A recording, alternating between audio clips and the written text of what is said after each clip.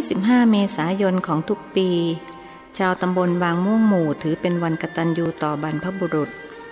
พวกลูกหลานจะแสดงความกตัญญูกตเวทีต่อพ่อแม่ปู่ย่าตายายโดยการรดน้ำดำหัวนำเสื้อผ้ามาให้อาบน้ำล้างเท้าขอขมาลาโทษต่อบิดามารดาและบุพการี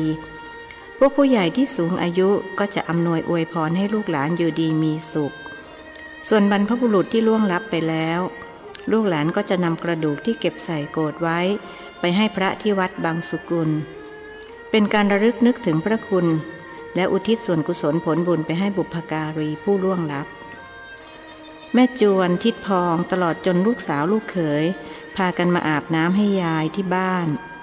ซึ่งยายจัดเตรียมขนมจีนน้ำยาไว้เลี้ยงคนที่เหนื่อยที่สุดในงานเห็นจะได้แก่หนุ่มเจริญจรูนรัตน์โดยว่ายายไม่ค่อยแข็งแรงเช่นแต่ก่อนกำลังวังชาถดถอยลงไปเพราะสังขารเสื่อม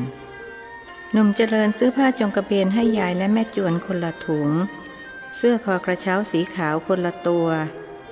ส่วนทิดพองได้ผ้าขาวม้าเนื้อดีที่สุดในตลาดยายชอบไหมผ้านุ่งสีนี้น่ะหนุ่มน้อยถามเขาเลือกสีเปลือกมังคุดให้ยายด้วยเห็นว่าไม่เคยมีผ้าถุงสีนี้มาก่อนชอบสิไอ้หนูเป็นของขวัญชิ้นแรกในชีวิตที่เองให้ยายทำไมยายจะไม่ชอบล่ะว่าแต่ว่าเองเอาเงินทองมาจากไหนถึงได้ซื้อของแพงๆอย่างนี้มาตั้งมากมายยายถามหาที่มาผมเก็บรวบรวมไว้ครับรับรองว่าเป็นเงินบริสุทธิ์ผุดผ่องจริงๆคำว่าบริสุทธิ์เขาหมายถึงไม่ได้ขโมยของยายหรือของผู้อื่นขอให้จำเริญนะลูกนะแม่จวนให้พรลูกมือลูบไล้ผ้าจงกระเบนสีหมากสุกที่ลูกให้พ่อละครับชอบผ้าขาวม้าผืนนี้หรือเปล่าชอบที่สุดเลยไอ้หนูพ่อไม่เคยใช้ผ้าเนื้อดีๆอย่างนี้มาก่อนเพราะเห็นว่าราคามันแพงเอกไม่น่าจะเสียเงินเสียทองซื้อมาให้พ่อเลยน่าจะเก็บไว้เป็นทุนเรียนหนังสือทิดพองพูดตามประสาคนตรณียายชอบเขยผู้นี้มากกว่าคนอื่นๆตรงที่เขามีนิสัยเหมือนยายคือผมเห็นว่าถึงเวลาแล้วที่ผมจะทดแทนบุญคุณของยายและพ่อแม่เพราะอีก2 เดือนผมก็ต้องไปเรียนที่บางกอกกว่าจะได้กลับมาพบกันอีกก็คงหลายปีหรือถ้าเคราะห์หามยามร้ายไปตายเสียที่บางกอกก็จะไม่มีโอกาสตอบแทนบุญคุณหนุ่มน้อยพูดเศร้าๆนึกถึงเจ้าปู่หอยตัวนั้นหากมันถูกฆ่าตายตัวเขาก็คงอายุไม่ยืนไอ้หนูเองอย่าพูดเป็นลางอย่างนั้นเองยังไม่ตายง่ายๆหรอกเพิ่งจะอายุ16ยายตั้ง84ยังไม่ตายเลยยายสัญญาว่าจะประคองชีวิตอยู่ต่อรอเองกลับความรักหลานทำให้ยายพูดในสิ่งที่ผิดต่อหลักของเหตุและผลได้เหมือนกันถ้าเองต้องเสี่ยงอย่างนั้นแม่ว่าไม่ต้องไปเรียนดีกว่าอยู่บ้านนอกบ้านนานี่แหละแม่จวนพูดเพราะห่วงลูกเหลวไหลนะแม่อีหนูทิดพองว่าเมียคนเราถ้าจะตายอยู่ที่ไหนมันก็ต้องตายเรื่องของบุญธรรมกรรมแต่งคนเราจะอายุยืนหรืออายุสั้นก็อยู่ที่กรรมพระพุทธองค์ตรัสสอนว่าคนที่หมั่นทำปาณาติบาตนั่นหรอกถึงจะอายุสั้นไอ้หนูลูกเรามันเคยไปฆ่าใครที่ไหนล่ะอยู่กับยายถือศีลกินเพลนกับยายมาโดยตลอดทิดพองพูดเพราะไม่รู้วีรกรรมของลูกชายแม่จวนรู้แค่ว่าเขารับจ้างงมหอยมาเลี้ยงเป็ดส่วนยายรู้ทุกอย่างยกเว้นเรื่องที่แม่จวนรู้คำพูดของทิดพองทำให้ลูกชายนั่งเงียบตัวเขานั้นรู้ดีกว่าใครเพื่อนว่าได้ฆ่าสัตว์ตัดชีวิตไปมากมายเพียงใดเมื่อพูดถึงผลของบาปจึงทำให้ใจเขาเศร้าหมองเราเลิกพูดเรื่องนี้กันเถอะไปหาขนมจีนมาสู่กันกินดีกว่าทิดพองว่าบรรดาพี่ๆของหนุ่มเจริญพากันฟังอยู่ห่างๆรวมทั้งพี่เขย2 คนนั้นด้วยได้ยินบิดาสั่งให้หาขนมจีนพวกหล่อนจึงจัดการไปจัดสำรับแล้วยกออกมาสู่กันกินใกล้ๆจะไปบางกอกแวะไปหาข้าบ้างนะข้ามีอะไรจะให้จำเรียงบอกน้องชายยังติดใจฝีมือทำปีพาทของเขาในวันที่หล่อนแต่งงานหล่อนย้ายออกไปอยู่บ้านผู้ใหญ่ส่งซึ่งเป็นพ่อผัวเพราะทิดพุทธเป็นลูกชายคนสุดท้องพ พี่ๆแต่งงานออกเรือนไปหมดจึงไม่มีใครอยู่กับบิดาส่วนมารดานั้นเสียชีวิตไปเมื่อ2 ปีที่ผ่านมาแล้วพี่จำเรียงหมั่นมาเยี่ยมยายบ้างนะเขาบอกพี่สาวตกลงทิดพุทธต้องมาเป็นเพื่อนฉันนะหล่อนอ้อนสามีได้แต่ต้องให้ข้าว่างก่อนนะทิดพุทธว่าจำแรงเอ็งต้องปรนนิบัติยายให้ดีนะอย่างน้อยๆก็ให้ดีเท่ากับข้าแต่ถ้าจะดีเกินหน้าข้าก็ไม่เป็นไรเขาบอกพี่สาวที่อายุแก่กว่าเพียง1 ปีและเป็นคนเดียวที่เขาไม่ยอมเรียกพี่เพราะตอนเด็กๆทะเลาะกันบ่อยถ้าไม่ดีเท่าเองล่ะจะทำไมข้านางสาวจำแรงยั่วแล้วเองจะรู้ข้ากลับมาเมื่อไหร่เองต้องโดนเล่นงานแน่เกิดเองไม่ได้กลับล่ะข้าหมายถึงเองไปตายเสียที่บางกอกจำแรง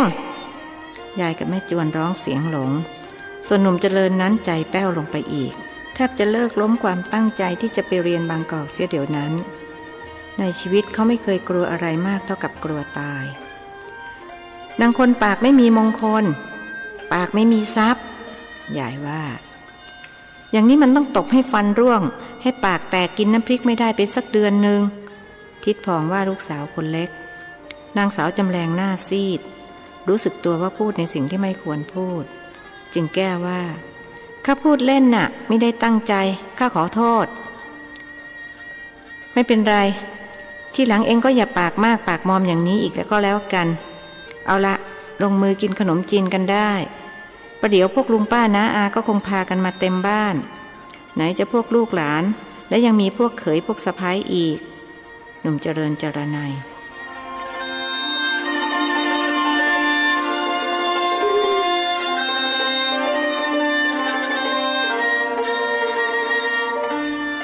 หน้าแล้งน้ำในหนองเล็กๆพากันแห้งขอดด้วยฝนไม่ตกหนองน้ำหลังบ้านตะแปะซงที่หนุ่มเจริญใช้เป็นที่ทำมาหากินก็แห้งจนเหลือแต่เปลือกตมเหล่าปูปลาพากันดิ้นกระเสือกกระสนพวกเด็กๆแห่กันมาจับไปแกงกินเสียก็มากที่หลุมเหลืออยู่ก็แห้งตายอยู่ในโคลนหนองน้ำที่ใหญ่และน้ำลึกยังคงเป็นที่อาศัยของหอยปูปลาเมื่อหนองน้ำหนึ่งแห้งลงหนุ่มเจริญก็เปลี่ยนไปหนองน้ำอื่นซึ่งไกลออกไปเรื่อยๆเขาต้องมาเลี้ยงเป็ดใช้หนี้ตะแปะซงด้วยว่าตอนสงกรานต์เงินเขาไม่พอซื้อของจึงขอเบิกล่วงหน้ามา2 ตำลึงตะแปะซงให้ทำงานใช้หนี้แก20 วัน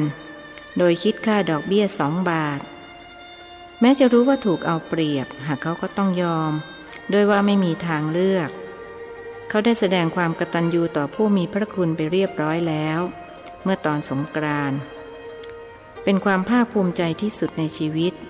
แม้จะต้องทำงานใช้หนี้ตะแปะถึง20 วันก็ตาม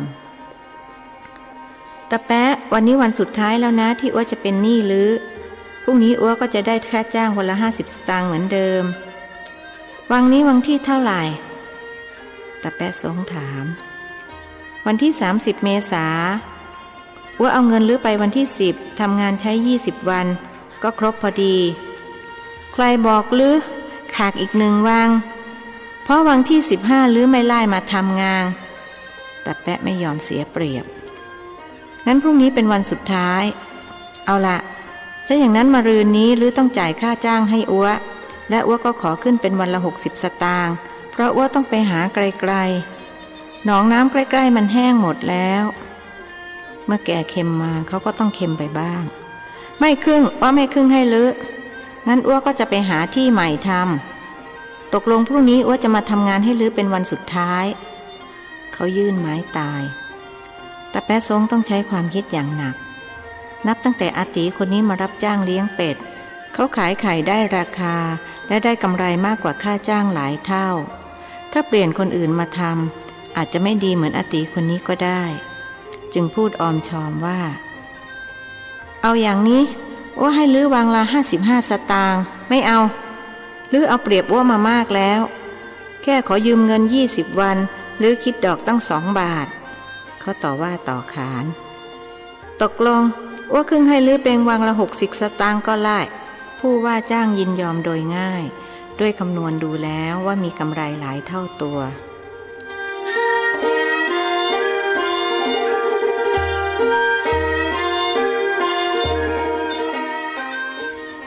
ดือนต่อมาหนุ่มเจริญจำต้องออกไปหาหอยยังหนองหม้อแกงหนองน้ำใหญ่ที่ไกลจากบ้านตาแป๊ะไปถึง3 กิโลเมตรหากไม่ทำเช่นนั้นเขาจะต้องเปลี่ยนวิธีหาคือแทนที่จะงมหอยจากในนาก็ต้องเปลี่ยนมาขุดหอยจากใต้ดินซึ่งวิธีหลังนี้กว่าจะได้เต็มกระแตงก็ใช้เวลาต้องครึ่งค่อนวันเขาจึงเลือกวิธีแรกโดยยอมเดินไกลออกไปวันนี้เขาต้องออกไปยังหนองหม้อแกงซึ่งใกล้บ้านลุงศิลป์ผู้เป็นพี่ชายของแม่จวนมารดาของเขาหนุ่มน้อยคิดว่าเมื่อได้หอยเต็มกระแตงแล้วก็จะแวะบ้านลุงศิลป์ขอกินข้าวเที่ยงสักมื้อแล้วค่อยกลับไปที่เล้าเป็ดตะแปะซง1 ชั่วโมงผ่านไปเขาก็งมหอยได้เต็มกระแตงกำลังจะขึ้นจากน้ำเท้าก็ไปเหยียบสิ่งหนึ่งคล้ายก้อนหินกลมๆหากก็รู้สึกลื่นเท้ากว่าหินธรรมดาจึงก้มลงใช้มืองมมันขึ้นมาล้างโคลนที่ติดอยู่นั้นออกแล้วเขาก็ต้องตาโตด้วยความดีใจเป็นที่สุดปูหอยเขาตะโกนลั่นหนองน้ำเจ้าหอยโข่งตัวนั้นมีขนาดใหญ่ขึ้นกว่าเดิมมากตัวหนังสือที่สลักเป็นชื่อของเขาก็โตตามหนุ่มเจริญดีใจจนบอกไม่ถูก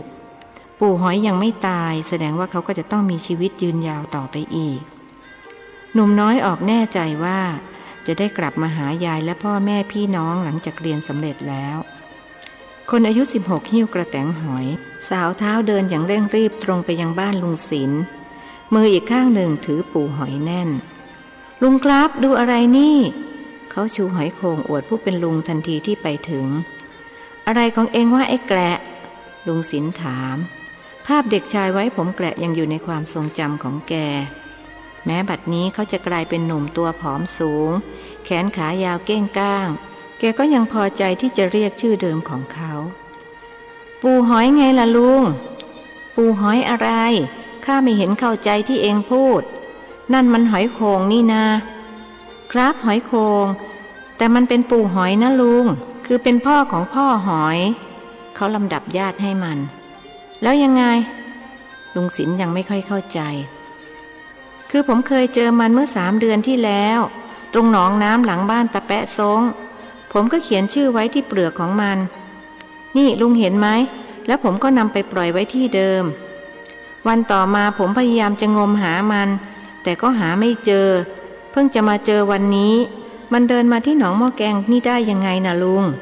ทางตั้ง3 กิโลถามอย่างแปลกใจเต็มที่มันก็เอาปากเดินสิวะแสดงว่ามันมีความวิริยะอุตสาหะมากเอ็งจำไว้เป็นคติสอนใจเลยนะหลานว่าขนาดหอยมันเอาปากเดินยังเดินได้ไกลถึงเพียงนี้แล้วมนุษย์ล่ะมนุษย์เอาตีนเดินแท้ๆบางคนยังแพ้หอยคำพูดของลุงศิลป์ทำให้หนุ่มเจริญได้ข้อคิด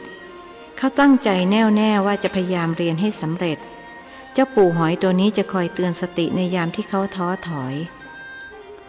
กินข้าวอิ่มแล้วเขาจะนำมันไปปล่อยยังหนองหม้อแกงตามเดิม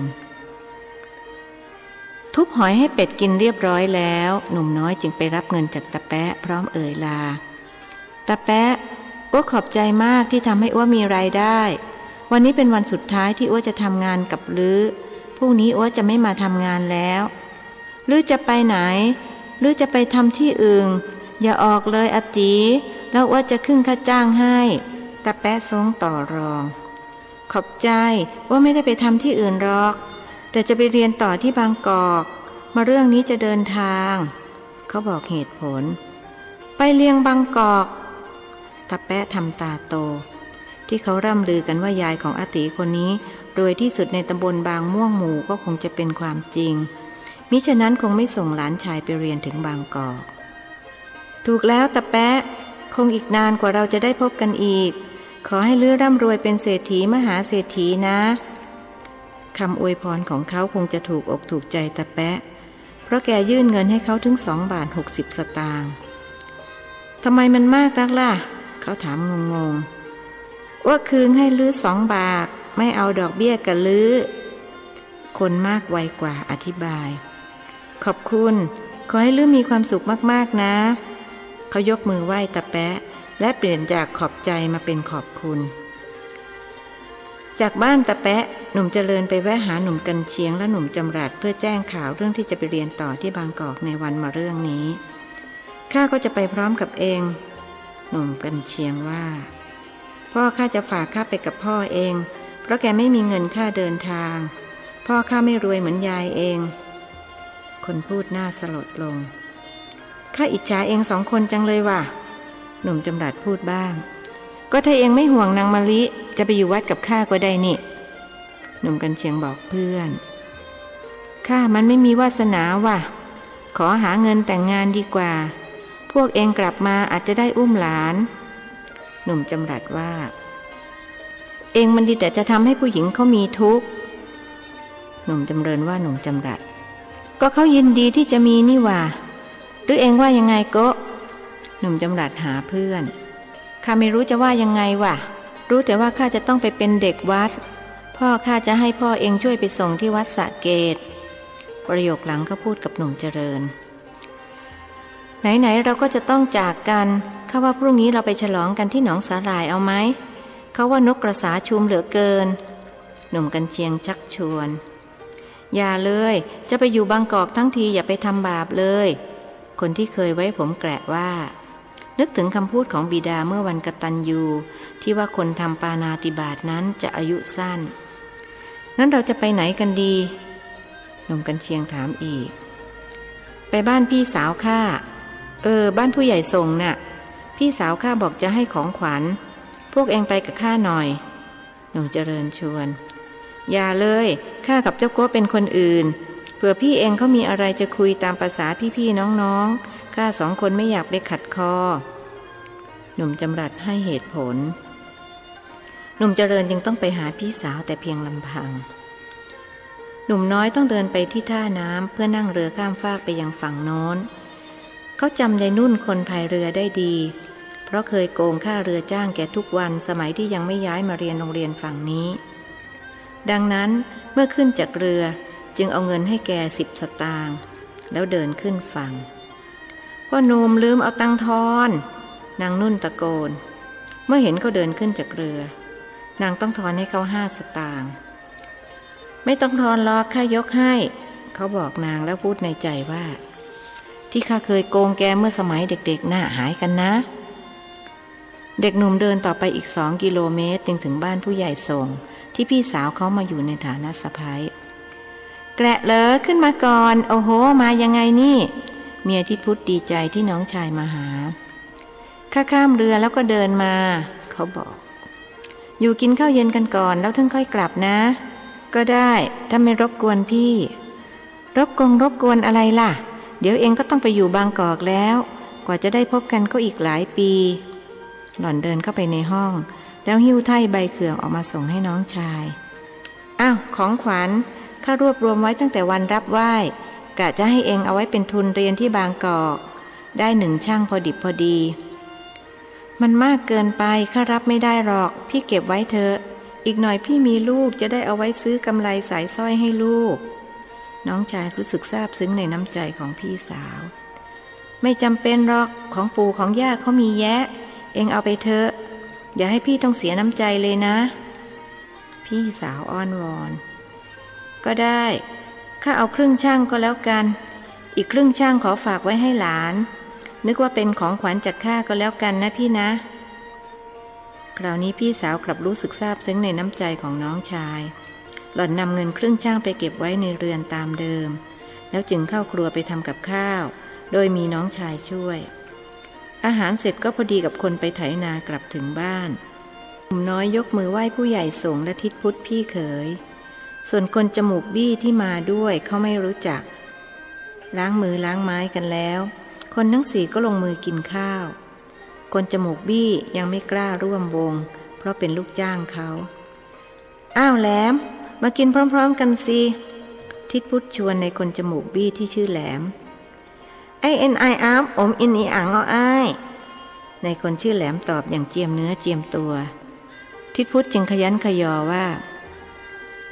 มากินเสียพร้อมๆกันนี่แหละกินทีหลังมันจะไปอร่อยอะไรนายแหลมจึงเดินเข้ามาร่วมวงทันทีที่เขานั่งนางจำเรียงก็ลุกออกไปอย่างรังเกียจ หล่อนตั้งใจว่าจะไม่ยอมกินข้าวร่วมวงกับไอ้บี้ผู้นี้เป็นอันขาดอุตริชื่อไอ้แหลมข้าว่าชื่อไอ้บี้ซะยังจะเหมาะกว่าหล่อนคิดได้รู้สึกเดียดฉัน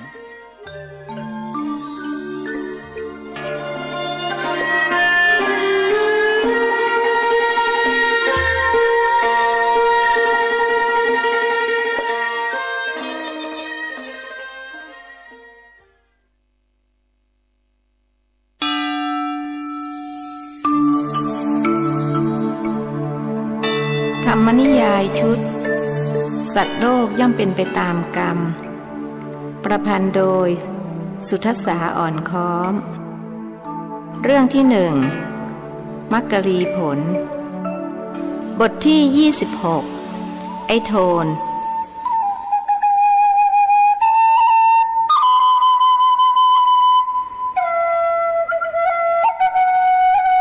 เวลาตี 4หนุ่มเจริญลุกหุงข้าวโดยไม่รอให้ยายมาปลุกตั้งแต่รู้ว่าจะต้องไปเรียนหนังสือที่บางกอกหนุ่มน้อยก็กลับเนื้อกลับตัว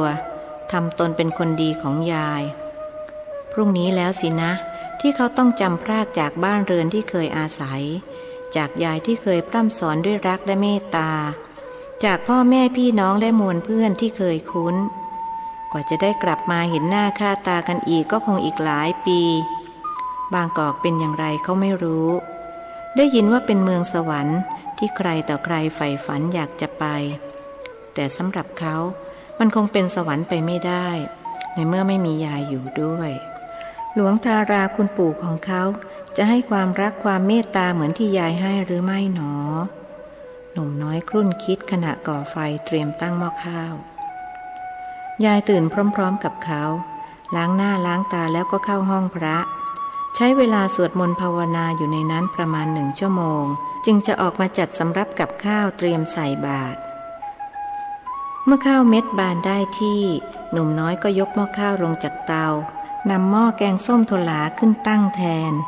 แล้วยกหม้อข้าวไปรินน้ำข้าวใส่อ่างไว้ขุนนางด่างกับนางดำกว่าข้าวจะเสด็จน้ำแกงในหม้อก็เดือดพอดีเขายกหม้อแกงส้มลงชักฟืนออกจากเตา2 ดุ้นเพื่อให้ไฟอ่อนแล้วยกหม้อข้าวขึ้นดงพลิกไปมาจนข้าวระอุทั่วถึงกันทุกเม็ดยายเดินเข้ามาขณะเขายกหม้อข้าวลงจากเตาและเตรียมจะตำน้ำพริกข้าวกับแกงเสร็จเรียบร้อยแล้วครับยายผมทำแกงส้มถั่วหลาไว้ตั้งแต่เมื่อวานตอนเช้าจะได้ไม่ฉุกละหุกดีแล้วไอ้หนูแกงส้มจะอร่อยต้องทิ้งค้างคืนไว้ยายชมพลางหยิบขันลงหินและชามตราไก่มาเตรียมไว้ใกล้เวลาพระจะมาค่อยคดข้าวและตักแกงไม่อย่างนั้นก็จะเย็นเสียหมดยายพูดเหมือนที่เคยพูดอยู่ทุกวันพรุ่งนี้ผมคงลุกหุงข้าวให้ยายใส่บาตรเป็นวันสุดท้ายไม่ต้องหรอกไอ้หนูไว้ให้เป็นหน้าที่ของนางจำแรงดีกว่า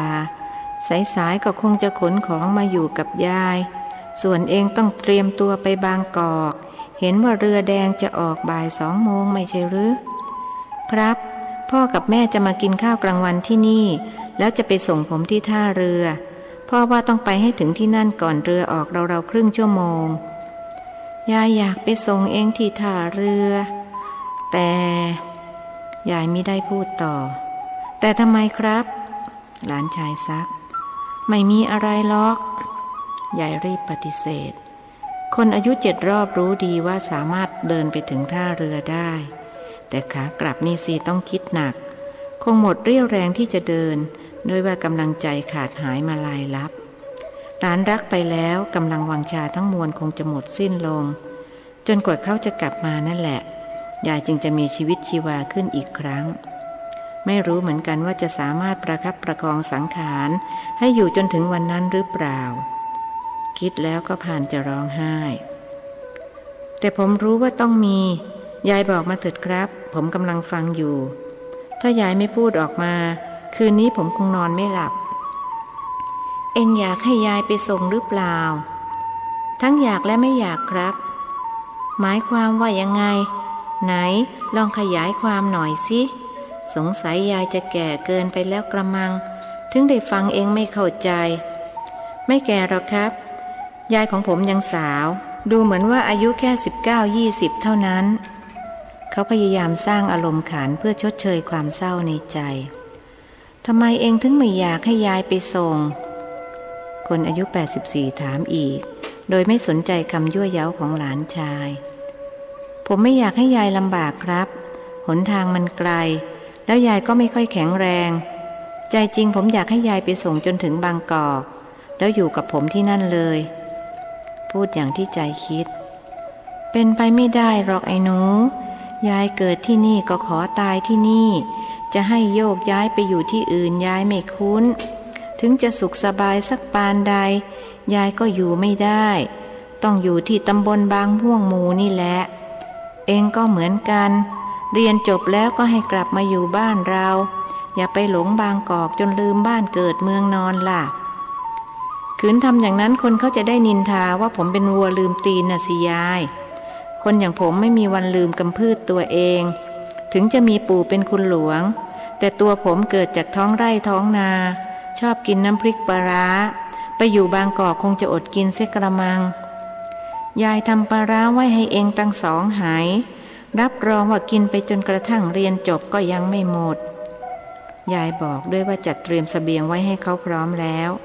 มีทั้งปลาร้าน้ำปลาพริกแห้งหอมกระเทียมกล้วยตากส้มลิ้มมะพร้าวแก้วและน้ำอ้อยงกผมคงไม่กล้าเอาไปหรอกยายกลัวคนบางกอกเขาจะดูถูกเอาคนที่นั่นเขาไม่กินปลาร้าเหมือนคนบ้านเราหรอกเขากินแต่หมูเห็ดเป็ดไก่กันหลานชายพูดตามที่ได้ยินได้ฟังมาถ้ากลัวเขาจะดูถูกก็เอาไปหายเดียวพอเก็บไว้กินคนเดียวเวลาที่อยากถ้าอย่างนั้นผมต้องถามพ่อดูก่อนถ้าพ่อไม่อนุญาตผมก็จะไม่เอาไปดีไหมครับยายตามใจเองก็แล้วกันยายกลัวว่าเองจะอดเท่านั้นแหละหมูเห็ดเป็ดไก่มันก็สู้น้ำพริกปลาร้าไม่ได้หรอกหรือเองว่ายังไงผมก็เห็นด้วยกับยายแต่การที่เราจะไปอยู่กับคนอื่นก็ควรจะทำตัวให้เข้ากับเขาได้อย่างที่โบราณท่านสอนว่า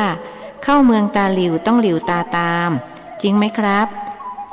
คนอายุ84รู้สึกพอใจกับคำพูดของหลาน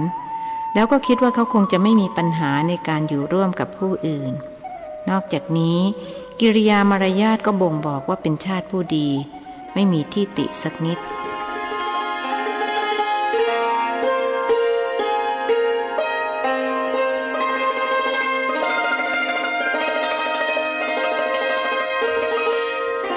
จนเวลาพระมาบิณฑบาต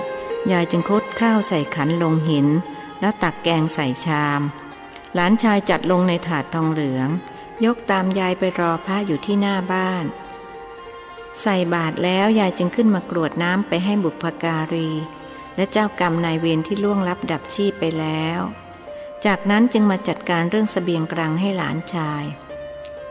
หนุ่มน้อยตำน้ำพริกเสร็จจึงต้มผักเมื่อได้เวลาก็ยกสำรับออกมาสู่ยายกินอดคิดไม่ได้ว่าคงจะเป็นวันสุดท้ายที่ได้กินข้าวพร้อมกับยายที่บ้าน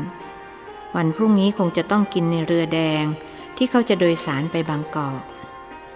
เอ็งลาญาติพี่น้องหมดทุกคนแล้วหรือไอ้หนูยายถามเมื่อกลืนข้าวคำแรกลงคอยังเหลือป้าเลี่ยมอีกคนเดียวครับอิ่มข้าวแล้วผมจะไปลาแล้วจะรีบกลับมากินข้าวกลางวันพร้อมยายวันนี้ผมจะกินข้าวกับยายทั้ง3 มื้อเลยคงอีกหลายปีกว่าจะมีโอกาสเช่นนี้อีกคนพูดรู้สึกเหมือนมีก้อนแข็งๆมาจุกอยู่ที่ลำคอทำให้กลืนข้าวไม่ลงยายไม่รู้ว่าจะรอจนถึงเวลานั้นหรือเปล่าอาจตายเสียก่อนก็ได้ใครจะรู้คนอายุ7 รอบระบายความอึดอัดขัดข้องใจออกมาหลานชายถึงกับน้ำตาร่วงด้วยพร้อมที่จะร้องไห้อยู่แล้วยายอย่าพูดอย่างนั้นคนมีบุญอย่างยายต้องอยู่ไปจนถึง100 ปีเชื่อผมเถอะโลกนี้ไม่มีอะไรแน่หรอกไอ้หนูเอ้ยอะไรมันก็เป็นอนิจจังทุกขังอนัตตาไปเสียทั้งนั้นช่างหัวมันอะไรจะเกิดมันก็ต้องเกิดยายให้กำลังใจตัวเองหลานชายใช้มือซ้ายปาดน้ำตาแล้วจึงตั้งหน้าตั้งตากินข้าวจนอิ่มผมจะไปลาป้าเลี่ยมนะครับเขาบอกยายหลังจากล้างถ้วยชามเสร็จแล้วไปเถอะระวังไอ้โทนหน่อยก็แล้วกันเห็นว่ามันดุนัก ดีไม่ดีเองจะถูกกัดลองมากัดผมสิจะได้เอายาเบื่อให้กินซะเลยเขาว่าอย่าพูดอย่างนั้นมันเป็นบาปหมามันก็มีชีวิตจิตใจถ้าใครเป็นมิตรกับมันก็เป็นมิตรด้วยแต่ถ้าใครเป็นศัตรูมันก็จำไปจนวันตายเชียวละถ้าเช่นนั้นผมจะลองผูกมิตรกับมันผมไปนะครับจะรีบมาให้ทันกินข้าวเพลกับยาย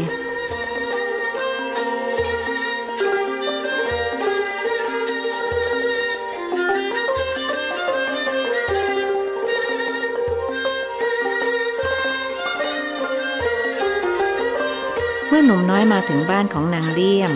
สุนัขสีดำตัวโตก็วิ่งแยกเขี้ยวเข้าใส่ไอ้โทนข้าเองจำไม่ได้หรือเขาทักพลางดีดนิ้วเปาะๆให้แต่เจ้าโทนไม่ฟังเสียงด้วยจำได้ว่าเจ้าหนุ่มคนนี้เคยเอาก้อนดินขว้างถูกหัวมันทำให้ปวดหัวไปตั้งหลายวัน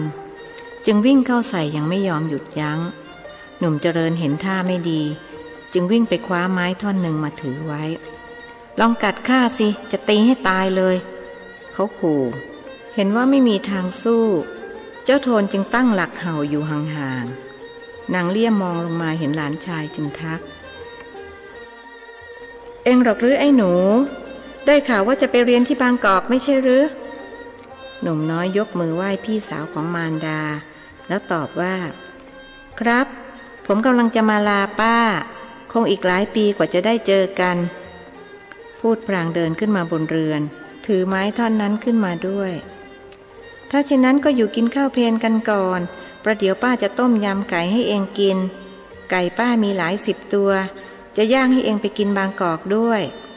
นางเลี่ยมแสดงน้ำใจไมตรีไม่ได้หรอกครับป้าผมต้องกลับไปกินกับยายอีกอย่างหนึ่งผมไม่อยากให้พวกไก่ต้องมาตายเพราะผมกลัวจะเป็นลางไม่ดีจริงของเองป้าก็ลืมไปงั้นจะเอาปลาเกลือให้เองไปไว้กินที่บางกอกนะเจ้ามั่นมันวิทย์บ่อเมื่อเดือนที่แล้วป้าเลยทำปลาเกลือเก็บไว้ตากเสียแห้งแกร่งเลยคงเก็บไว้ได้หลายเดือนป้าอย่าลำบากเลยครับยายเตรียมเสบียงไว้ให้ผมแล้วป้ามีลูกหลานหลายคนเก็บไว้ให้พวกเขาเถอะหนุ่มน้อยพูดอย่างเกรงใจแล้วเองไม่ใช่หลานป้าหรือยังไง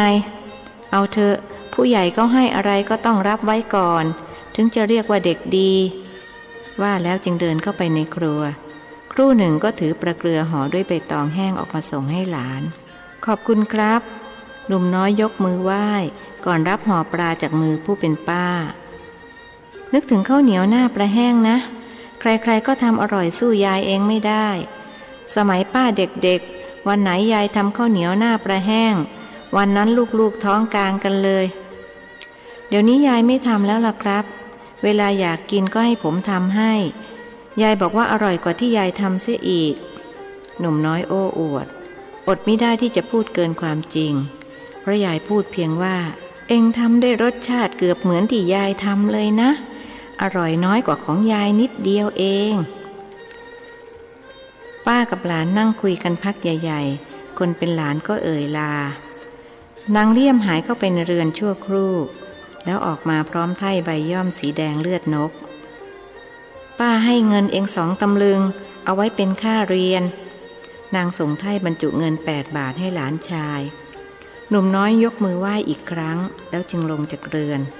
ไม่ลืมที่จะหยิบไม้ท่อนนั้นติดมือมาด้วยเดินอย่างระแวดระวังเพราะรู้ว่าเจ้าโทนจ้องจะเล่นงานเขาอยู่เห็นเด็กหนุ่มถือไม้เจ้าโทนก็ไม่กล้าเข้าใกล้ได้แต่ส่งเสียงเห่าและวิ่งไล่ตามไปห่างๆครั้นเห็นว่าลับตาพูดเป็นป้าแล้วหนุ่มเจริญจึงก้มลงคว้าก้อนดินขว้างไปที่เจ้าโทนถูกที่เดิมอีก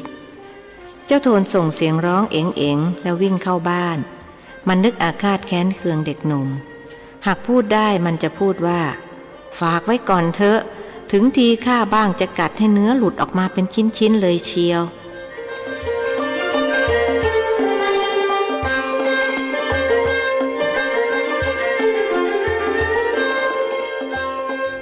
จากบ้านนางเลี่ยมหนุ่มน้อยก็ตรงไปยังวัดสัทธาพิรมเพื่อกราบลาท่านสมภารตั้งใจเรียนนะพ่อหนุ่มเอาละหลวงตาจะให้ของไว้เป็นที่ระลึก ท่านเอามือล้วงเข้าไปในย่ามหยิบห่อผ้าเล็กๆออกมาแก้ห่อออกแล้วส่งพระผงสี่เหลี่ยมให้เขา1 องค์เก็บรักษาไว้ให้ดีนะอย่าเอาไปให้ใครหลวงตาได้มาจากมือท่านเลยพระอะไรครับเขาถามพระสมเด็จน่ะสมเด็จโตวัดมณีชลขันธ์ท่านให้มากับมือหลวงตาเลยเอ็งไม่เคยได้ยินชื่อท่านหรือยังไงหลวงตารู้จักท่านหรือครับก็ไม่รู้เท่าไรหรอกตอนนั้นหลวงตายังเป็นเด็กวิ่งเล่นอยู่แถวลานวัด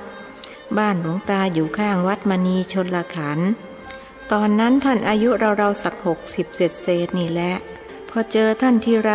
ท่านก็ควักพระออกมาจากย่ามส่งให้ท่านบอกเก็บไว้ให้ดีๆนะวันนี้เองอาจจะไม่เห็นคุณค่าแต่วันข้างหน้าจะมีค่ามหาศาลเชียวละท่านใจดีชอบแจกพระให้เด็กๆเด็กผู้หญิงท่านก็ให้ครับผมจะเก็บไว้ให้ดีที่สุดผมเห็นจะต้องกราบลาหลวงตาละครับขอให้อายุมั่นขวัญยืนนะตั้งใจศึกษาเล่าเรียนจะได้เป็นเจ้าคนนายคนหลวงตาให้ศีลให้พรหนุ่มน้อยกราบ3 ครั้งแล้วคลานออกมาเมื่อได้ระยะห่างพอประมาณแล้วจึงลุกขึ้นเดินตรงไปยังบันไดกุฏิ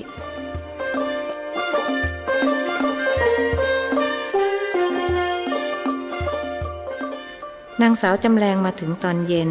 หนุ่มเจริญกำลังกินข้าวอยู่กับยายก็ไหนว่าจะมาตอนสายๆทำไมมาซิค่ำเลยข้านึกว่าอิ่มข้าวแล้วจะต้องไปตามเองเสียอีกเขาตอบว่าพี่สาวก็ดีเท่าไหร่แล้วที่เองไม่ต้องเสียเวลาไปตามยังจะมาว่าใครอีกพี่สาวเถียงยายไม่อยากให้พี่น้องทะเลาะกันจึงถามขึ้นว่ากินข้าวมาหรือยังถ้ายังก็มากินพร้อมๆกันเลยเรียบร้อยแล้วจ้ายายอิ่มข้าวแล้วฉันก็มานี่แหละหลานสาวตอบยายครับคืนนี้ผมขอนอนห้องยายนะครับจะได้ให้จำแรงมานอนห้องผมเขาขออนุญาตไหนๆก็จะจากยายไปตั้งหลายปีอยากนอนใกล้ๆยายเหมือนเมื่อตอนเป็นเด็กงั้นข้าจะเอาของไปเก็บละนางสาวจำแรงยกหีบไว้ซึ่งบรรจุผ้าเสื้อของหล่อนเข้าไปเก็บในห้องน้องชายพี่สาวหลับไปนานแล้วหากน้องชายยังคงนวดให้ยายอย่างขมักเขม้นยายจึงอบรมบ่มนิสัยหลานเป็นครั้งสุดท้ายจำไว้นะไอ้หนูอยู่บ้านท่านอย่านิ่งดูดายปั้นวัวปั้นควายให้ลูกท่านเล่นถ้าลูกท่านโตๆกันแล้วผมจะปั้นให้ใครเล่นละยายหนุ่มน้อยแซงสงสัยยายหมายถึงว่าให้เป็นคนไม่ดูดายท่านมีงานอะไรก็ช่วยท่านอย่าขี้เกียจขี้คร้านคนขยันอยู่ที่ไหนก็เจริญงั้นผมไม่ต้องขยันก็ได้เพราะถึงยังไงก็ต้องเจริญอยู่แล้วไม่เช่นนั้นคงไม่ชื่อเจริญหลานชายอดยั่วเสียมิได้เขาไม่อยากให้วันพรุ่งนี้มาถึงโดยว่าไม่อยากจากยายไปเองมันก็เป็นเสียอย่างนี้ยายว่ามิได้นึกโกรธเคืองแต่ประการใดเพราะรู้นิสัยคนเป็นหลานมาช้านานแล้วเรื่องเงินเรื่องทองก็ต้องใช้จ่ายให้ระมัดระวังนะอะไรไม่สมควรซื้อก็อย่าไปซื้ออยู่กับผู้ใหญ่ต้องทำตัวให้เขารักเขาเมตตาอย่าอยู่ว่างอย่าห่างผู้ใหญ่เด็กคนไหนอยู่ว่างห่างผู้ใหญ่เป็นต้องเสียคนแล้วถ้าเองอยากจะร่ำรวยก็ให้ท่องคาถานี้ไว้คาถาอะไรครับยายได้มาจากหลวงพ่อช้างหรือเปล่าคาถาของยายเองถึงจะไม่ได้มาจากพระแต่ก็รับรองว่าขลังถ้าเองนำไปปฏิบัติจะเอาไหมล่ะคาถาของยายน่ะเอาครับผมต้องไปเอาสมุดมาจดหรือเปล่าไม่ต้องจดท่องให้ขึ้นใจเดี๋ยวนี้แหละฟังนะคาถาของยายมีว่าอย่านอนตื่นสายอย่านายหากินอย่าหมิ่นเงินน้อยอย่านอนคอยวาสนาเมื่อยายพูดจบหลานชายก็จำได้อย่างแม่นยำยายสอนต่อไปอีกว่าคนที่จะเจริญในหน้าที่การงานเขาต้องเอาใจเจ้านายให้ถือคติยืนลุกยืนรับยืนคำนับผู้บังคับบัญชาปากหวานตัวอ่อนมือเป็นหงอนนี่ยายสอนเผื่อไว้นะเป็นยังไงครับยายมือเป็นหงอนน่ะหลานชายไม่เข้าใจไหว้สิ เจอใครก็ไหว้เขาจะอายุอ่อนกว่าหรือแก่กว่าก็ไหว้เขาไว้ก่อนอย่าไปเย่อหยิ่งจองหองคนเขาจะเกลียดเอาคนอ่อนน้อมถ่อมตนใครเห็นใครก็รักจำไว้นะหลานยายเทศนาต่อไปอีกยืดยาวแล้วจึงเงียบเสียงลงหลานชายคิดว่ายายหลับแท้จริงแล้วยายแอบร้องไห้ยายหลับแล้วหรือครับหนุ่มน้อยถามครั้นไม่มีเสียงตอบเขาจึงถือโอกาสขอขมาลาโทษยายด้วยการคลานไปทางปลายเตียง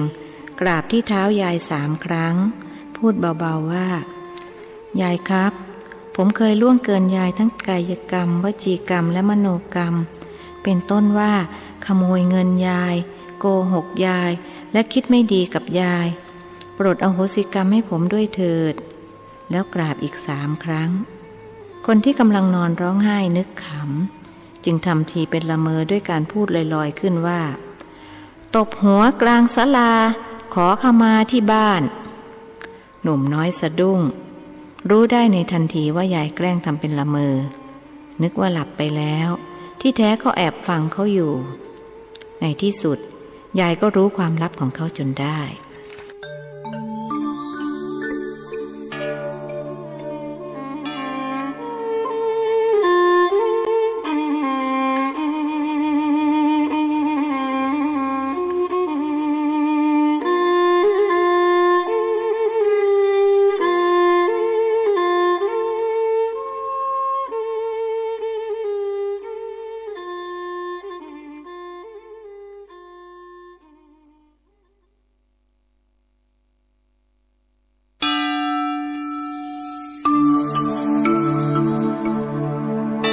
ธรรมนิยายชุดสัตว์โลกย่อมเป็นไปตามกรรมประพันธ์โดยสุทัสสาอ่อนค้อมเรื่องที่1มักกรีผล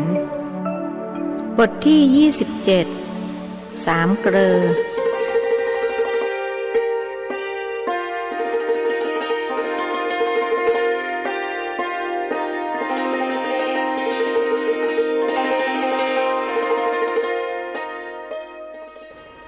ยายกับหลานตื่นนอนพร้อมกันตอนตี 4คนเป็นหลานเดินไปปลุกพี่สาวให้ลุกหุงข้าวนางสาวจำแรงไม่คุ้นกับการตื่นแต่เช้ามืดจึงบ่นกระปอดกระแปดคนกำลังหลับสบายๆดันมาปลุกให้ตื่นบาปกรรมนะเองน่ะเองนั่นแหละบาปนอกจากบาปแล้วยังจะหาผัวไม่ได้ผู้ชายที่ไหนเขาจะเอาคนเกียจคร้านไปทำลูกทำเมียคนอะไรไม่เรียกไม่ลุกไม่ปลุกไม่ตื่นประโยคหลังเขาจำขึ้นใจด้วยเคยได้ฟังถ้อยคำเหล่านี้บ่อยๆจากปากยายจะหาผัวได้หรือไม่ได้มันก็ไม่หนักกระบาลเองหรอกนะสาวสวยอย่างจำแรงหาผัวไม่ได้ก็ให้มันรู้ไปถ้าคนอย่างเองสวยแล้วก็ในตำบลนี้จะหาคนขี้เหร่ไม่ได้แม้แต่คนเดียวเอาละข้าไม่อยากเถียงกับเองให้เสียเวลากำลังปวดท้องขี้ข้าไปละพูดจบก็เดินลงบันไดหลังบ้านเพื่อไปถ่ายทุกข์คนเป็นพี่สาวได้แต่ขบเคี้ยวเคี้ยวฟันอยู่ผู้เดียวบ้านยายทันสมัยกว่าบ้านอื่นๆที่อยู่ในละแวกเดียวกันด้วยว่าคนบ้านอื่นนั้นเมื่อต้องการถ่ายทุกข์ก็จะออกไปตามท้องไร่ท้องนาที่เรียกกันว่าไปทุ่งส่วนคนบ้านยายเพียงเดินลงบันไดหลังบ้านก็ถึงห้องส้วมแล้วยายรอจนหลานขึ้นมาล้างหน้าล้างตาเสร็จแล้วจึงชวนเข้าห้องพระเพื่อสวดมนต์ทำวัดเองจะได้เดินทางด้วยความสวัสดีมีชัยยายบอกไม่รู้ว่าผมจะจำได้หมดหรือเปล่าคำทำวัดเช้านะยายหนุ่มน้อยวิตกแม้จะได้ยินได้ฟังอยู่ทุกวันหากก็ไม่แน่ใจว่าจะจำได้ทั้งหมดโดยว่าไม่สนใจที่จะจดจำไม่เป็นไรตอนไหนจำไม่ได้ก็ให้ว่าตามยายนี่เป็นเพราะเองไม่เอาใจใส่น่ะสิยายได้โอกาสต่อว่าก็ถ้าผมเอาใจใส่มัวแต่นั่งสวดมนต์ทำวัดแล้วใครจะเป็นคนหุงข้าวให้ยายกินล่ะครับหลานชายไม่ยอมแพ้เอาเถอะอย่ามัวมาต่อล้อต่อเถียงอยู่เลยตามยายเข้าไปในห้องพระเดี๋ยวนี้แหละแล้วคนอายุ7 รอบจึงเดินนำคนอายุย่าง17เข้าไปในห้องพระยายจุดธูปเทียนบูชาพระรัตนตรัยส่วนหลานนั่งคุกเข่าประนมมืออยู่เบื้องหลังจุดธูปเทียนเสร็จ ยายจึงกล่าวนำทีละประโยคหลานชายกล่าวตามพุทธบูชามหาเตชะวันโตธรรมบูชามหาปัญโยสังฆบูชามหาโพคาวโหติโลกนาถังรัตนัตตยังอภิปูชยามิจากนั้นยายจึงขึ้นโยโสภควาอะระหังสัมมาสัมพุทโธหลานชายรับว่าสวากขาโตเยนะภควตาธัมโมแล้วจึงสวดพร้อมกันไปจนจบสังเวคปริกิตนปาฐะเมื่อสวดมนต์จบจึงแผ่เมตตาอุทิศส่วนกุศลเป็นอันเสร็จสิ้นการทำวัดเช้าไอ้หนูเองเก่งนี่นะที่จำได้ทั้งหมดโดยไม่ต้องให้ยายว่านำเป็นครั้งแรกที่ยายชมอย่างจริงใจและไม่ประชดประชันก็ผมมียายเก่งนี่ครับเลยต้องเก่งตามยายหนุ่มน้อยชมตอบความจริงถ้ายายให้สวดคนเดียวเขาก็สวดไม่ได้แต่พอมีเพื่อนสวดก็พอจะกล่อมแกล้มไปได้จนจบไปอยู่บางกอกเองต้องสวดมนต์ทุกวันนะไอ้หนูครับถ้าผมมีเวลาแต่ยายครับตอนบูชาพระรัตนตรัยที่ยายให้ผมว่าตามน่ะผมไม่เคยได้ยินมาก่อนยายได้มาจากไหนหรือครับเขาหมายถึงพุทธบูชามหาเตชะวันโตได้มาจากหลวงพ่อช้างท่านเล่าให้ยายฟังว่าพระในป่าให้ท่านมาตั้งแต่ครั้งท่านเดินธุดงค์แล้วทำไมวันอื่นๆผมไม่เห็นได้ยินยายสวดแบบนี้บ้างเลยเคยได้ยินแต่โยโสภควาเพราะวันนี้เป็นวันที่ยายต้องการให้แปลกไปจากวันอื่นๆน่ะสิหลวงพ่อท่านบอกว่าเอาไว้สวดในโอกาสสำคัญเพื่อความสวัสดีมีชัยก็วันนี้เองจะเดินทางไปเรียนบางกอกนี่นะยายจึงต้องสวดเอาฤกษ์เอาชัยไว้ก่อนก็ไหนยายเคยสอนผมไม่ให้ถือฤกษ์ยามเมื่อไรที่เราทำดีเมื่อนั้นชื่อว่าฤกษ์ดีคนเป็นหลานแย้งยายไม่ได้สอนนะพระพุทธเจ้าท่านสอนต่างหากนี่เองจะมายกย่องให้ยายเป็นศาสดาหรือยังไงจ้างยายก็ไม่เล่นด้วยกลัวขี้กาขึ้นหัวถ้าอย่างนั้นยายก็ไม่ได้ทำตามที่ท่านสอนเพราะยังถือฤกษ์ยามอยู่ก็ไม่เชิงหรอกนะไอ้หนูเองอย่าเข้าใจผิดอย่าหาว่ายายโง่เง่างมงายแบบนั้นการที่เราสวดมนต์ก็เท่ากับเราทำดีเมื่อทำดีก็ฤกษ์ดีอยู่แล้วถ้ายายงมงายป่านนี้ก็คงไปหาหมอมาทำขวัญให้เองแล้วน่ะสิยายไม่ใช่คนที่จะเชื่ออะไรง่ายๆเรื่องผีเจ้าเข้าทรงยายก็ไม่เชื่อยายเชื่อพระพุทธเจ้าองค์เดียวถ้าอย่างนั้นก็แปลว่ายายไม่เชื่อพระแต่ทำไมถึงได้เชื่อหลวงพ่อช้างคนเป็นหลานเถียงอย่างอยากจะเอาชนะยายรู้ทันจึงว่าไอ้หนูเอ็งอย่าคิดเอาชนะคะคานอะไรกับยายเลยเอ็งเข้าใจที่ยายพูดแต่แกล้งทำเป็นไม่เข้าใจเอาละเดี๋ยวไปช่วยกันสำรวจตรวจตราข้าวของที่ยายเตรียมไว้ให้เผื่อขาดเผื่อเหลือจะได้จัดแจงหามาให้ครบอีกไม่นานพระก็จะมาบิณฑบาตวันนี้เองต้องใส่บาตรนะยายยกบุญให้เองวันหนึ่งยายพูดแบบคนเสียสละเพื่อหลานทุกวันผมก็ได้บุญอยู่แล้วล่ะยายก็ผมเป็นคนหุงหาก็ได้บุญคนละครึ่งแต่วันนี้ผมได้คนละครึ่งกับนางจำแรงส่วนยายไม่ได้เลยได้สิทำไมจะไม่ได้ในเมื่อข้าวปลาอาหารเป็นของยายก็ต้องแบ่งกันออกไปเป็น3 ส่วนแต่วันอื่นๆยายได้2 ส่วนเองได้ส่วนเดียวถึงอย่างไรยายก็ไม่ยอมเสียเปรียบแหมจริงๆนะยายตั้งแต่เกิดมาผมยังไม่เคยเห็นใครงกบุญเท่ายายจ่างแห่งตำบลบางม่วงหมู่เลยจะทำอะไรแต่ละทีก็ต้องคิดถึงเรื่องบุญก่อนเสมอคนอื่นเขาคิดกันแค่เรื่องกำไรกับขาดทุนเท่านั้นไม่เห็นมีใครคิดอย่างยายเลยสักคนหลานชายกึ่งชมกึ่งตำหนิเรื่องของคนอื่นคนเราไม่จำเป็นต้องคิดเหมือนกันสำหรับยายถือว่าการลงทุนที่คุ้มค่าที่สุดก็คือการทำบุญเพราะเราสามารถเก็บเกี่ยวดอกผลไปได้ถึงชาติหน้าส่วนการลงทุนอย่างอื่น ถึงจะได้กำไรมหาศาลปานใดก็ใช้ได้แค่ชาตินี้เท่านั้นบางคนหาเงินหาทองไว้มากมายยังไม่ทันจะได้ใช้ก็เกิดมาตายเสียก่อนมีตัวอย่างให้เห็นมากมายอย่างอาแปะนั่นไงละยายแกแสนจะขี้เหนียวหาแต่เงินงกไม่ยอมใช้จ่ายพอตายลงก็เอาไปด้วยไม่ได้ทิ้งไว้ให้ป้าเหรียญผลาญด้วยการเอาไปซื้อเหล้ากินนั่นสิแทนที่จะเอาเงินไปทำบุญอุทิศส่วนกุศลให้ผัวแต่ก็ช่างหัวมันเถอะกรรมของมันยายไม่อยากพูดถึงนางลูกคนนี้แต่ยายก็ยังอยากจะแบ่งสมบัติให้แกอดไม่ได้ที่จะเอ่ยถึงสมบัติแม้จะค่อนข้างแน่ใจว่ามันมาลายหายสูญไปแล้วอย่าไปอิจฉามันเลยไอ้หนูเอาเถอะเรื่องนั้นไว้ค่อยคิดกันทีหลังรอให้เองเรียนจบกลับมาเสียก่อนแต่ถ้าเองกลัวว่ายายอาจตายก่อนเองกลับยายก็จะสั่งแม่เองไว้ยายเตรียมห่อเงินไว้ให้เองเรียบร้อยแล้ว80ช่างคงพอนะแล้วยายก็เอาสายสะพายเผื่อไปเส้นหนึ่งเองอย่าทำหายนะไอ้หนูแล้วก็จำไว้ว่าถ้าไม่จำเป็นจริงๆก็อย่าได้เอาไปขายเข้าใจหรือเปล่าเอาละเองไปใส่บาตรได้แล้วเสร็จแล้วก็ตามไปที่ห้องยายหนุ่มน้อยจัดการใส่บาตรพระ5 รูปตามที่ยายสั่งเสร็จแล้วจึงเข้าไปในห้องยายออกสงสัยว่าสายสะพายที่ยายจะให้เขานำไปบางกอกด้วยนั้นเป็นเส้นเดียวกับที่ยายเอาใส่หายฝังไว้หรือเปล่าถ้าใช่ก็แปลว่าสมบัติเหล่านั้นมิได้หายไปไหนเมื่อเข้ามาในห้องของยายหนุ่มเจริญก็เห็นเงินกองโตวางอยู่บนผ้าสี่เหลี่ยมผืนใหญ่ยายยังไม่ได้มัดเพราะต้องการจะให้เขาตรวจดูว่าครบ80ช่างหรือไม่ข้างๆกองเงินมีไถ่สีแดงวางอยู่เขาจึงถามแล้วไถ่นี่จะใส่อะไรครับหรือว่าใส่สายสะพายที่ยายจะให้ผมนำติดตัวไป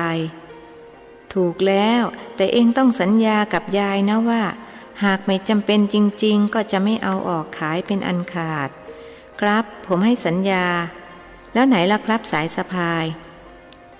ยายเอามือล้วงลงไปใต้หมอนแล้วหยิบสายสะพายหนัก8 บาทออกมาใช่เส้นเดียวกับที่ยายให้ผมฝังคืนนั้นหรือเปล่าครับผมจำได้ว่ามีทั้งหมด3 เส้นคนถามออกตื่นเต้นเอ็งว่าใช่หรือเปล่าเล่ายายแซงลองใจใช่ครับถ้าเช่นนั้นก็แปลว่ามันไม่ได้หายอย่างที่ผมคิดเขาพลั้งปากออกมาจนได้ทำไมเอ็งถึงคิดว่ามันหายล่ะ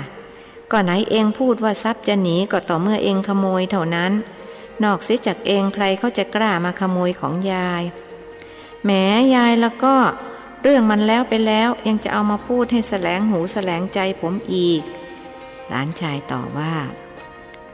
ไอ้หนูยายรู้นะว่าเองตั้งใจจะขโมยของยายไปขายดีแต่ว่าทรัพย์เคลื่อนที่หนีไปอยู่ที่อื่นเสียก่อนเองถึงทำไม่สำเร็จแต่เอาเถอะแล้วก็แล้วกันไปยายไม่ถือโทษโกรธเคืองเองหรอกแต่ก็จะขอเตือนเองว่าอย่าได้คิดทำเช่นนี้อีกโดยเฉพาะเมื่อเองจะไปอยู่กับคนอื่นเขาอย่าไปทำมือสั้นมือยาวเหมือนที่อยู่กับยายไม่เช่นนั้นเขาจะดูถูกมาถึงพ่อแม่ว่าสอนลูกไม่ดีเองจะให้สัญญากับยายได้ไหมสัญญาเรื่องอะไรครับคนเป็นหลานไม่ทันได้สำเนียกด้วยว่ายายพูดเยินเย้อเสียจนเขาจับใจความไม่ได้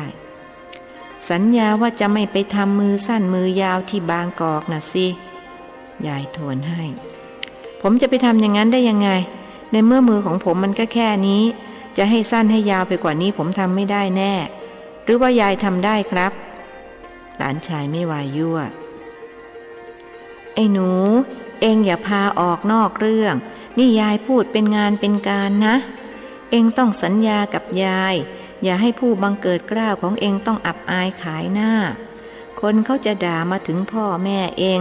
ว่าไม่รู้จักอบรมสั่งสอนลูกก็พ่อกับแม่เขาไม่เคยสั่งสอนผมสักหน่อยเห็นมีแต่ยายนี่แหละที่ทั้งสั่งทั้งสอนคนอ่อนวัยกว่ายังคงเถียงพูดแบบนี้ระวังจะตกนรกอยู่ดีไม่ว่าดีก็มันจริงๆนี่ยายผมพูดความจริงทำไมต้องตกนรกด้วยเพราะเองจ้วงจ่าผู้ที่ให้กำเนิดเกิดเองมาน่ะสิพ พ่อแม่นั้นเป็นพระอรหันต์ของลูกใครทำไม่ดีกับพ่อแม่ก็เหมือนทำกับพระอรหันต์แค่คิดไม่ดีก็บาปแล้วอย่าว่าแต่ทำไม่ดีเลยบาปยังไงล่ะยายก็มโนทุจริตนะสิหลานการทำความชั่วไม่ว่าจะเป็นกายทุจริตวจีทุจริตหรือมโนทุจริตก็ชื่อว่าทำบาปยายครับหลานชายรู้สึกรำคาญเต็มทนอีกไม่กี่ชั่วโมงผมกับยายก็จะต้องจำพรากจากกันไปนานหลายปียายจะไม่มีอะไรที่ไพเราะสนอโสดมาให้ผมฟังบ้างหรือครับ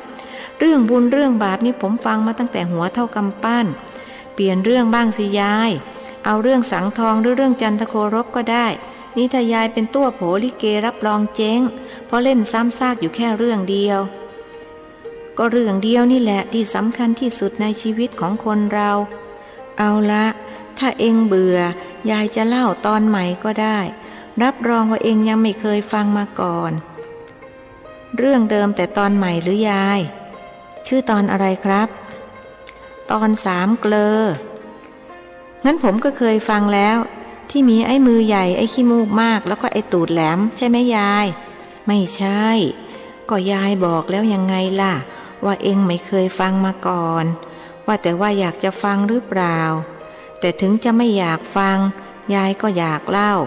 นึกว่าเป็นของขวัญวันเดินทางของเองก็แล้วกัน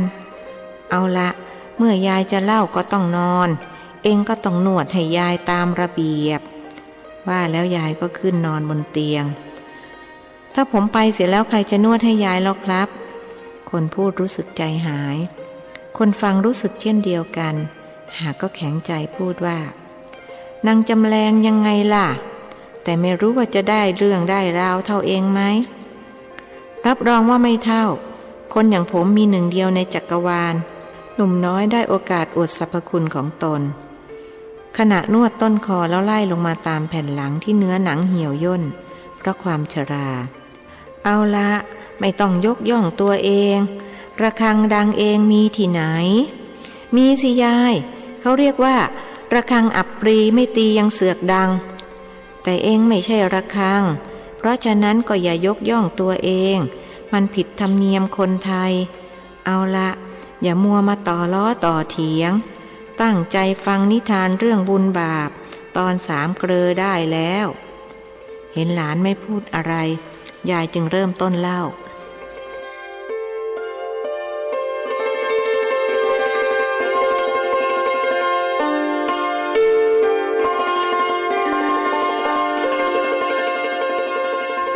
การละครั้งหนึ่ง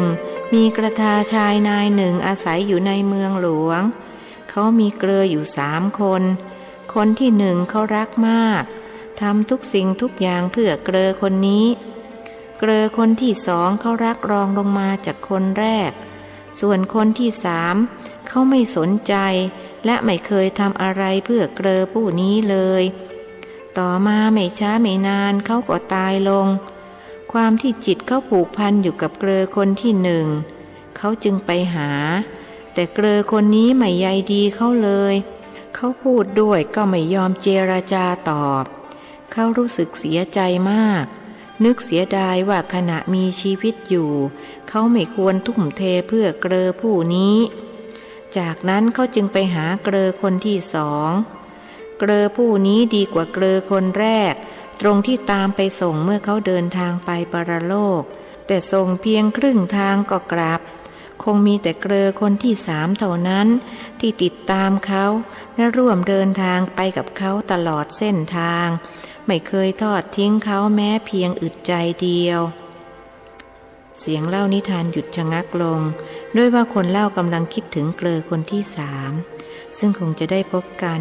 และร่วมเดินทางไปปรโลกด้วยกันในไม่ช้านี้แล้วยังไงอีกยายเล่าต่อสิครับคนฟังกำลังฟังเพลินจบแล้วทีนี้เองลองบอกยายมาสิว่าเกลอทั้ง3ของกระทาชายนายคนนี้มีใครบ้างผมไม่รู้หรอกยายก็ผมไม่ได้ร่วมเดินทางไปกับเขานี่นะหนุ่มน้อยหาทางออกแต่เองต้องรู้เพราะเมื่อเองตายก็จะต้องพบ3 เกลอนี้เช่นกันเ เองจะได้เตรียมตัวปฏิบัติต่อเกลอทั้งสามให้ถูกต้องเสียตั้งแต่ตอนมีชีวิตอยู่ไม่เช่นนั้นก็จะต้องเสียใจเหมือนชายผู้นี้ถ้าเช่นนั้นก็เก็บไว้ก่อนเถอะยายยังอีกตั้ง100 ปีกว่าผมจะตายคิดไว้ตอนนี้รับรองว่าต้องลืมไอ้หนูเองอย่าหาทางออกแบบนั้นตอบมาเสียดีๆหรือถ้าเองไม่รู้ก็บอกมาตามตรงยายจะได้เฉลยให้ฟังในโลกนี้มีอะไรบ้างที่คนอย่างนายเจริญไม่รู้มีสิก็ข้อสอบยังไงล่ะไม่เช่นนั้นเองจะสอบตกหรือยายค้านเสียงเรียบแม้ยายแล้วก็ชอบเอาปมด้อยของผมมาพูดอยู่เรื่อยชักน้อยใจแล้วนะคนพูดหยุดนวดเสียทันใดก็ยายไม่ชอบให้เองยกยอตัวเองนี่นะมันผิดธรรมเนียมของคนไทยเอาละไหนตอบคำถามเรื่อง3 เกลอให้ยายฟังก่อนหนุ่มน้อยใช้เวลาคบคิดอยู่ประเดี๋ยวหนึ่งจึงตอบว่ายายผมคิดได้แต่เกลอคนที่3ส่วนอีก2 เกลอผมคิดไม่ออกไหนว่ามาสิเปิดประตูลมให้ยายด้วยอย่านั่งเฉยๆอย่างนั้นเกลอคนที่3ก็คือบุญกับบาปเพราะยายเคยสอนว่าเมื่อเราตายลงไปเอาอะไรไปด้วยไม่ได้มีแต่บุญกับบาปเท่านั้นที่จะตามเราไปถูกแล้วเพราะฉะนั้นเราต้องเอาใจใส่เกลอคนที่3ที่ชื่อนายบุญให้มากๆส่วนนายบาปเราต้องหนีให้ไกลอย่าได้เอาไปเป็นเพื่อนร่วมทางโดยเด็ดขาดถ้าเช่นนั้นเกลอคนที่1ก็คือทรัพย์สมบัติใช่ไหมครับเพราะเวลามีชีวิตอยู่เราทำทุกอย่างเพื่อให้ได้มันมาแต่พอเราตายมันก็ไม่ไปกับเราแถมเราพูดด้วยมันก็ไม่พูดถูกแล้วคนบางคนถึงกับไปคดโกงคนอื่นเขาเพื่อเกลอคนนี้พอตายก็เลยต้องเดินทางไปปรโลกกับนายบาปแล้วคนที่2แล้วครับยายคือผมไม่อยากได้คะแนนเต็มนะครับยายเฉลยมาดีกว่าผมทายถูก2 ข้อก็พอใจแล้วคือลูกเมียญาติพี่น้องเพราะพอเราตายเขาก็ทำบุญให้เราทำศพให้แปลว่าเขาไปส่งเราแค่ครึ่งทางเพราะฉะนั้นคนที่เราจะต้องเอาใจใส่ให้มากก็คือคนที่3ใครที่มัวหลงไหลเอาใจแต่คนที่1จึงเป็นคนโง่แต่คนโง่มีมากกว่าคนฉลาดนะยายคนทุกวันนี้เขาก็เอาใจใส่แต่เกลอคนที่1กันทั้งนั้นยกเว้นคนที่ชื่อยายจ่างแห่งบางม่วงหมู่ใช่นะสิก็ยายเป็นคนฉลาดนี่นะยายสอนผมอยู่หยกๆว่าไม่ให้ยกย่องหรือยกยอตัวเองเพราะมันผิดธรรมเนียมของคนไทยแล้วทำไมยายมาเป็นเสียเองหรอครับยายเผลอไปน่ะก็พวกหนุ่มๆสาวๆยังมีวันพลั้งเผลอแล้วนับประสาอะไรกับคนอายุ80-90อย่างยาย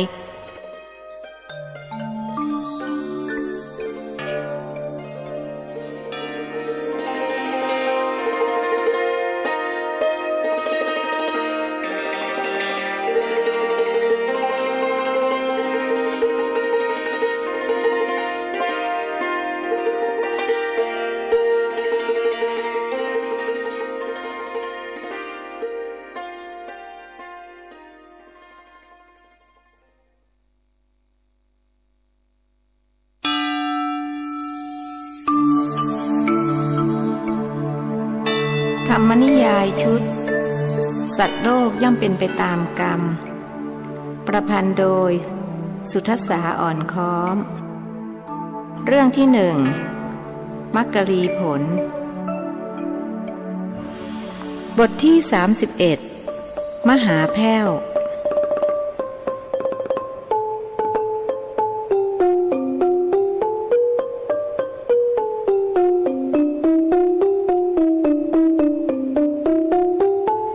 เรือแดงนำผู้โดยสารมาถึงจุดหมายปลายทางเมื่อเวลาตี 4:30 ใช้เวลาแล่นล่องถึง14 ชั่วโมงครึ่งผิดกับเรือเขียวซึ่งใช้เวลาน้อยกว่าประมาณ1 ชั่วโมงคือออกจากเมืองสิงห์เวลาตี 5ถึงท่าเตียน6 โมงเย็นแต่ทิดพองเลือกมาเรือแดงด้วยเหตุว่าเดินทางจากบ้านมาท่าเรือสะดวกกว่า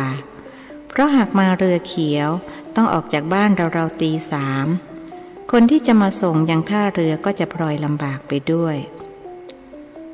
ถึงบางกอกแล้วหรือครับลุงหนุ่มกันเชียงถามทิดพองรู้สึกตื่นเต้นเพราะเพิ่งมาเป็นครั้งแรกข้างหนุ่มเจริญก็รู้สึกอย่างเดียวกันหากไม่ยอมแสดงออกด้วยเกรงคนอื่นจะหาว่าเป็นบ้านนอกเข้ากรุงถึงแล้วที่เรือจอดนี่เขาเรียกว่าท่าเตียน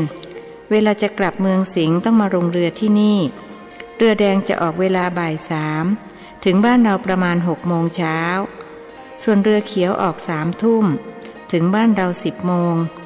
ขากลับเรือแล่นทวนน้ำจึงใช้เวลามากกว่าขามาทิดพองอธิบายให้เพื่อนลูกชายฟังผู้โดยสารต่างพากันขนสัมภาระของตนขึ้นจากเรือคนเป็นพ่อค้าแม่ขายก็เตรียมขายสินค้าของตนซึ่งมีทั้งขายเองและที่คนกลางมารับไปขายแล้วเตรียมซื้อสินค้าจากบางกอกกลับไปขายยังท้องถิ่นตนเป็นอันได้กำไรทั้งขาขึ้นขาล่องขนสัมภาระขึ้นจากท่าเรียบร้อยแล้วทิดพองจึงพูดขึ้นว่าต้องไปส่งเจ้าโก๊ะก่อนประเดี๋ยวช่วยกันขนของไปฝากไว้ที่ท่าเรือตรงเชิงสะพานพุทธแล้วค่อยไปวัดสระเกตคนทั้ง3ช่วยกันหอบหิ้วข้าวของพรุงพรังเดินจากท่าเตียนผ่านปากคลองตลาดมายังท่าเรือเชิงสะพานพุทธกว่าจะถึงก็เหงื่อตกไปตามๆกันด้วยของนั้นหนักถึงท่าเรือที่จะไปบางแวกทิดพองพูดกับคนคุมคิวเรือว่าผมจะไปบางแวกแต่ต้องไปธุระที่วัดสระเกตก่อนขอฝากของไว้ที่นี่ได้หรือไม่ชายผู้นั้นมองหน้าทิดพองแล้วถามว่าคุณจะไปบ้านใครหรือครับท่าทางคุณคงจะมาจากต่างจังหวัดหนุ่มเจริญฟังบิดาคุยกับชายผู้นั้นแล้วตั้งข้อสังเกตว่าคนบางกอกเขาไม่พูดข้ากับเองเหมือนอย่างคนบางม่วงหมู่แต่เขาใช้คำว่าผมกับคุณแทนตัวเขาจะต้องหัดพูดบ้างยายสอนว่าเข้าเมืองตาหลิวต้องหลิวตาตามเขาจำคำของยายได้เสมอผมจะไปบ้านหลวงทาราครับทิดพองตอบชายผู้นั้นมองหน้าบิดาหนุ่มเจริญอีกครั้งแล้วถามว่าคุณคงจะเป็นบุตรชายหลวงทาราที่ไปมีครอบครัวอยู่ต่างจังหวัดใช่ไหมครับเมื่อทิดพองพยักหน้า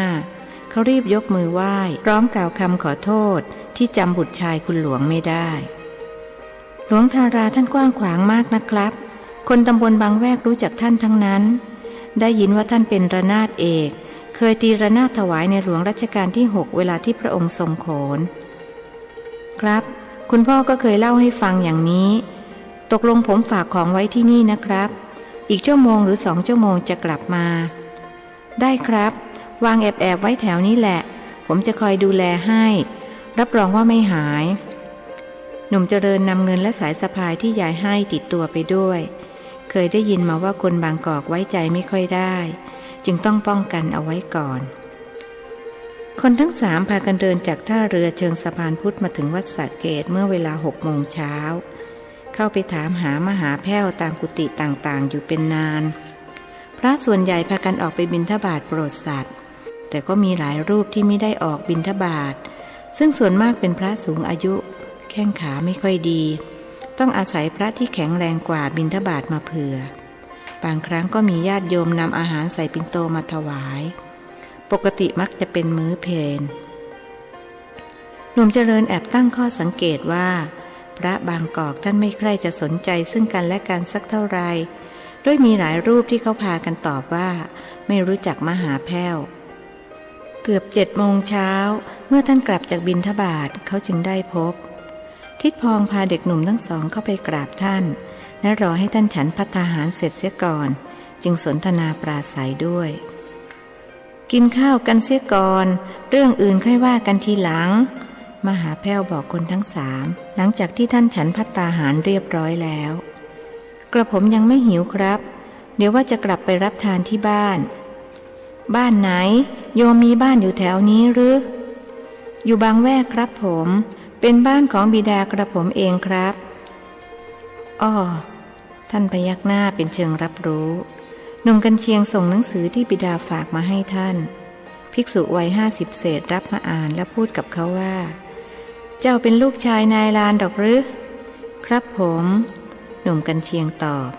พยายามสังเกตการพูดจาจากบิดาหนุ่มเจริญ จะมาอยู่กับหลวงลุงต้องขยันให้มากๆนะลูกศิษย์เก่าที่เพิ่งออกไปหลวงลุงส่งเรียนจนจบตอนนี้ไปรับราชการอยู่ที่หัวเมืองถ้าเจ้าขยันเรียนก็จะประสบความสำเร็จเหมือนเขาต้องตื่นแต่เช้าคอยถือปิ่นโตตามหลวงลุงออกไปบิณฑบาตด้วยนะทำได้หรือเปล่าได้ครับผมหนุ่มกันเชียงรับคำแล้วจบชั้นอะไรมาจะเรียนต่อที่ไหนจบมัธยม3ครับผมตั้งใจว่าจะมาต่อมัธยม4แต่ยังไม่ทราบจะเรียนที่ไหนพ่อบอกว่าแล้วแต่หลวงลุงจะช่วยหาที่เรียนให้ครับผมก็เห็นจะมีโรงเรียนสวนกุหลาบเพราะใกล้หน่อยกระผมก็ว่าจะให้ลูกชายมาเรียนที่นั่นเหมือนกันครับทิดพองพูดขึ้นดีโรงเรียนนี้เข้าวิชาแข็งแต่คงจะเข้ายากสักหน่อยเพราะมีคนมาสมัครสอบกันมากต้องแข่งกับคนอื่นๆเขาฟังมหาแพ้วพูดหนุ่มน้อยทั้งสองก็ใจฝ่อ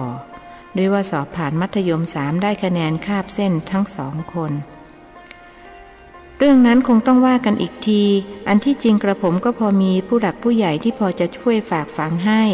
แต่กระผมไม่ชอบวิธีนี้อยากให้เด็กเข้าด้วยความสามารถของเขาเองครับดีอาตมาก็คิดแบบเดียวกับโยมและถ้าทุกคนคิดแบบนี้เราก็จะได้คนเก่งจริงดีจริงมารับใช้ชาติบ้านเมืองจริงไหมจริงครับผมถ้าเช่นนั้นกระผมเห็นจะต้องกราบลาหมดหน้าที่ของกระผมแล้วประเดี๋ยวกินข้าวกันเสียหน่อยค่อยไปอาหารมีเยอะแยะมาอยู่วัดนี้ไม่ต้องกลัวอดนะพ่อหนุ่มชื่อกันเชียงใช่ไหมใช่ครับผมชื่อเล่นชื่อโกะครับหนุ่มกันเชียงตอบเอาแต่ชื่อจริงก็พอที่นี่เขาไม่ค่อยนิยมเรียกชื่อเล่นกันแล้วพ่อหนุ่มชื่ออะไรล่ะท่านถามหนุ่มเจริญกระผมชื่อเจริญครับดีชื่อมีความหมายขอให้เจริญสมชื่อนะขอบพระคุณครับหนุ่มน้อยประนมมือไหว้อยู่ที่นี่คงจะไม่เหมือนที่บ้านนอกนะต้องปรับตัวเข้ากับสภาพแวดล้อมให้ได้ต้องฉลาดในการเลือกคบคนโดยเฉพาะที่วัดนี้มีลูกศิษย์ลูกหามากมายบางคนก็ดีมากบางคนก็ดีน้อยบางคนก็แทบไม่มีดีอะไรเลยถึงพระก็เหมือนกันที่ดีก็มากที่มาอาศัยผ้าเหลืองหากินก็ไม่น้อยบางคนเขาไม่ได้มาบวชเพื่อหนีสงสารแต่มาบวชพรานเข้าสุขบวชสนุกตามเพื่อนอย่างที่เขาแยกประเภทของการบวชไว้เจ้าเคยได้ยินหรือเปล่าคนที่มาบวชนั้นมีกี่ประเภทไม่ทราบครับหนุ่มเจริญตอบไม่ทราบก็จะบอกให้หลวงลุงประเมินไว้แล้วคนที่มาบวชนั้นมี5 ประเภทด้วยกันคือกหักหลักลอยคอยงานสังขารเสื่อมเลื่อมใส4 ประเภทแรกนั้นมีมากส่วนประเภทหลังคือบวชเพราะเลื่อมใสนั้นมีน้อยพระดีๆถึงได้หายากนักหนาแล้วบวชหนีสงสารหมายความว่าอย่างไรครับหนุ่มกันเชียงถามก็มาบวชเพื่อจะหนีจากวัฏสงสารน่ะสิท่านมองเห็นว่าการเวียนว่ายตายเกิดนั้นเป็นที่มาแห่งทุกข์คืออยากจะหนีทุกข์โดยการมาบวชจัดเข้าประเภทเดียวกับบวชเพราะเลื่อมใสนั่นแหละถ้าเช่นนั้นพวกที่มาบวชเพราะอกหักหลักลอยคอยงานสังขารเสื่อมก็เป็นพวกที่บวชพรานเข้าสุขบวชสนุกตามเพื่อนใช่ไหมครับคราวนี้คนถามเป็นหลานชายเศรษฐีนีแห่งบางม่วงหมู่ภิกษุวัย50 เศษหัวเราะหึ่พลางชมว่าจำเก่งนี่แล้วก็เข้าใจแยกแยะจัดประเภทถ้าทางฉลาดเฉลียวอย่างนี้หลวงลุงว่าคงไปได้ไกลทิดพองอมยิ้มขณะที่คนถูกชมนึกไปถึงยายหากยายมาได้ยินคงต้องแย้งว่าท่าดีแต่ทีเหลวหรือไม่ก็ฉลาดแต่ไม่เฉลียวยายคนเดียวเท่านั้นที่รู้ตื้นลึกหนาบางในตัวเขาแล้วก็รักเขาจะดีชั่วประการใดยายไม่เคยถือสาเขารักยายมากที่สุดในโลกก็ด้วยเหตุนี้แต่หลวงลุงครับผมไม่รู้ว่าเป็นอะไรถึงได้ไม่ค่อยจะชอบพระเอาเสียเลยบางครั้งผมคิดว่าผมเกลียดพระแต่ไม่ได้หมายถึงหลวงลุงนะครับเขารีบออกตัวทิดพองแอบสะกิดลูกชาย มหาแพ้วเห็นจึงว่าช่างเขาเถอะโยมอาตมาชอบคนที่พูดตรงไปตรงมาพูดไปเลยพ่อหนุ่มจะรวมหลวงลุงด้วยก็ได้เพราะหลวงลุงก็เป็นพระว่าแต่ว่าทำไมเจ้าถึงเกลียดพระล่ะผมก็ไม่ทราบเหมือนกันครับผมว่าพระท่านเอาเปรียบชาวบ้านงานการก็ไม่ทำแหมพูดไปก็ไม่ดีเดี๋ยวหลวงลุงโกรธผมไม่โกรธแน่ก็บอกแล้วยังไงเราอะหลวงลุงชอบคนพูดตรงไปตรงมาแต่ระวังนะพ่อหนุ่มมันเป็นกฎแห่งกรรมนะโบราณท่านว่าเกลียดขี้ตามเจ้าเกลียดพระอีกหน่อยเจ้าจะต้องมาเป็นพระจำคำของหลวงลุงเอาไว้ต่อไปเจ้าจะต้องมาเป็นพระภิกษุวัย50เศษเน้นตรงประโยคสุดท้ายเมินซะชาติหนึ่งหนุ่มน้อยแอบเถียงในใจแต่ปากพูดว่าเป็นไปไม่ได้หรอกครับหลวงลุงถึงยังไงก็เป็นไปไม่ได้แล้วหลวงลุงจะคอยดูว่าแต่ว่าทำไมเจ้าถึงเกลียดพระนักมันน่าจะมีสาเหตุนะพอจะบอกหลวงลุงได้ไหมอาจเป็นเพราะผมถูกยายตีบ่อยๆโดยมีพระเป็นต้นเหตุกระมังสมัยเด็กๆผมหาบของไปส่งยายที่วัดผ่านฐานพระผมพูดกับยายว่ายายขี้พระนี่เหม็นจังเลยนะยายก็ตบปากผมยายใช้ให้นำอาหารใส่ปิ่นโตไปถวายพระผมเอาไปกินกับเพื่อนๆที่กลางทุ่งยายรู้เข้าก็ตีผมหุงข้าวสุกไม่ทันใส่บาตรก็ถูกยายตีพระทำให้ผมเจ็บตัวตั้งแต่เล็กจนโต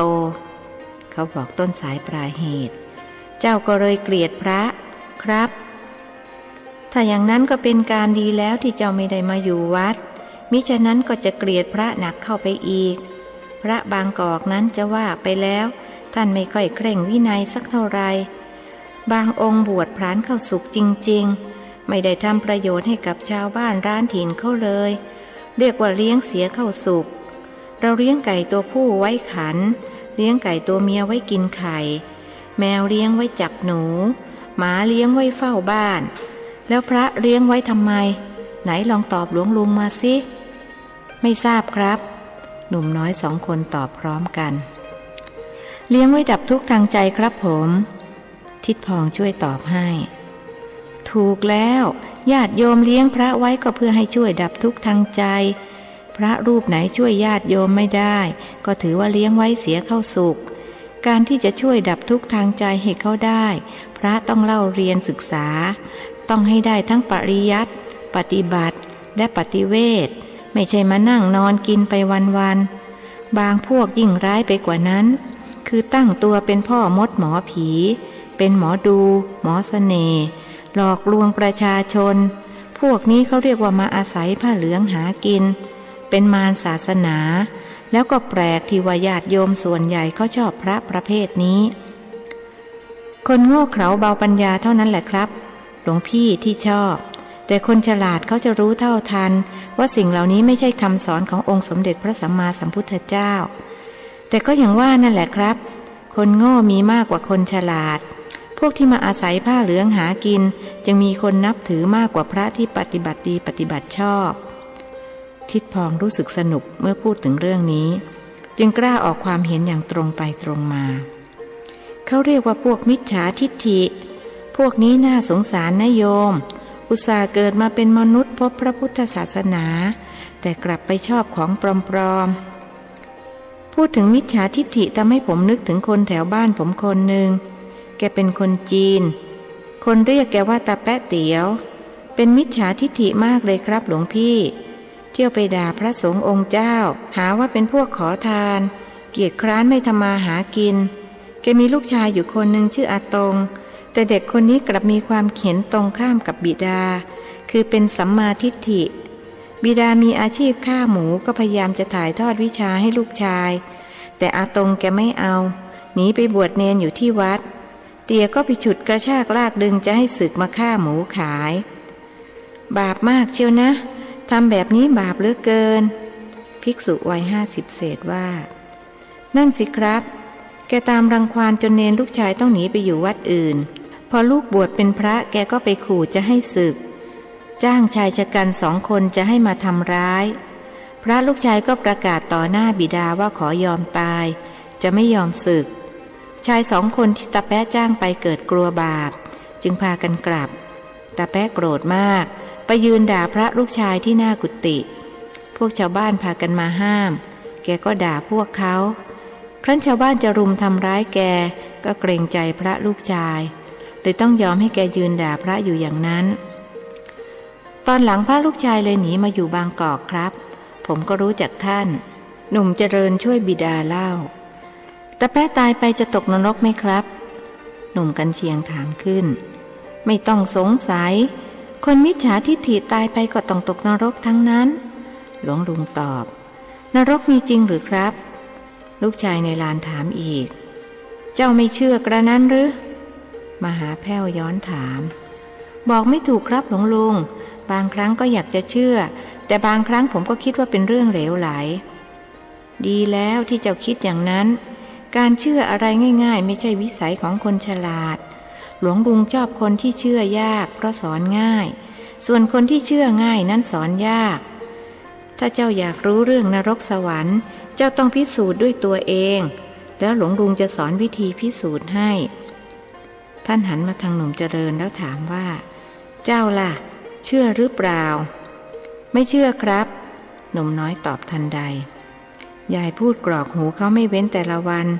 แต่เขาไม่อยากจะเชื่อก็เขาเคยพิสูจน์มาแล้วอยากพิสูจน์ไหมผมพิสูจน์แล้วครับพิสูจน์ยังไงพอจะเล่าให้หลวงลุงฟังได้ไหมยินดีครับคือยายของผมมักพูดเรื่องนรกให้ฟังเสมอเป็นต้นว่าคนที่ทำบาปตายไปจะต้องตกนรกผมก็ถามยายว่านรกอยู่ที่ไหน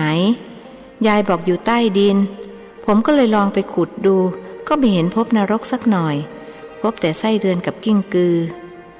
คนฟังทั้งพระและคฤหัสถ์ต่างพากันหัวเราะเมื่อหนุ่มน้อยเล่าจบมหาแพ้วจึงพูดขึ้นว่าแต่วิธีของหลวงลุงไม่เหมือนกับของเจ้าเอาเถอะถ้าสนใจแล้วจะสอนให้รับรองว่าเจ้าจะพบนรกไม่ใช่พบแต่ไส้เดือนกับกิ้งกือเหมือนครั้งที่แล้วอย่างแน่นอนเอาละคุยกันมานานแล้วกินข้าวเสียก่อนแล้วจะได้นัดหมายเรื่องพาเจ้าหนุ่ม2 คนนี้ไปสมัครเรียนที่โรงเรียนสวนกุหลาบคนทั้ง3รู้สึกหิวจึงพากันรับประทานอาหารตามคำเชิญชวนของท่านลืมไปว่ายังไม่ได้ล้างหน้าแปรงฟันเพราะนั่งมาในเรือตลอดคืน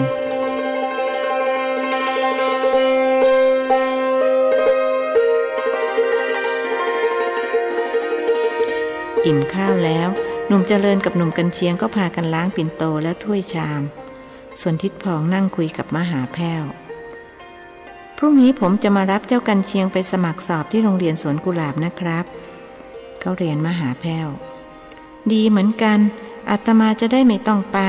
ประเดี๋ยวเขาจะรับเพราะเห็นว่าพระมาฝากก็อย่างที่พูดกันเมื่อตะกี้อาตมาไม่ชอบวิธีนี้ครับ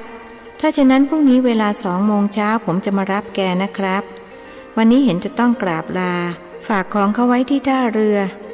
เจริญมาลาหลวงลุงพรุ่งนี้ค่อยมาใหม่ทิดพองบอกลูกหนุ่มน้อยคลานเข้ามากราบหลวงลุง3 ครั้งขอให้จำเริญนะพ่อหนุ่มวันหลังว่างค่อยมาคุยกันใหม่หลวงลุงมีอะไรดีๆจะเล่าให้ฟังเยอะเลยท่านพูดอย่างรู้สึกถูกชะตากับหนุ่มน้อยครับผมเขารับคำแล้วหันไปพูดกับหนุ่มกันเชียงว่าคุณกันเชียงผมขอลาก่อนนะครับพรุ่งนี้ค่อยพบกันใหม่หนุ่มกันเชียงแทบจะไม่เชื่อหูตัวเองเป็นไปได้อย่างไรเจ้าแกระมาเรียกเขาว่าคุณกันเชียงและพูดภาษาบางกอกกับเขาช่างปรับตัวได้รวดเร็วดีแท้ๆ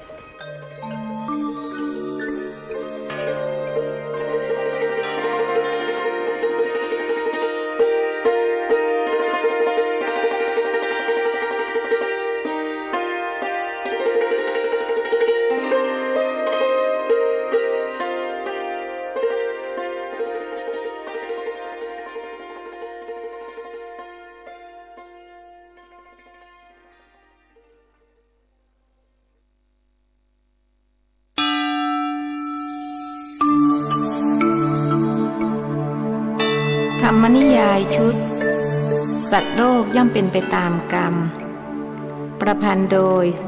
สุทัศสาอ่อนค้อมเรื่องที่ มักกรีผลบทที่28ลางบอกเหตุ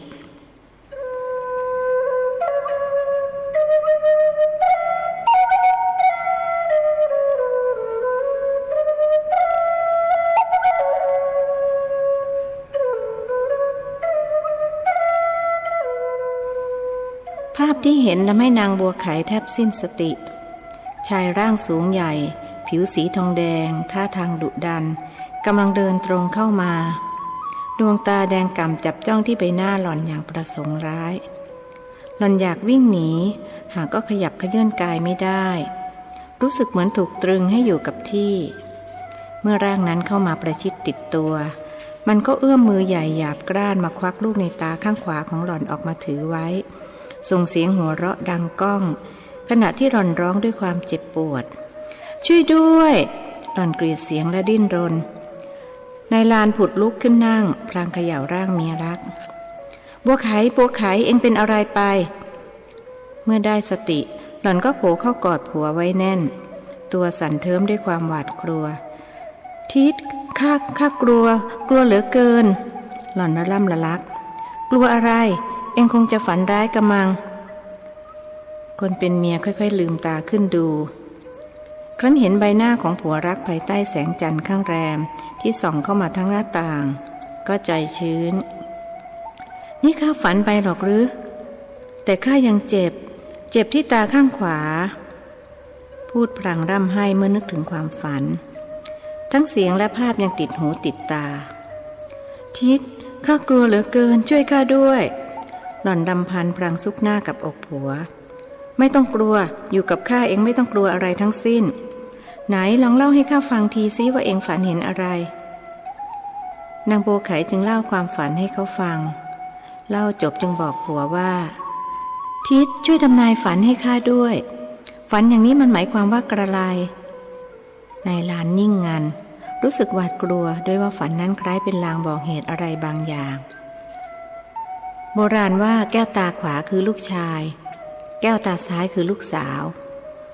ฝันว่าถูกควักลูกตาข้างขวาก็หมายความว่าจะต้องเกิดเหตุร้ายแรงขึ้นกับเจ้าโกะเพราะมันเป็นลูกชายคนเดียวในบรรดาลูกทั้ง9 คนของเขากำลังคิดกังวลก็พอดีคนเป็นเมียพูดขึ้นว่า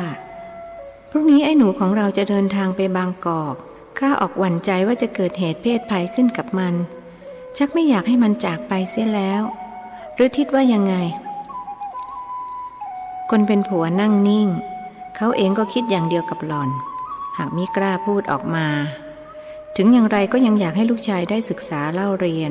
เพื่อจะได้เป็นเจ้าคนนายคนในวันข้างหน้า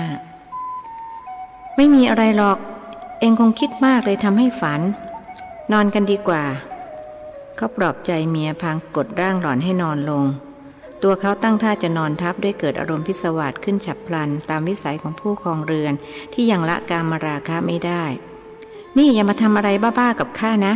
คนกำลังกลุ้มอกกลุ้มใจนางบัวไขว่าพลางใช้มือทั้งสองยันอกของผัวไว้กระนั้นใจก็รู้สึกว่าปิวซาบซ่านด้วยปรารถนาในกามคุณเช่นกัน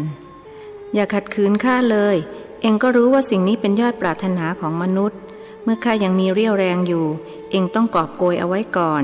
อีกหน่อยข้าหมดกำลังวังชาถึงเองจะมาสะกิดข้าก็ช่วยเองไม่ได้ฟังผัวพูดนางบัวไขออกเห็นด้วยจึงพูดแก้เขินว่าตามใจเธอที่อยากจะทำอะไรก็เชิญหนุ่มใหญ่ปลายตาดูลูกเล็กๆ 2-3 คนที่นอนเรียงรายอยู่ข้างๆเพื่อให้แน่ใจว่าไม่มีใครตื่นขึ้นมาเห็นการกระทำของพ่อกับแม่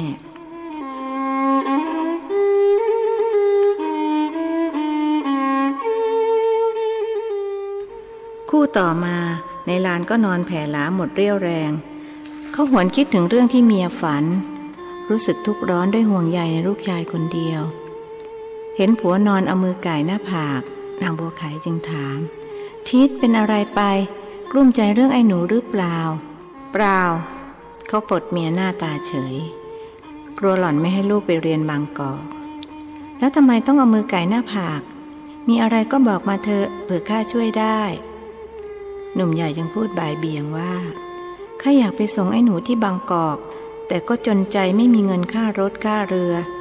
ทำไมเราถึงไม่รวยอย่างทิดพองพ่อไอ้แกละมันนะคนพูดรู้สึกน้อยใจในวาสนาอย่าไปเทียบกับเขาเลยทิดพองเขาเป็นถึงลูกคุณหลวง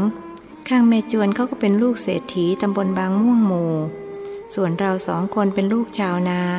อย่ารีบไปแข่งบุญแข่งวาสนากับเขาเลยข้าก็ไม่ได้แข่งรู้อยู่หรอกนะว่าแข่งเรือแข่งพายนั้นแข่งได้แต่แข่งบุญวาสนามันแข่งกันไม่ได้แต่พูดก็พูดเถอะลำพังเราสองคนน่ะอย่าไปหวังแต่เจ้าโก้มันยังพอมีหวังที่จะแข่งกับเจ้าแกละได้นะเห็นว่าเจ้าหมอนั่นมันเกเรเกเสลูกเราอาจจะเรียนดีกว่ามันก็ได้ใครจะรู้ว่าในวันข้างหน้าลูกเราอาจจะได้เป็นเจ้าเมืองอย่าฝันไปนักเลยนะทิศพูดกันอย่าไม่เข้าข้างลูกตัวเองข้าว่ามันก็เกพอๆกันทั้งไอ้โก้ไอ้แกะนั่นแหละอ้อเห็นว่ามีไอ้จุกอีกคนนึงเขาว่าเจ้า3 คนนี่มันอยู่ก๊กเดียวกันชอบพากันหนีโรงเรียนไปเที่ยวยิงนกตกปลาเวลาถูกไล่ออกก็ออกกันทั้ง3 คนนางบัวไขพูดไปตามจริงโดยไม่มีฉันทาคติอย่างนั้นหรอกหรือข้าก็นึกว่าลูกเราดีกว่าลูกคนอื่นเมื่อเป็นอย่างนั้นก็ช่างหัวมันถึงยังไงมันก็คงไม่ทิ้งกันเอาไว้ปีหน้าขายข้าวได้ข้าจะลงไปเยี่ยมมันที่บางกอกจะชวนทิดพองเข้าไปด้วยบิดาหนุ่มกันเชียงตั้งความหวังเอาเธอเรื่องนั้นยังอีกนานว่าแต่ว่าข้าไม่สบายใจเรื่องความฝันใจหนึ่งก็ไม่อยากให้ไอ้หนูมันไปไกลอกให้มันไปเถอะถ้าอะไรจะเกิดมันก็ต้องเกิดไม่ว่าจะอยู่ที่ไหนเอ็งต้องปรงเสียให้ตกจะได้ไม่ทุกข์ข้าปรงไม่ตกหรอกทิศข้ามีลูกชายคนเดียวไม่เป็นไรวันหลังเราอาจจะมีอีกสักคนก็ได้เพราะเอ็งยังสาวเลือดยางก็ยังไม่หมดไม่ใช่หรือข้ากลัวว่ามันจะออกมาเป็นผู้หญิงอีกนะสิได้ลูกชายแค่คนแรกนอกนั้นมีแต่ลูกสาวหล่อนประชดประชันลูกชายและลูกสาวมันก็ลูกเหมือนกันนั่นแหละเขามาเกิดกับเราแล้วก็ต้องเลี้ยงดูไปจนกว่าเขาจะมีเหย้าเรือนยังไงก็อย่าให้เป็นสาวทึนทึกเฝ้าบ้านก็แล้วกันอับอายขายหน้าคนอื่นเขาจวนฟ้าสางแล้วเอ็งลุกหุงข้าวสิข้าจะขอหลับเอาแรงสักงีบหนึ่งเขาบอกเมียนางบัวไขลุกออกมาอย่างว่าง่ายเห็นมารดาถือตะเกียงเข้าไปในครัวหนุ่มกันเชียงก็ลุกจากที่นอนเมื่อคืนเขานอนฝันสเปะสปะจนจับต้นจนปลายไม่ถูกฝันเห็นเมืองบางกอกที่มีรถ4 ล้อวิ่งเห็นแม่น้ำลำคลองเห็นวัดวาอารามที่มีผู้คนแปลกหน้าเขาพยายามเข้าไปพูดคุยเพื่อผูกมิตรหากไม่มีผู้ใดยอมพูดด้วยครั้นมองหาเจ้าแกละเพื่อนยากกลับไม่พบแม้เงาหรือว่าเจ้าแกละมันเปลี่ยนใจไม่ไปเรียนบางกอกแล้วคงเป็นไปไม่ได้ก็เมื่อวานนัดแนะกันไว้เรียบร้อยพ่อเราก็ไปพูดฝากฝังกับพ่อมันแล้วหนุ่มน้อยครุ่นคิดครั้นหาคำตอบให้ตัวเองไม่ได้จึงลุกออกมาล้างหน้าแล้วเตรียมตักน้ำเราไม่อยู่พวกน้องๆมันคงลำบากเพราะไม่มีใครคอยตักน้ำใส่โอ่งไว้ให้ใช้แต่ก็ดีเหมือนกันพวกมันจะได้รู้จักทำงานกันเสียบ้างพอมีเรามันพากันขี้เกียจตื่นตะวันโด่งทุกวันเขาพูดเองเองเสร็จตักน้ำเต็มหมดทุกโอ่งแล้วหนุ่มน้อยจึงเข้าครัวไปช่วยมารดาหุงหาอาหารเมื่อบิดาและน้องๆตื่นก็จะได้ตั้งวงกินข้าวพร้อมกันคงอีกนานกว่าจะได้กลับมาอยู่กันพร้อมหน้าพร้อมตาเช่นนี้คิดแล้วก็ใจหายแทบจะเปลี่ยนใจไม่ไปเอาทีเดียวไอ้หนูแม่ขอถามจริงๆเธอว่าเจ้าอยากไปเรียนบางกอกหรือเปล่านางบัวไขถามลูกชายขณะปิ้งปลาเกลือในเตาเมื่อ3-4 วันก่อนลูกชายหล่อนไปวิทย์หนองได้ปลาโหลดมาหลาย10 ตัวหล่อนจึงนำมาใส่เกลือตากแห้งเก็บไว้ปิ้งให้ลูกกินส่วนปลาซิวกับปลากระดีหล่อนเอาไปทำปลาร้ามันก็ตอบยากนะแม่แต่ก่อนข้าก็อยากไปแต่พอจะไปเข้าจริงๆกลับละล้าละลางคิดถึงพ่อแม่และน้องๆแม่ก็คงคิดถึงเจ้าใจจริงไม่อยากให้ไปเท่าไรแต่พ่อเจ้าสิเขาอยากให้เจ้าได้เป็นเจ้าคนนายคนก็ต้องตามใจเขาใครๆก็อยากให้ลูกเป็นเจ้าคนนายคนกันทั้งนั้นแต่มันก็ไม่ได้เป็นกันง่ายๆหรอกนะแม่ข้าน่ะไม่หวังสูงถึงปานนั้นหรอกแล้วแต่บุญวาสนาเรามันยากจนข้นแค้น อย่าหวังในตัวข้าให้มากนักเลยประเดี๋ยวจะผิดหวังแต่ข้าก็ขอสัญญาว่าจะตั้งใจเล่าเรียนให้ดีที่สุดดีแล้วนะลูกนึกเสียว่าเรียนเพื่อตัวเจ้าเองถ้าเจ้ามีการมีงานทำเป็นหลักเป็นฐานพ่อแม่จะได้หมดห่วงได้ดิบได้ดีแล้วก็อย่าลืมน้องๆมันล่ะมีอะไรก็ช่วยเหลือเจือจุนกันบ้างไม่ลืมหรอกแม่ข้าไม่ใช่คนแบบนั้นว่าแต่ว่าแม่ต้องอบรมสั่งสอนพวกมันให้ขยันขันแข็งกว่านี้อีกหน่อยไปเป็นลูกเมียใครเขาจะได้ไม่เสียชื่อมาถึงพ่อแม่ก็รู้สึกว่ามันจะพากันขี้เกียจขึ้นทุกวันงานการอะไรก็เกี่ยงให้ข้าทำอยู่คนเดียวไม่มีข้าเสียคนพวกมันจะลำบากเรื่องนั้นเจ้าไม่ต้องห่วงเพราะถึงยังไงแม่ก็จะไม่ยอมให้ชาวบ้านเขาติฉินนินทาว่าเลี้ยงลูกไว้ทำแม่ขอให้เจ้าตั้งหน้าตั้งตาเรียนก็แล้วกันเอาละประเดี๋ยวแม่จะลงไปเก็บผักกฐินกับผักตำลึงที่ข้างรั้วมาจิ้มน้ำพริกเจ้าช่วยตำน้ำพริกให้หน่อยก็แล้วกันแม่หลนปลาร้าไว้ให้แล้วพริกหอมกระเทียมก็เผาไว้เสร็จสับปลาต้มหม้อปลาร้ามีหรือเปล่าหรือว่าพวกนั้นมันพากันกินเล่นหมดแล้วเขาหมายถึงน้องๆยังเหลือปลาดุกอุยอีกครึ่งตัวนี่เจ้าไปเสียแล้วใครจะคอยหาหอยปูปลามาสู่พ่อแม่และน้องๆคงลำบากกันละคราวนี้นางบัวไข่วิตกด้วยลูกชายเป็นหัวเรี่ยวหัวแรงในการหาอาหารมาจุนเจือคนในครอบครัวแม่ก็ใช้นางหวานมันไปหาสิมันน่ะแก่นกะโหลกยังกับเด็กผู้ชายฝึกเอาอีกหน่อยก็เก่งหนุ่มกันเชียงบอกมารดามันจะยอมไปหรือขี้เกียจหลังยาวออกอย่างนั้นหล่อนว่าลูกสาวคนรองไม่ไปก็ต้องไม้เรียวสิแม่หวดหลังมันเข้าพอทนเจ็บไม่ไหวมันก็ไปเองนั่นแหละเห็นมารดาลุกขึ้นเตรียมจะลงไปเก็บผักหนุ่มน้อยจึงว่าข้าไปเองแม่ตำน้ำพริกเถอะหน้าที่เก็บผักมันเป็นของข้านี่นะอย่าเลยวันนี้เจ้าต้องเดินทางเกิดถูกงูเงี้ยวเขี้ยวขอขบกัดเอาจะลำบากหล่อนนึกถึงความฝันที่ผ่านมาเมื่อพักใหญ่ๆถ้าอย่างนั้นแม่ก็ระวังมือระวังตีนหน่อยนะยังไม่ทันสว่างดีพูดพลางส่งตะเกียงรั้วให้มารดาไม่ต้องใช้ตะเกียงหรอกทีเจ้ายังไม่ใช้หล่อนว่าแล้วจึงเดินลงบันไดไปพักใหญ่ๆนางบัวไข่ก็ขึ้นมาพร้อมกฐินกับตำลึงนางจัดการนำผักตำลึงไปต้ม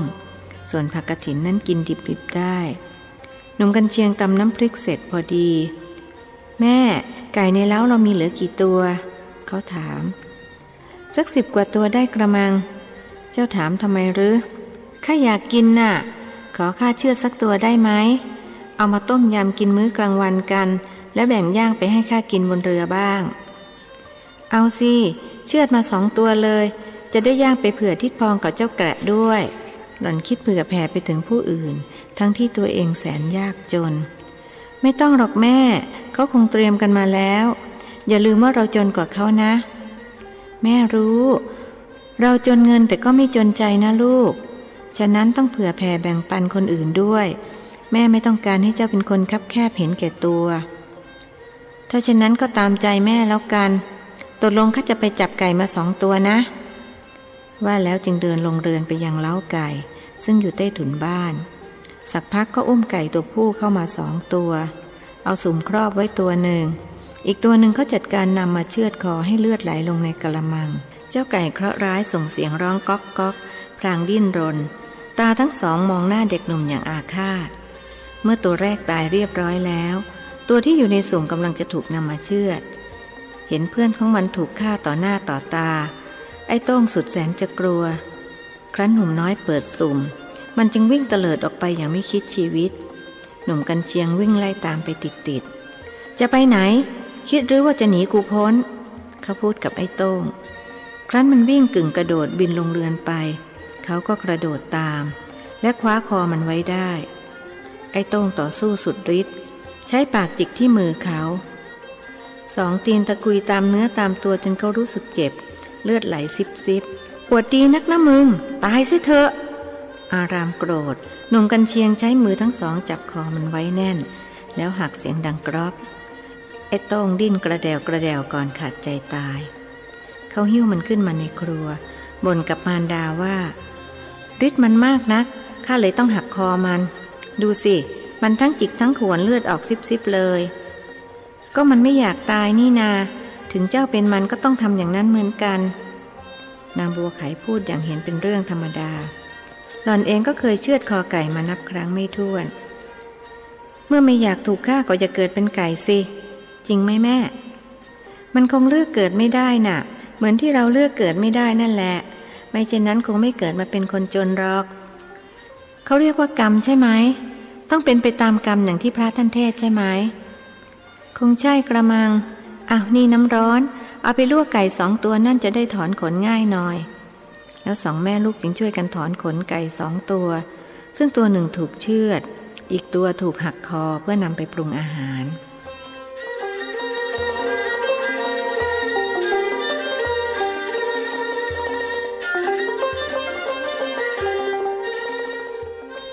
ในลานตื่นขึ้นมารู้ว่าลูกกับเมียช่วยกันฆ่าไก่ก็โมโหโกรธาด่าลูกด่าเมียเสียงขมจะเดินทางอยู่แล้วยังเสือกทำบาปมันเป็นลางไม่ดีรู้ไหมนางบัวไขเพิ่งได้คิดหล่อนรู้สึกเสียใจที่ไม่ได้ห้ามปรามลูก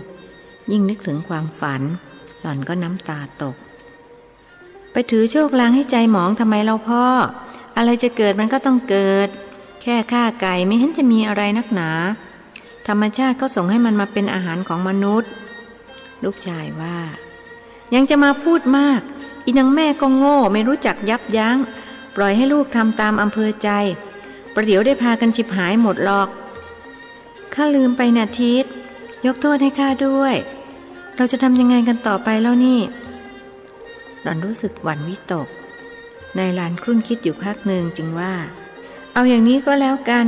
กินข้าวเช้าเสร็จแล้วเอ็งรีบเอาไก่2 ตัวนี่ทำต้มยำกับแกงใส่หน่อไม้ตักใส่ปิ่นโตให้ไอ้หนูมันไปถวายเพลเป็นการแก้เคล็ด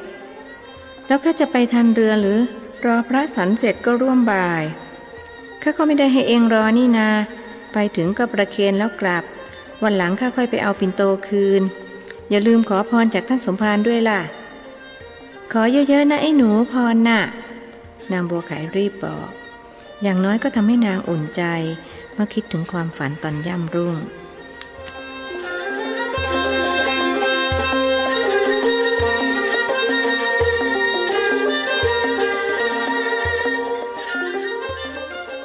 10 โมงเศษหนุ่มกันเชียงก็หิ้วปิ่นโตเดินมุ่งหน้าไปยังวัดสัทธาพิรมย์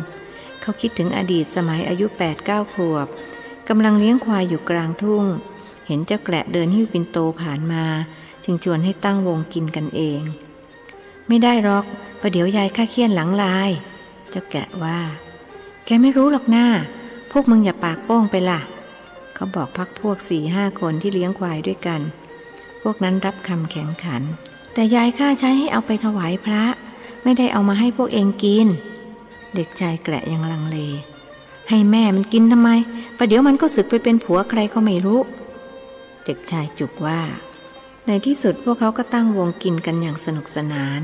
กินเสร็จก็เล่นน้ำในหนองเป็นที่เบิกบานสำราญใจคิดถึงความสุขสมัยเมื่อเป็นเด็กหนุ่มกันเชียงก็ใจหายเมื่อรู้ว่าจะต้องจากท้องทุ่งบางม่วงหมู่ไปสู่บางกอกท่านสมภารวัดสัทธาพิรมย์มองหน้าเด็กหนุ่มแล้วรู้สึกรันทดใจท่านดูด้วยตาในก็เห็นว่าศีรษะเขาไม่มีหนุ่มกันเชียงจะต้องไปตายที่บางกอกเป็นเวรกรรมของเขาที่จะต้องไปตายที่นั่นท่านไม่อาจจะช่วยอะไรได้นอกจากให้สติว่ามันสวดมนต์ไหว้พระนะพ่อหนุ่มอย่าลืมคำสอนขององค์สมเด็จพระบรมศาสดาที่ท่านสอนให้ละชั่วทำดีและทำจิตให้บริสุทธิ์อย่าไปสร้างบาปสร้างกรรมให้กับใครถึงเวลาละโลกนี้จะได้ไม่ไปทุกขติสวดพุทธคุณเป็นหรือเปล่าพุทธคุณอะไรครับก็อิติปิโสยังไงล่ะอิติปิโสไหนครับหนุ่มน้อยถามอีกด้วยไม่เคยได้ยินบิดามารดาสวดมนต์ถึงเคยได้ยินพระสวดหากก็ผ่านหูไปจึงไม่เคยคุ้นไม่เป็นไรสวดไม่ได้ก็ไม่เป็นไรค่อยไปเรียนกับพระที่วัดสระเกตก็ได้เจ้าจะไปอยู่ที่นั่นไม่ใช่หรือครับดีแล้วไปถึงก็เรียนสวดพุทธคุณก่อนเลยนะอย่างอื่นค่อยเรียนทีหลังก็ได้หนุ่มน้อยรับคำแล้วจึงกราบลาสมภาร เพื่อมาเตรียมตัวเดินทางไปบางกอก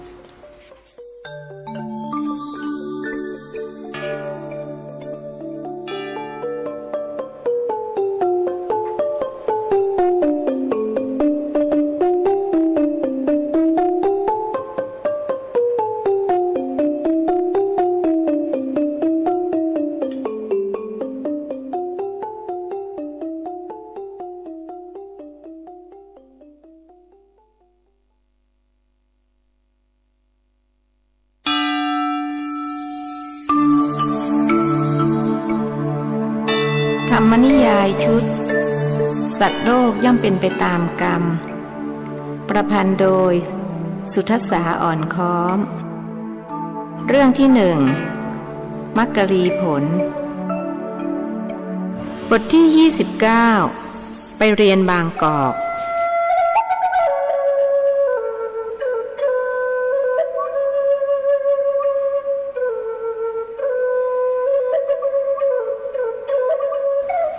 ก่อนหลานชายออกจากบ้านยายถามเป็นครั้งสุดท้ายว่าไอ้หนูเอ็งสวดกรณียเมตสูตรได้หรือยังได้ครับแต่ไม่ครบสูตรสัก1 ใน 5เห็นจะได้หนุ่มน้อยตอบตามจริงเคยได้ยินยายสวดอยู่ทุกวันหากก็ไม่ได้สนใจจดจำยายก็ลืมกวดขันเองในเรื่องนี้ถ้าอย่างนั้นระหว่างที่นั่งไปในเรือทิดพองช่วยสอนลูกด้วยนะคนเป็นแม่ยายบอกลูกเขยตกลงครับแม่ผมจะจัดการจดให้เขาด้วยเรื่องนี้แม่ไม่ต้องห่วงบิดาหนุ่มเจริญรับคำหนักแน่นเองต้องจำให้ได้นะไอ้หนูสูตรนี้สำคัญมากเชียวแหละสำคัญยังไงครับยายเพราะสามารถปกป้องคุ้มครองเองจากพยันตรายต่างๆได้นี่ถ้ามีเวลายายจะเล่าถึงความเป็นมาของสูตรนี้ให้ฟังแต่จนใจที่ทำไม่ได้ประเดี๋ยวเองจะพลาดเรือแดงเสียเปล่าๆเอาอย่างนี้ก็แล้วกันทิดพองช่วยเล่าตอนที่อยู่ในเรือนะคนเป็นลูกเขยถูกสั่งงานอีกครับสามีแม่จวนรับคำยายโปรดเขยคนนี้มากกว่าคนอื่นๆเพราะนอกจากเขาจะตระหนี่ถี่เหนียวเหมือนยายแล้วยังเป็นคนธรรมะธรรมโมเหมือนกันอีกผมจำได้ขึ้นใจก็ตอนที่ว่าเมตันจะสัพพโลกัสมิงมานะสัมภาวะเยอปริมาณังนะครับหลานชายพูดขึ้นตรงนี้แหละเป็นหัวใจของสูตรเลยเทียวคนที่หมั่นเจริญเมตตาย่อมปลอดภัยในที่ทุกสถานในการทุกเมื่อใช้เป็นคาถากันผีก็ได้คนมีเมตตานั้นแม้แต่ผีก็ยังรักแล้วหมารักไหมครับยายคนถามนึกไปถึงเจ้าโทนรักสิถ้าผีรักหมาก็รักด้วยถ้าเช่นนั้นผมจะต้องสวดให้ได้ไอ้โทนมันจะได้ญาติดีกับผมหนุ่มน้อยพูดอย่างมุ่งมั่นกลับจากบางกอกเขาตั้งใจจะไปผูกมิตรกับเจ้าโทนหากว่าไม่ตายจากกันไปเสียก่อนล่ำลากันเป็นที่เรียบร้อยแล้วทิดพองก็พาลูกชายออกจากบ้านหนุ่มจำรัดพาน้องชาย2 คนมาช่วยแบกของไปยังท่าเรือแดงยายกับแม่จวนเดินมาส่งถึงประตูรั้วบ้านแล้วกลับขึ้นเรือนไปยืนมองเขาอยู่บนนอกชานหนุ่มน้อยรู้สึกอะไรอาวรณ์คนอายุย่าง85ด้วยว่าเคยรับใช้ใกล้ชิดกันมานานความรักความผูกพันที่มีต่อผู้เป็นยายดูจะมากกว่าผู้บังเกิดเกล้าทั้ง2คนทั้ง5เดินแถวเรียงหนึ่งเหตุด้วยหนทางแคบทิดพองเดินนำหน้าหนุ่มเจริญรั้งท้ายหนุ่มจำรัดและน้องชายทั้ง2อยู่กลางคนอยู่หลังสุดเดินไปเหลียวมองข้างหลังไปกระทั่งภาพของยายและมารดาเลือนหายไปจากสายตาเขาใช้มือ2 ข้างที่ไม่ได้หิ้วของปาดน้ำตาทิ้งแล้วเร่งฝีเท้าให้ทันคนข้างหน้าบ่ายโมงครึ่งทิดพองก็นำเด็กรุ่นหนุ่มทั้ง4 คนมาถึงท่าเรือแดงหนุ่มกันเชียงรออยู่ก่อนแล้วพร้อมบิดามารดานางบัวไขยกมือไหว้ทิดพอง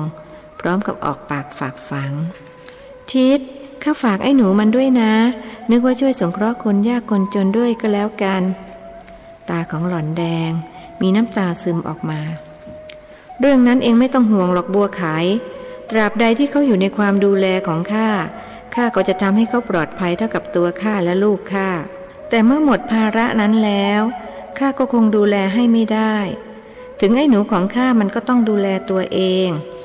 ทิดพองคิดรอบคอบแล้วจึงตกปากรับคำข้าก็สั่งสอนมันทุกสิ่งทุกอย่างหากมันไม่นำพาก็ช่วยอะไรไม่ได้นึกเสียว่าเป็นกรรมของมันนายลานพูดโปร่งๆออกสังหรณ์ใจว่าจะไม่ได้เห็นหน้าลูกอีกเมื่อต้องลำเลียงสัมภาระขึ้นเรือทิดพองก็คิดตามประสาคนตระหนี่ว่าหากนำของไปหมดก็ต้องเสียค่าระวางที่นี่และค่ารถ3 ล้อที่บางกอกซึ่งเมื่อรวมกันแล้วก็คงมากกว่าราคาสิ่งของในฉลอมจึงปันให้หนุ่มจำรัดและน้องๆไปกินส่วนหนึ่งอีกส่วนหนึ่งให้บิดามารดาของนายกันเชียงพร้อมทั้งกำชับไม่ให้บอกแม่ยายตนที่บางกอกมีของกินอุดมสมบูรณ์ไม่อดอยากเหมือนแถวบ้านเราหรอกบิดาหนุ่มเจริญบอกนายลานและนางบัวไขบ้านเราก็ไม่อดอยากนะทิศในน้ำมีปลาในนามีข้าวคนขี้เกียจเท่านั้นถึงจะอดอยากนางบัวไขแย้งข้าหมายถึงว่าคนบางกอกเขาไม่ได้มีแต่ข้าวกับปลากินเท่านั้นแต่ยังมีพวกผักสดผลไม้นานาชนิดโดยเฉพาะทางฝั่งธนบุรีที่ไอ้หนูของข้าจะไปอยู่ยิ่งมีของกินมากมายอ้าวเจ้าแกละจะไปอยู่จังหวัดธนบุรีหรอกหรือข้านึกว่ามันจะไปอยู่บางกอกเหมือนไอ้โก้ของข้านายหลานพูดขึ้นเขาคิดว่าบางกอกย่อมเจริญกว่าทางฝั่งธนบุรีแน่นอนมันก็ไม่ไกลกันหรอกที่ลานคนฝั่งธนเขายังมาเรียนหนังสือฝั่งบางกอกมีโรงเรียนสวนกุหลาบตั้งอยู่ใกล้ฝั่งแม่น้ำเจ้าพระยาข้าตั้งใจจะให้ไอ้หนูมันไปเรียนที่นั่นถ้าเช่นนั้นก็ช่วยฝากไอ้โก้ของข้าอีกคนเด็กมันจะได้ไม่ทิ้งกันนายหลานพูดในใจเขาต้องการแข่งวาสนากับครอบครัวของหนุ่มเจริญเมื่อพ่อกับพ่อแข่งกันไม่ได้ก็ต้องให้ลูกกับลูกแข่งกันข้าว่าให้หลวงพี่ท่านจัดการไม่ดีหรือเพราะเมื่อพาไปฝากท่านแล้วก็เป็นอันหมดหน้าที่ของข้านอกเสียจากว่าท่านจะมอบหมายมาใหม่ข้าไม่อยากไปก้าวก่ายหน้าที่ของท่านคนรอบคอบพูดจริงของแกข้าก็ลืมไปเอาเป็นว่าถ้าหลวงพี่ท่านมอบหมายแกก็ช่วยจัดการด้วยก็แล้วกันนึกว่าช่วยสงเคราะห์คนยากคนจนที่ทำไม่ติดเรื่องเงินข้าคงจะเดินทางไปกับแกด้วยค่าเรือก็แพงเหลือเกินทั้งไปทั้งกลับก็ปาเข้าไป2 บาทแล้วไหนจะค่ารถกับค่ากินอีก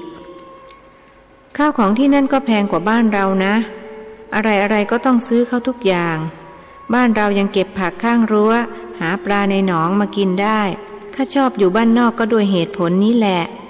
คนตรณีทีเหนียวว่าก่อนเรือแดงออกสัก20 นาทีพวกสาวๆก็มาถึงท่าเรือพวกหล่อนมีขนมและของกินติดไม้ติดมือมาฝากหนุ่มน้อยทั้งสองผู้ซึ่งจะเดินทางไปเรียนหนังสือที่บางกอกนอกจากนี้ยังเรียรายเงินกันคนละ5 สตางค์10 สตางค์ใส่ในไถ่ใบเล็กมาส่งให้คนละใบ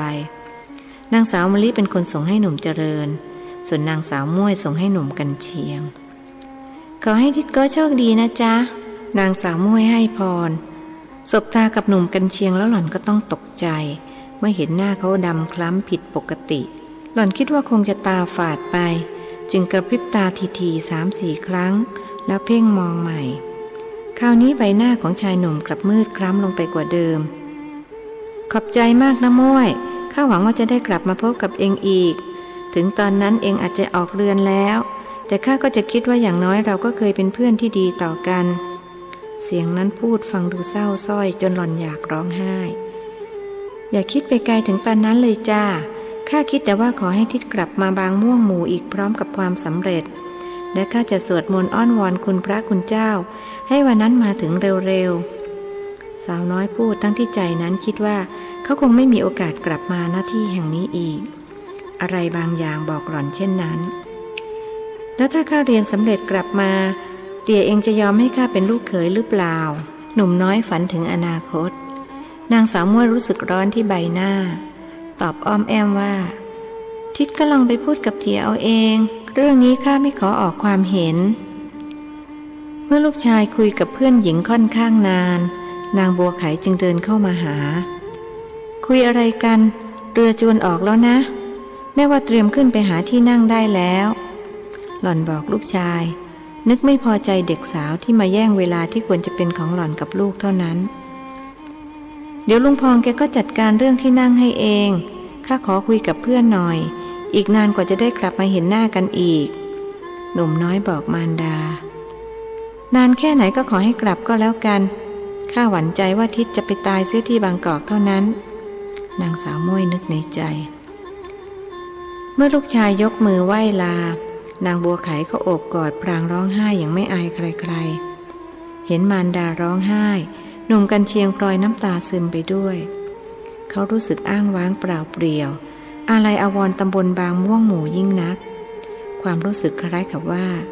จะไม่ได้กลับมาอย่างที่แห่งนี้อีก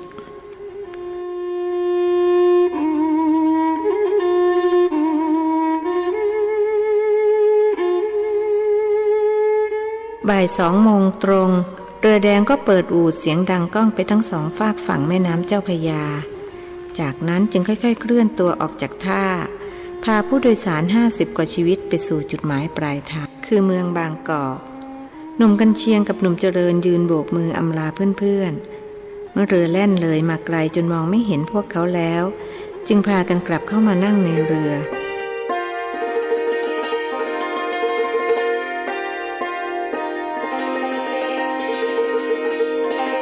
หนุ่มเจริญส่งไถ่ให้เพื่อน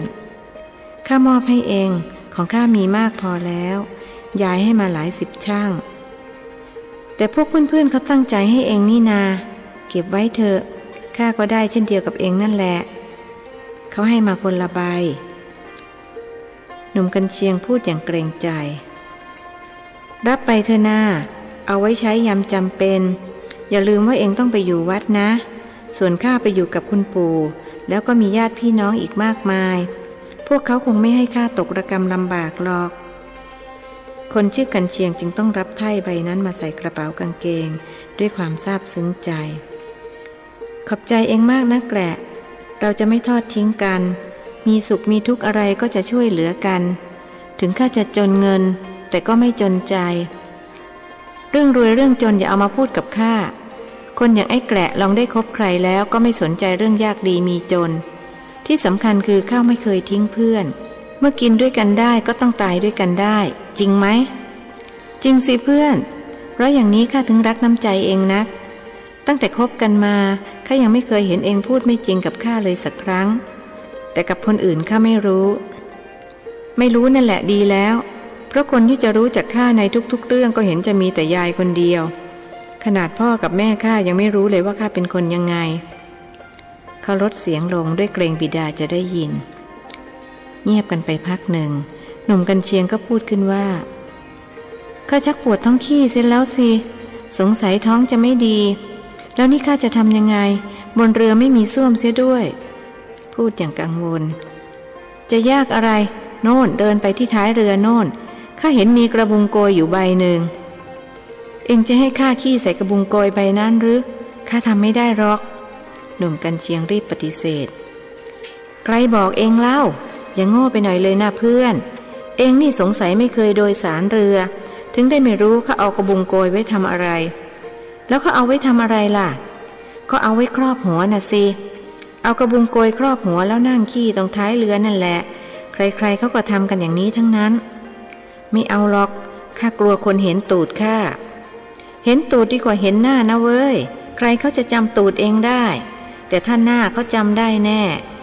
เอ็งเลือกเอาก็แล้วกันว่าจะยอมขายหน้าหรือขายตูดงั้นข้าขอเลือกอย่างหลังก็แล้วกันปวดจนทนไม่ไหวแล้วหนุ่มน้อยเดินไปหยิบกระบุงโกยมาครอบศีรษะแล้วนั่งถ่ายทุกตรงท้ายเรือเสร็จแล้วจึงใช้มือวักน้ำจากแม่น้ำมาล้างก้นโอ้ยโล่งอกเหมือนได้ขึ้นสวรรค์เขาเดินมาหาหนุ่มเจริญซึ่งยืนหันหลังรออยู่ตรงท้ายเรือนี่แหละพระพุทธเจ้าถึงได้ตรัสสอนว่าชีวิตเป็นทุกข์ปวดหนักปวดเบาก็ทุกข์เกิดแก่เจ็บตายก็ทุกข์ทั้งนั้นหนุ่มอีกคนไม่เคยฟังเรื่องอย่างนี้จึงถามขึ้นว่าเอ็งรู้จักกับพระพุทธเจ้าด้วยหรือก็ไม่รู้เท่าไรหรอกแต่ยายคงจะรู้เพราะเห็นพูดถึงอยู่บ่อยๆข้าก็เลยจำเอามาพูดอ้าวเอ็งไม่รู้จักพระพุทธเจ้าหรอกหรือในวิชาพุทธประวัติก็มีหากข้าจำไม่ผิดมีก็อยู่ในหนังสือข้าเคยอ่านเสียที่ไหนล่ะ ก็เองชวนหนีโรงเรียนแทบทุกวันจะเอาเวลาที่ไหนมาอ่านพุทธประวัติกลายเป็นว่าข้าผิดคนเดียวแล้วทีเองชวนข้าล่ะชวนไปเล่นทอยกองทำให้ข้าขโมยเงินยายทุกวันกระทั่งเงินหมดกระบอกเองไม่ไปก็ได้นี่ถ้าเองไม่ไปเสียอย่างข้าก็ทำอะไรเองไม่ได้จริงไหมหนุ่มกันเชียงว่าเองก็เหมือนกันตอนข้าชวนหนีโรงเรียนถ้าเองไม่หนีข้าก็ทำอะไรเองไม่ได้สรุปแล้วมันก็พอๆกันนั่นแหละไม่มีใครดีกว่าใครจริงว่ะแล้วเราจะมาทะเลาะกันไปทำไมเข้าไปนั่งกันเถอะข้าชักเวียนหัวแล้วสิเกิดเมาเรือจะทำยังไงกันนี่ไม่เป็นไรยายข้าเตรียมมะขามเปียกกับเกลือมาให้แล้วยายว่าเอาไว้กินตอนเมาเรือหนุ่มน้อยทั้งสองพากันเดินไปนั่งอย่างที่ของตนขอข้านั่งริมเถอะจนจะอ้วกอยู่แล้วเมื่อได้นั่งหนุ่มกันเชียงก็ยื่นหน้าออกไปโก่งคออาเจียนโอกลงแม่น้ำหนุ่มเจริญออกตกใจรีบรูปหลังให้เพื่อนเป็นการใหญ่ทิดพองซึ่งนั่งอยู่ตอนริมอีกด้านหนึ่งมองมาเห็นเข้าจึงลุกขึ้นเดินมาหาเมาเรือหรืออาเจียนใหญ่เลยครับพ่อ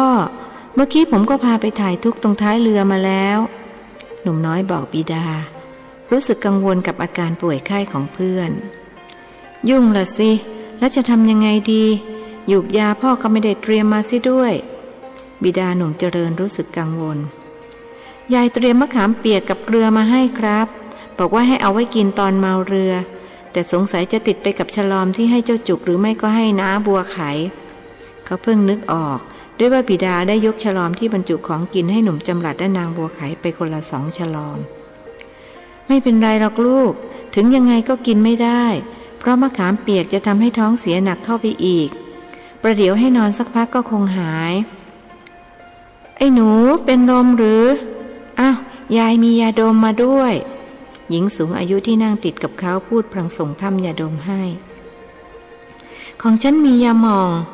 หญิงสาวที่นั่งถัดจากหญิงสูงอายุส่งยาหม่องให้หนุ่มเจริญรับมาพร้อมกล่าวคำขอบคุณแล้วจึงจัดการเยียวยาเพื่อนพักใหญ่ๆหนุ่มกันเชียงก็หลับในท่านอนหนุนตักหนุ่มเจริญ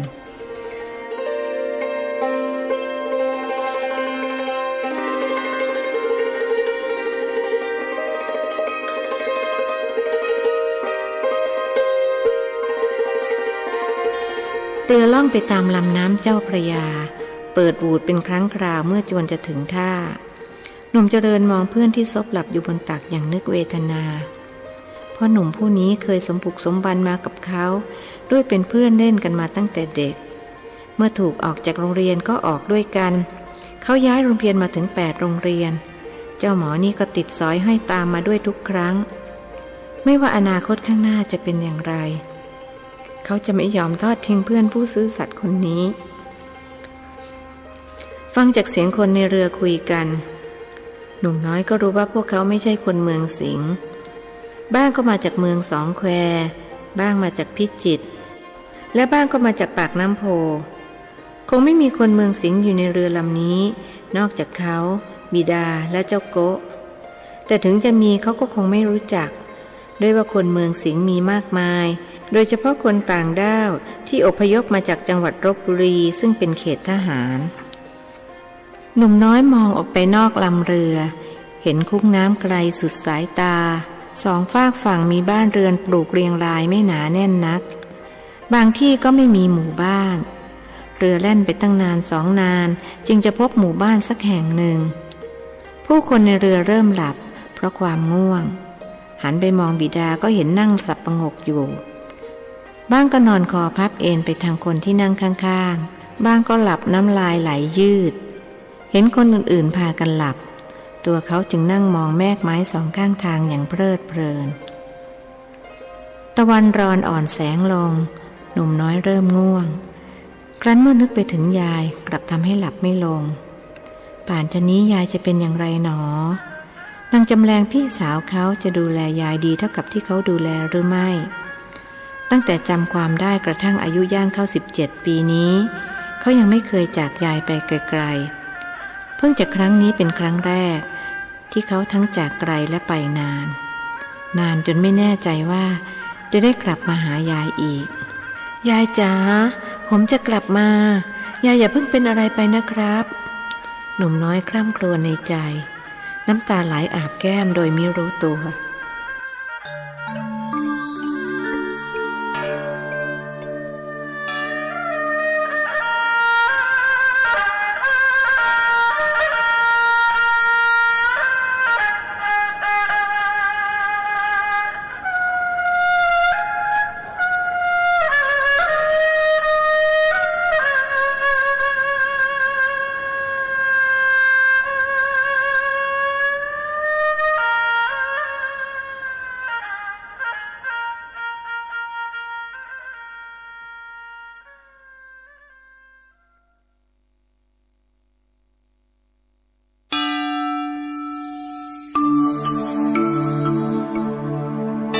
ธรรมนิยายชุดสัตว์โลกย่อมเป็นไปตามกรรมประพันธ์โดยสุทัสสาอ่อนค้อมเรื่องที่หนึ่งมักกรีผลบทที่30เมตตาปริต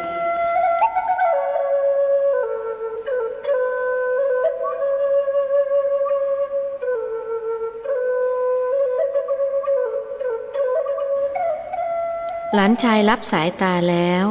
ยายก็หมดเรี่ยวแรงแข้งขาอ่อนปวกเปียกแม่จวนต้องเรียกลูกสาวมาช่วยกันประคองมารดาเข้ามาข้างในจะทำคนเดียวหรือก็ไม่ไหวด้วยยายตัวใหญ่และอ้วนกว่ายายเป็นลมหรือจ้าแม่นางสาวจำเรียงถามมารดาแม่เป็นลมหรือจ๊ะแม่จวนไม่แน่ใจจึงถามยายอีกต่อหนึ่งสงสัยจะเป็นลมคนอายุย่าง85หลับตาตอบมีน้ำใสๆไหลออกมาจากหน่วยตาทั้งสองข้างก็ดีสิยายเป็นลมน่ะดีจะได้ไม่ร้อนนางสาวจำแรงโพร่งออกมาคราวนี้ยายลืมตาด่าหลานสาวว่านางเด็กเวนไม่รู้จักกาลเทศะแม่จวนทำไมไม่รู้จักอบรมบ่มนิสัยลูกสาวบ้างแม่จวนพลอยถูกตำหนิไปด้วยอย่าไปถือสาหาความอะไรกับมันเลยจ้ะแม่นางคนนี้มันไม่ค่อยเต็มบาทเต็มเต็งเหมือนชาวบ้านเขาทิดพองยังเรียกมันว่านางสามสลึงลูกสาวยายพูดเข้าข้างพี่สาวหนุ่มเจริญเอาเลยช่วยกันรุมว่าใครให้แหลกไปเลยข้าไม่เถียงแล้วประเดี๋ยวจะมาหาว่าข้าอกตัญญูไม่รู้บุญคุณคนอีกวันนี้อีจำแรงขอแสดงความกตัญญูให้แม่และยายด่าได้ตามสบายเชิญเลยจ้าหล่อนลอยหน้าลอยตาท้าทายอย่ามัวมาพูดมากไปหายาหม่องยาดมมาเร็วๆเข้าแม่จวนว่าอยู่ที่ไหนล่ะยายยาหม่องยาดมอยู่ที่ไหนหล่อนถามเจ้าของเรือนอยู่ในเชี่ยนหมากนั่นยายตอบเลิกกินหมากแล้วเชี่ยนหมากของยายก็กลายเป็นที่เก็บหยูกยาประจำบ้านก็หลานชายคนโปรดนั่นแหละเป็นคนแนะนำนางสาวจำแรงลุกขึ้นไปยกเชี่ยนหมากมาตั้งข้างๆคนเป็นลมแม่จวนจัดการเยียวยามารดาพร้อมกับบีบนวดให้ดีขึ้นไหมจ๊ะแม่ค่อยยังชั่วแล้วยายตอบทั้งหลับตานางสาวจำแรงก็มาช่วยเปิดประตูลมที่ข้อเท้าให้ผู้บังเกิดเกล้าของมารดาหักอกหักใจเสียบ้างเถิดแม่ไอ้หนูเข้าไปดีนะทำลืมเสียเดี๋ยวเขาก็กลับมาเชื่อข้าสักครั้งเถอะมารดาหนุ่มเจริญปลอบผู้บังเกิดเกล้าทั้งที่เธอเองก็ไม่อาจหักใจได้น้ำหูน้ำตาไม่รู้มาแต่ไหนไหลพรากยังกับทำนบพังก็ข้าเลี้ยงของข้ามาตั้งนานคราวนี้ยายลืมตาพูดแล้วข้าไม่ยิ่งกว่าแม่หรอกหรือเขาเป็นลูกชายคนเดียวของข้าแม่ยังมีลูกชายตั้งหลายคนพูดพลางใช้แขนปาดน้ำตา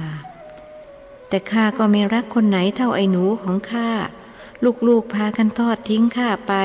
อยู่กับผัวกับเมียมีแต่เขานั่นแหละถึงไม่ใช่ลูกก็เหมือนลูกเขาดีต่อข้ายิ่งกว่าลูกแท้ๆด้วยซ้ำยายถือโอกาสตำหนิลูกแต่ถึงจะโศกเศร้าไปมันก็ไม่ทำให้อะไรดีขึ้นมาสู้ไปไหว้พระสวดมนต์ให้เขาดีกว่าคนเป็นลูกชักชวนคำพูดของบุตรสาวทำให้คนที่เป็นจุลโสดาบันระลึกได้จึงพูดขึ้นว่าจริงของเองข้าเป็นศิษย์พระพุทธเจ้า เหตุไฉนจะมาเศร้าโศกเสียใจกับเรื่องแค่นี้จำได้แล้วบทสวดทำวัดเช้าที่ข้าสวดอยู่ทุกวันอปิเยหิสัมปโยโคทุกโขปิเยหิวิปโยโคทุกโขความประจวบกับสิ่งไม่เป็นที่รักเป็นทุกข์ความพลัดพรากจากสิ่งอันเป็นที่รักก็เป็นทุกข์พูดพรางปลายตาไปทางหลานสาวเพื่อจะบอกว่าหล่อนคือสิ่งไม่เป็นที่รักไม่เห็นจะยากเลยยายถ้ายายทุกข์เพราะอยู่กับคนที่ไม่รักยายก็ทำใจให้รักเขาเสียสิจะได้ไม่ทุกข์นางสาวจำแรงแนะนำข้าจะพยายามยายแบ่งรับแบ่งสู้ข้าจะช่วยยายรับรองว่ายายจะต้องลืมเจ้าแกละไปเลยนะเพราะอย่างน้อยข้าก็จะไม่โกหกยายไม่ขโมยเงินยายไปเล่นทอยกองนางจำแรงยายเรียกชื่อหลานสาวด้วยเสียงที่ค่อนข้างดังจ๋าเจ้าของชื่อขานรับเสียงหวานยังจะมาทำหน้าทะเลนนี่นะข้าจะสอนเองให้รู้ขอให้จำใส่ใจไว้เลยว่าคนดีจริงเขาจะไม่เอาความไม่ดีของคนอื่นมาพูดเพราะการกระทำเช่นนั้นย่อมแสดงให้เห็นแล้วว่าตัวเองไม่ใช่คนดีคนที่ว่าคนอื่นเปล่าๆว่าเลวอย่างนั้นอย่างนี้แล้วยกตัวเองว่าดีเลิศประเสริฐกว่าใครๆคนฉลาดเขาฟังแล้วก็ตัดสินได้ทันทีว่าคนนั้นหาใช่คนดีจริงไม่นอกเสียจากคนโง่เท่านั้นจึงจะห่อหมกด้วยจำเอาไว้ยายหายเป็นลมแล้วใช่ไหมเพราะข้าเที่ยวนะเนี่ยหลานสาวคร้านที่จะฟังยายเทศจึงเปลี่ยนเรื่องพูดเสียทันใดไม่ใช่เพราะเองหรอกแต่ข้าทำใจได้เองต่างหากยายไม่ยอมยกความดีให้หลานสาวแม่ข้าว่าเราเข้าห้องพระไปสวดมนต์ให้ไอ้หนูดีกว่าแม่จวนชวนมารดาดีเหมือนกันเมื่อเช้าข้าก็ให้ไอ้หนูทำวัดเช้าพร้อมกับข้าไปหนหนึ่งแล้วแต่ลืมชวนให้เขาสวดกรณียเมตสูตรเองสวดได้ไม่ใช่หรือได้จ้ะข้าสวดอยู่ทุกคืนก็แม่สอนข้ามาตั้งแต่หัวเท่ากำปั้นแล้วเองสอนลูกหรือเปล่ายายย้อนถามก็สอนเหมือนกันจ้ะแต่พวกเขาไม่เอาทานเลยสวดไม่ค่อยได้กันก็ลูกข้าดีเท่าลูกแม่เสียเมื่อไรล่ะไม่ต้องมายกย่องตัวเองให้ข้าฟังหรอกคนที่มีลูกดีเพราะเขาทำบุญมาดีส่วนเองคงจะไม่ค่อยได้ทำบุญยายสอนแม่อยู่แมปว่าไม่ให้ยกย่องตัวเองเสร็จแล้วยายก็มาเป็นเสียเองหลานสาวต่อว่ามันเรื่องของข้าเองเป็นเด็กก็อยู่ส่วนเด็กผู้ใหญ่เขาจะคุยกันแต่ข้าก็ว่าถูกของนางจำแรงมันนะแม่มารดาหนุ่มเจริญแย้งเสียงเรียบเองสองคนเป็นแม่ลูกกันก็ต้องเข้าข้างกันเป็นธรรมดายายกล่าวแก้หากก็แก้ไม่ตกเพราะลูกสาวแย้งอีกว่าแล้วข้ากับแม่ไม่ได้เป็นแม่ลูกกันหรือยังไงคราวนี้ยายแซงทำเป็นไม่ได้ยินบอกลูกสาวว่าจะไปสวดมนต์ก็ไปกันเดี๋ยวนี้แหละจำแรงเองจะไปสวดมนต์กับข้าหรือเปล่ามารดาแม่จวนหันไปถามหลานสาวไม่หรอกจ้าข้าไม่ชอบสวดมนต์ชอบดูลิเกมากกว่าหลานสาวปฏิเสธฟังลูกเองพูดเขาสิ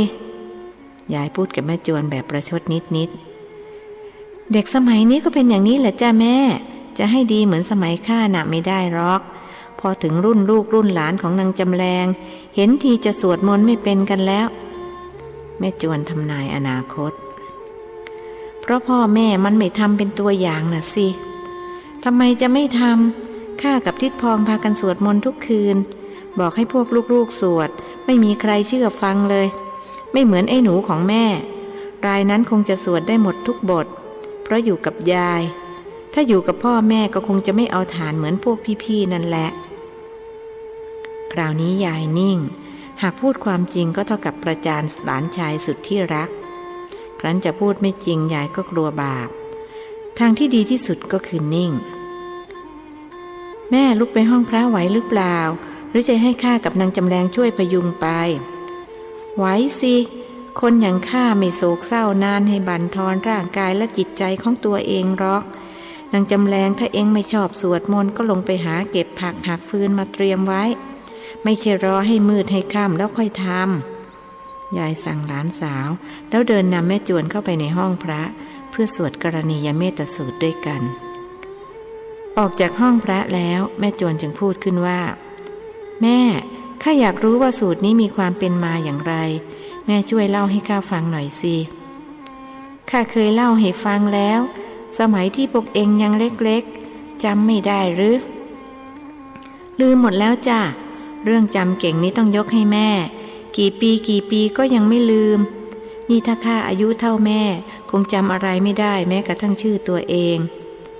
เอาละไม่ต้องพูดให้มันเยินเยอะเสียเวลาไปหรอกอยากฟังก็จะเล่าให้ฟังแล้วยายจึงตั้งต้นเล่าความว่า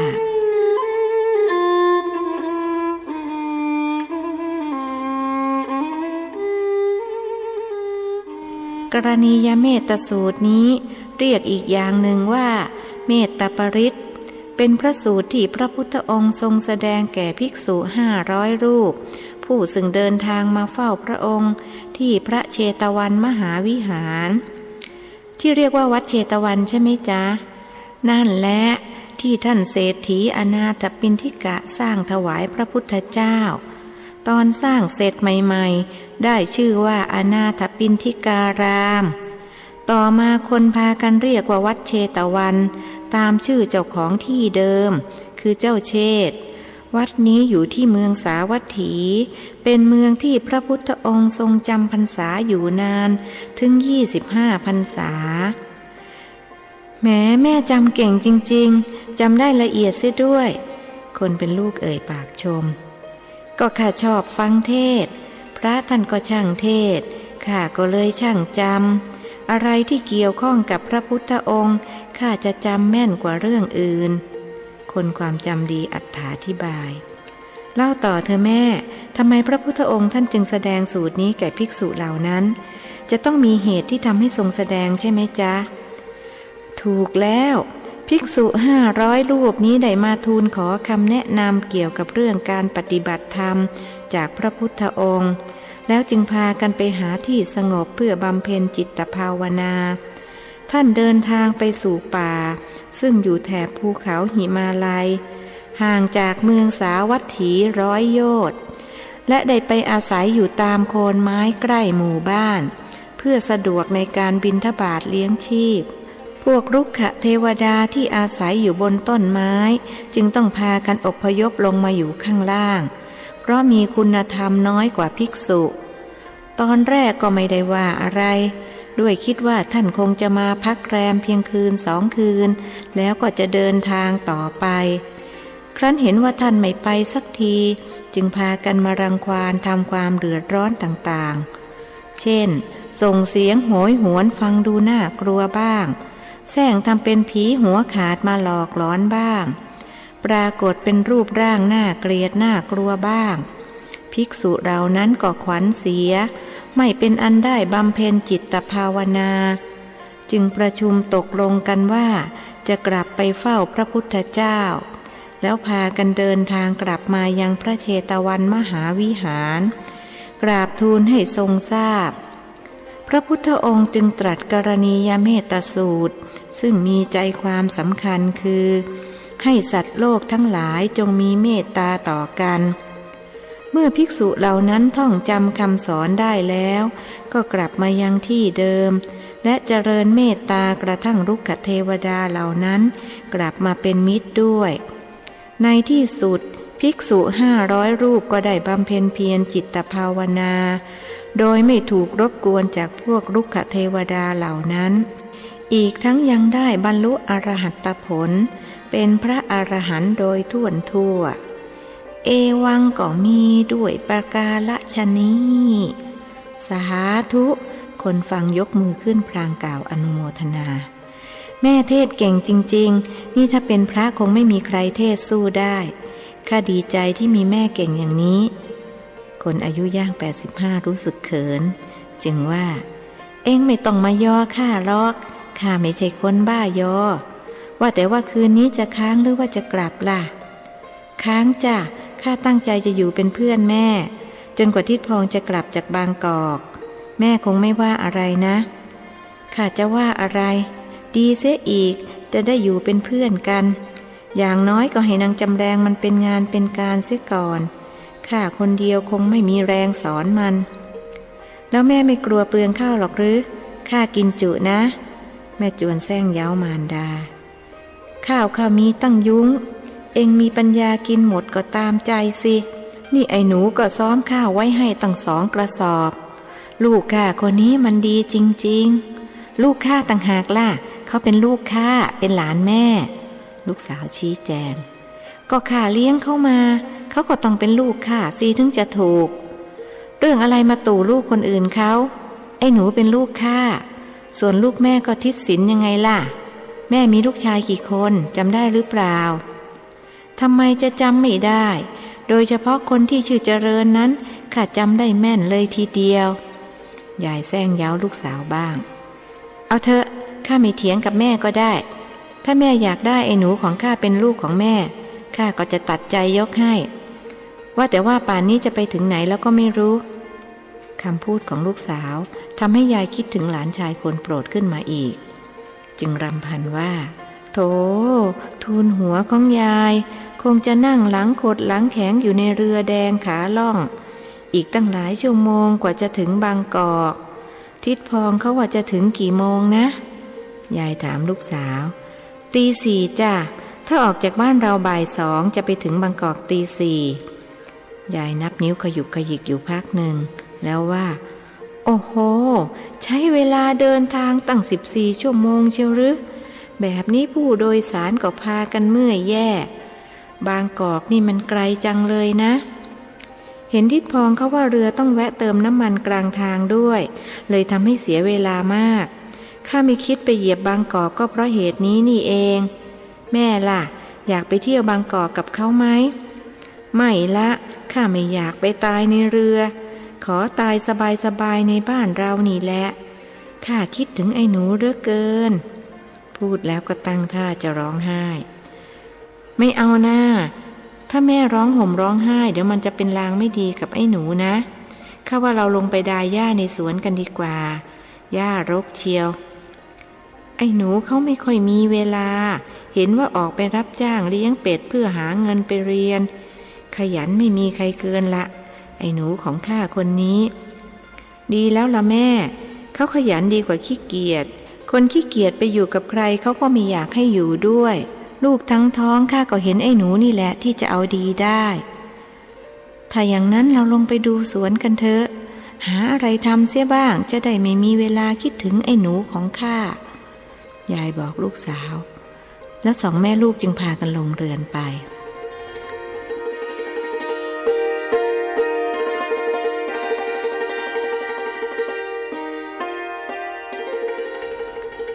ตะวันกำลังจะลับขอบฟ้าความมืดเริ่มเข้ามาปกคลุมอาณาบริเวณ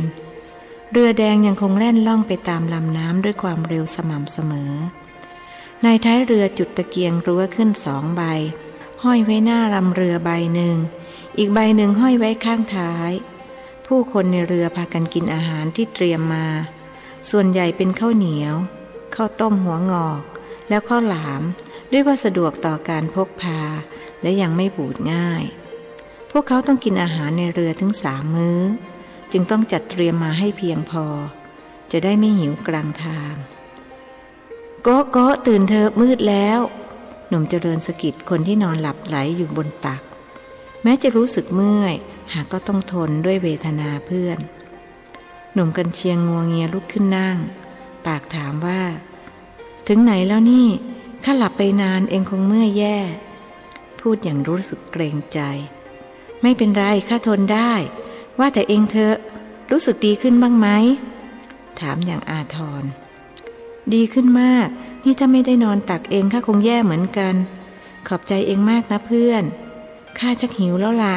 เรามากินข้าวกันดีกว่าตกลงข้าเองก็หิวนี่ยายข้าเตรียมเสบียงมาเผื่อเองด้วยแม่ข้าก็เตรียมมาเผื่อเองเหมือนกันตอนแรกข้าจะทำไก่ย่างมากินกับข้าวเหนียวอุตส่าห์ฆ่าไก่ต้อง2 ตัวพ่อข้ากลับให้เอาไปถวายท่านสมภารด่าข้ากับแม่ยกใหญ่เลยแกว่าจะเดินทางไม่ควรฆ่าสัตว์เดี๋ยวจะเป็นลางไม่ดี ถูกของพ่อเองเมื่อวานป้าเลี่ยมก็จะเชือดไก่มาย่างให้ข้า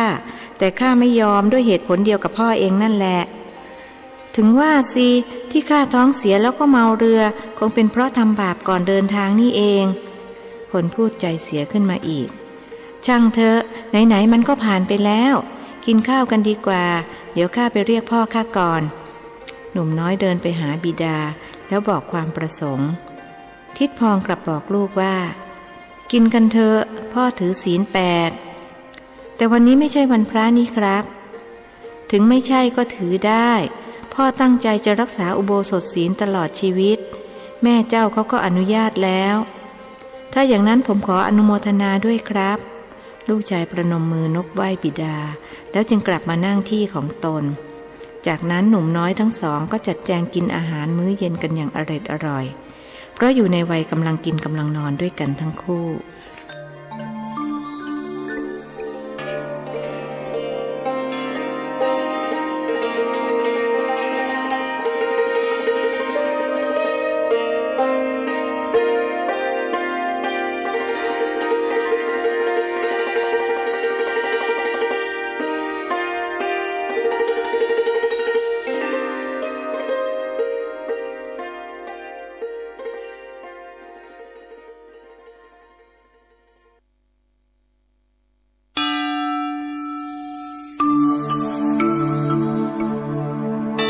ธรรมนิยายชุด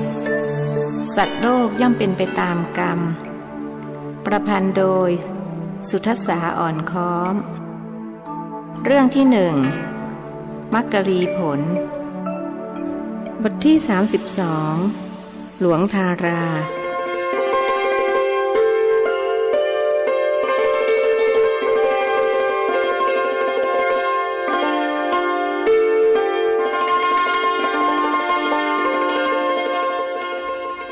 บ้านหลวงทาราเป็นเรือนแฝด3หลังติดกันตั้งอยู่ริมคลองบางแวกชาวบ้านแถวนั้นพากันเรียกว่าบ้าน3กระไดเพราะมีบันไดขึ้นลงบ้านถึง3ทิศคือทิศเหนือทิศใต้และทิศตะวันออกเป็นบ้านทรงไทยที่ใหญ่ที่สุดและสวยงามที่สุดในตำบลนั้นเรือหางยาวนำ2พ่อลูกมาส่งเป็นรายสุดท้ายด้วยว่าบ้าน3กระไดตั้งอยู่สุดคลองบางแวกพอดีทิดพองกับหนุ่มเจริญช่วยกันขนสัมภาระขึ้นเรือนบรรดาบ่าวไพร่มาเห็นก็กระวีกระวาดเข้ามาช่วยยกของคุณพองมาจากเมืองสิงห์หรือเจ้าคะทำไมไม่ส่งหนังสือล่วงหน้ามาก่อนคุณท่านจะได้ให้คนเอาเรือไปรับแม่วาดซึ่งเคยเป็นพี่เลี้ยงของทิดพองทักทายพวกที่เป็นสาวรุ่นพากันมองเมียงมายังหนุ่มน้อยคุณพ่ออยู่ไหนจ้าแม่วาดบุตรชายหลวงทาราถามหาบิดาคุณท่านไปเดินเล่นในสวนกับคุณหญิงเจ้าค่ะแม่วาดรายงานถ้าเช่นนั้นฉันจะไปหาท่านแม่วาดช่วยขนของไปไว้ที่ห้องฉันด้วยอ้อนี่ลูกชายฉันหนูไหว้แม่วาดเขาเสียสิเขาเคยเป็นพี่เลี้ยงพ่อหนุ่มน้อยยกมือไหว้หญิงสูงอายุตามที่บิดาสั่งเขาชื่อคุณเจริญจะมาเรียนหนังสือที่บางกอกแม่วาดช่วยดูแลเขาด้วยนะจ๊ะได้เลยเจ้าค่ะคงอายุรุ่นราวคราวเดียวกับคุณประพจน์นะเจ้าคะคุณพองจำคุณประพจน์ลูกชายคุณสายใจได้ไหมเจ้าคะหล่อนหมายถึงพี่สาวของทิดพองได้สิเคยเห็นตั้งแต่เขายังเป็นเด็กป่านนี้คงโตเป็นหนุ่มแล้วใช่ไหมก็คงจะพอๆกับคุณเจริญนี่แหละเจ้าค่ะคุณประพจน์เธอคงดีใจที่จะมีเพื่อนผู้ชายมาอยู่ด้วยบ้านนี้มีแต่ผู้หญิงจนเธอบ่นอยู่บ่อยๆว่าอยากชวนเพื่อนผู้ชายมาอยู่แต่คุณหลวงท่านไม่เห็นดีเห็นงามด้วยส่วนคุณหญิงท่านไม่ว่าอะไรเพราะรักและตามใจกันมาตั้งแต่เด็กๆคำพูดของแม่วาดทำให้หนุ่มน้อยคิดถึงยายคุณหญิงซึ่งเป็นย่าของเขาคงจะรักหลานชายเหมือนที่ยายรักเขาแต่ไม่รู้ว่าคุณประพจน์เธอจะดื้อกับคุณหญิงเหมือนที่เขาดื้อกับยายหรือเปล่าแล้วพ่อประพจน์เขาไปไหนเสียล่ะทิดพองถามหาหลานชายไปโรงเรียนเจ้าค่ะเธอเรียนที่โรงเรียนสวนกุหลาบสอบเข้าได้เองโดยไม่ต้องให้คุณท่านฝากเธอเรียนเก่งมากนะเจ้าคะปีนี้ขึ้นมัธยม5แล้ว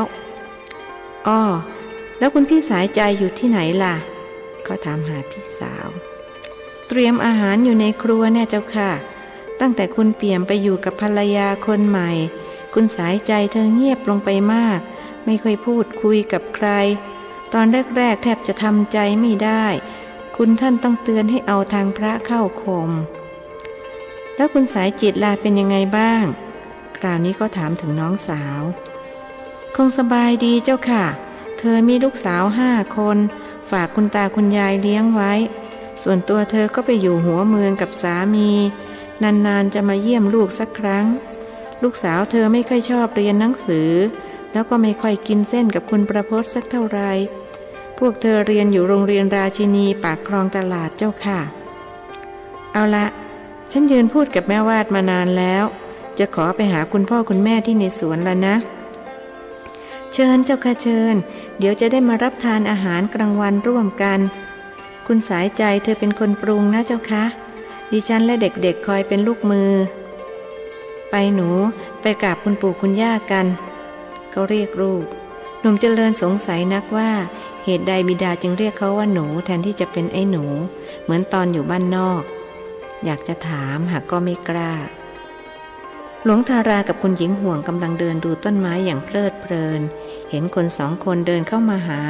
คุณหญิงจึงถามขึ้นว่าคุณหลวงนั่นใครเดินมานั่นคงไม่ใช่ผู้ร้ายหรอกนะคุณหลวงวัย90เพ่งมองไปข้างหน้าบอกภรรยาว่าท่าทางคงไม่ใช่ผู้ร้ายที่ไหนจะมาในสวนของเราถึงว่าสิหรือว่าจะเป็นพ่อประพจน์ของยายพ่อประพจน์พาเพื่อนมากระมังคงไม่ใช่หรอกคุณหญิงท่าทาง2 คนนั่นจะเป็นพ่อลูกกันหรือว่าพ่อเปี่ยมเขาเกิดจะมาเยี่ยมลูกเยี่ยมเมียคุณหญิงห่วงคิดว่าคงเป็นบุตรเขยมากับหลานชายถ้าเป็นอย่างนั้นก็ดีนะสิแม่สายใจจะได้หายโศกเศร้าเสียทีคุณหลวงรู้สึกสงสารบุตรสาวที่ถูกสามีทอดทิ้งไปอยู่กับภรรยาน้อยครั้ง2 พ่อลูกเดินมาถึงก็ก้มลงกราบที่เท้าของคุณหลวงกับคุณหญิงผู้ซึ่งดีใจจนน้ำตาไหลพ่อพองหรอกหรือพ่อคุณของแม่หายหน้าหายตาไปเลยนะแล้วนี่ใครกันล่ะคุณหญิงห่วงถามตั้งแต่ไปอยู่บ้านนอกบุตรชายเคยลงมาเยี่ยม2 ครั้งและมาคนเดียวลูกชายผมครับชื่อเจริญหลานปูคุณหลวงรูปศีรษะหลานอย่างรักใคร่คุณหญิงจึงชวนว่าเข้าไปคุยกันในบ้านเถอะแดดจ้าแล้วคนทั้ง4พากันเดินกลับมาที่เรือนหลังใหญ่สนทนาปราศัยไต่ถามสารทุกข์สุขดิบกันจนเป็นที่พอใจแล้วทิดพองจึงพูดขึ้นว่าผมจะเอาลูกมาฝากเรียนหนังสือที่บางกอกพรุ่งนี้จะพาไปสมัครสอบที่โรงเรียนสวนกุหลาบดีลูกพ่อรู้จักกับอาจารย์ใหญ่เขาเคยมาเรียนดนตรีไทยกับพ่อถ้ายังไงพ่อจะเขียนหนังสือฝากไปด้วยคงไม่ต้องกระมังครับหากไม่ได้เรียนที่นั่นกระผมก็จะให้เข้าวัดนวลเพราะใกล้บ้านดีอยู่สวนกุหลาบนั่นแหละจะได้เป็นเพื่อนกับพ่อประพจน์คุณหญิงห่วงพูดขึ้นถึงอย่างไรท่านก็รู้สึกรักหลานยายมากกว่าส่วนหลานย่านั้นท่านยังไม่เคยคุ้นหน้าตาลูกสะใภ้ท่านก็ยังไม่เคยเห็นตอนลูกชายแต่งงานก็มีแต่คุณหลวงไปส่วนคุณหญิงไม่ชอบเดินทางด้วยกลัวความลำบากและที่สำคัญกว่านั้นคือท่านไม่เห็นด้วยที่บุตรชายจะไปแต่งงานกับผู้หญิงบ้านนอกท่านเคยคิดจะตัดลูกตัดแม่ครั้นเห็นหน้าลูกหน้าหลานกลับใจอ่อนแต่ถึงยังไงเราก็จะไม่รักพ่อคนนี้เท่ากับพ่อประพจน์ของเราคุณหญิงห่วงบอกตัวเองผมเกรงว่าจะสอบเข้าไม่ได้ครับทิดพองเรียนตามตรงต้องได้สิหลานหลวงทาราสอบไม่ได้ก็อายเขาแย่คุณหญิงห่วงว่าแท้จริงความรู้สึก2 อย่างกำลังต่อสู้กันใจหนึ่งอยากรักหลานย่าให้เท่ากับหลานยายแต่อีกใจก็ยังระแวงสงสัยหลานยายนะหลานข้าแต่หลานย่าสิยังไม่รู้ว่าหลานใครหนุ่มน้อยรู้สึกร้อนหนาวพอจะอ่านสายตาของผู้เป็นย่าออกจึงท่องคาถาเมตตามหานิยมที่ยายให้มาเมตตัญจะสัพพโลกัสสมิงมานะสัมภาวะเยอปริมาณัง พลางนึกในใจว่าคาถานี้ยายบอกแม้แต่หมากับผีก็ยังรักคุณย่าไม่รักก็ให้รู้ไปสิอายุเท่าไรแล้วพ่อเจริญคุณหญิงห่วงถาม16 ย่าง 17ครับอ้ออายุเท่ากับพ่อประพจน์แล้วเรียนชั้นไหนจ๊ะมัธยม4ครับจบมัธยม3มาจากบ้านนอกเรียนช้ากว่าพ่อประพจน์รายนั้นเขาอยู่มัธยม5ถ้าผมไม่สอบตกก็อยู่มัธยม5เหมือนกันครับหนุ่มน้อยตอบทำไมถึงสอบตกล่ะแสดงว่าขี้เกียจหรือไม่ก็ปัญญาไม่ดีคุณหญิงอย่าไปว่าหลานอย่างนั้นสิหลวงทาราปรามภรรยาดิฉันไม่ได้ว่าเพียงแต่ถามดูหรือว่าคาถาสูตรนี้ไม่ขลังเดี๋ยวขอลองอีกทีหนุ่มเจริญนึกในใจพลางท่องกรณียเมตสูตรซึ่งจำได้แค่2 บรรทัดผมต้องช่วยคุณยายทำงานครับผมไม่ได้อยู่กับคุณพ่อคุณแม่รู้สึกขัดเขินที่ต้องเรียกคุณยายและคุณพ่อคุณแม่เมื่อคนบางกอกก็นิยมอย่างนี้ก็ต้องพูดอย่างนี้คุณยายเข้ามาขอไปเลี้ยงตั้งแต่เล็กๆครับทิดพองบอกมารดาถ้าเช่นนั้นพ่อเจริญก็รักยายมากนะสิครับผมรักคุณยายมากรักเท่ากับคุณย่าได้ผลเพราะคุณหญิงห่วงยิ้มแป้นลูบศีรษะหลานชายพลางว่าโธ่พ่อคุณของย่าช่างฉลาดพูดเหลือเกินนี่ถ้าอยู่กับย่าไปนานๆอาจจะรักย่ามากกว่ายายก็ได้นะจ๊ะเมินซะชาติหนึ่งหนุ่มน้อยพูดในใจแต่ปากกลับว่าผมก็คิดอย่างนั้นคุณย่าสวยกว่าคุณยายตั้งแยะรูปร่างก็สวยพูดจาก็ไพเราะคุณยายอ้วนตุ๊ตะแล้วก็ชอบดุผมเรื่อยพูดไปแล้วก็แอบขอขมาในใจว่ายายครับโปรดอโหสิกรรมให้ผมด้วยผมจำเป็นต้องเอาตัวรอดถึงได้โป้ปดมดเท็จถ้าคุณย่าห่วงไม่รักผมก็คงอยู่ที่นี่ไม่ได้แต่ถึงอย่างไรผมก็จะไม่รักใครมากไปกว่ายายของผมพูดเก่งจริงๆหลานย่าดูสิอายุเท่านี้ยังฉลาดถึงปานนี้ท่าทางจะฉลาดหลักแหลมกว่าพ่อประพจน์อีกนะหรือคุณหลวงว่ายังไงท่านถามความเห็นสามีคุณหลวงได้แต่ยิ้มข้างหนุ่มเจริญแอบนึกในใจว่าคาถาของพระพุทธเจ้าเริ่มทำงานแล้วยายเราฉลาดรอบคอบเหลือเกินที่ให้คาถานี้มาคุณพ่อครับผมยังไม่ได้ไปกราบคุณพี่สายใจเลยป่านนี้เธอคงรู้จากแม่วาดแล้วว่าผมมาหนูไปกราบคุณป้ากันคุณหญิงจึงว่าไปเลยลูกไปฝากเนื้อฝากตัวกับคุณป้าเขาเสียเขาจะได้ทำกับข้าวอร่อยๆให้กินจะได้อ้วนท้วนขึ้นมาอีกสักนิดหนุ่มน้อยจึงเดินท่องคาถาไปตลอดทางกระทั่งถึงครัวเขาทำให้คุณย่ารักได้แล้วคราวนี้ก็จะทำให้คุณป้ารักบ้าง2 พ่อลูกเข้าไปไหว้คุณสายใจซึ่งกำลังเตรียมอาหารอยู่ในครัวเห็นหน้าหลานชายคุณสายใจนึกรักขึ้นมาทันทีจึงพูดขึ้นว่าพี่ทราบจากแม่วาดแล้วว่าเธอกับลูกมาแต่ไม่ได้ออกไปต้อนรับเพราะกำลังยุ่งคงไม่ว่ากันนะใครจะกล้าว่าคุณพี่เราครับว่าแต่ว่าผมขอฝากหลานด้วยจะให้เรียนหนังสืออยู่ที่บางกอกนี่ก็ดีนะสิพ่อประพจน์ของพี่จะได้มีเพื่อนบ้านนี้มีแต่พวกสาวๆก็ลูกของแม่สายจิตเขานั่นแหละมีเข้าไปได้ตั้ง5 คนไม่ค่อยกินเส้นกับพ่อประพจน์สักเท่าไรเขาเคยขออนุญาตคุณตา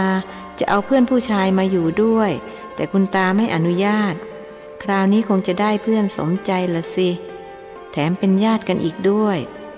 คุณสายใจพูดไปมือก็ผัดข้าวในกระทะไป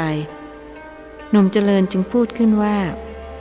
คุณป้ามีอะไรให้ผมช่วยไหมครับผมทำกับข้าวให้คุณยายทานทุกวันตำน้ำพริกก็ได้นะครับดีจริงวันหลังต้องขอลองชิมฝีมือบ้างละพ่อประพจน์ของป้าเสียอีกที่ทำอะไรไม่เป็นเอาเสียเลยแต่เธอก็เรียนเก่งนี่ครับได้ยินแม่วาดพูดว่าเธอเรียนเก่งมากทีเดียวส่วนผมสอบตกซ้ำชั้นที่จริงก็ต้องเรียนมัธยม5เหมือนคุณประพจน์แต่สอบตกเลยต้องอยู่มัธยม4หนุ่มน้อยแซงพูดถ่อมตัวซึ่งคงจะดีกว่าการพูดยกตนข่มท่านคนเราก็อย่างนี้แหละหลานเอ้ย มีดีบ้างไม่ดีบ้างไม่มีใครจะดีไปหมดเสียทุกอย่างเช่นเดียวกับไม่มีใครที่จะเลวไปหมดเสียทุกอย่างจริงไหมจริงครับคุณป้าข้อสำคัญคือถ้าเรารู้ว่าเราไม่ดีตรงไหนก็ต้องยอมรับและพยายามแก้ไขปรับปรุงให้ดีขึ้นเรียกว่าต้องหมั่นพิจารณาสำรวจตรวจสอบตัวเองอย่างผมรู้ตัวว่าเรียนไม่เก่งก็ต้องเอาใจใส่เรื่องการเรียนเป็นพิเศษถูกต้องที่สุดแหมเธอเลี้ยงลูกได้เยี่ยมจริงๆคุณสายใจชมมาถึงทิดพองครั้นจุกคิดได้ว่าสามีของเธอมิได้เป็นเช่นนี้ใจก็ห่อเหี่ยวหดหู่ทิดพองพอจะรู้ความในใจของพี่สาวจึงพูดออกตัวว่าผมไม่ได้เลี้ยงเองหรอกครับคุณพี่ผู้ชายเขาไม่ค่อยถนัดกับหน้าที่นี้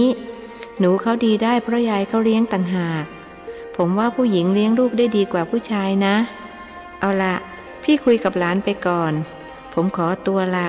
ขอไปอาบน้ำล้างหน้าให้ชื่นใจหน่อยแล้วพ่อเจริญอาบน้ำล้างหน้าหรือยังป้าว่าไปเตรียมรับประทานกลางวันดีกว่าวันหลังค่อยคุยต่อวันนี้หนูคงเหนื่อยแย่เดินทางข้ามคืนข้ามวันอย่างนี้หนุ่มน้อยจึงได้โอกาสลุกตามบิดาไปอาบน้ำเปลี่ยนเสื้อผ้า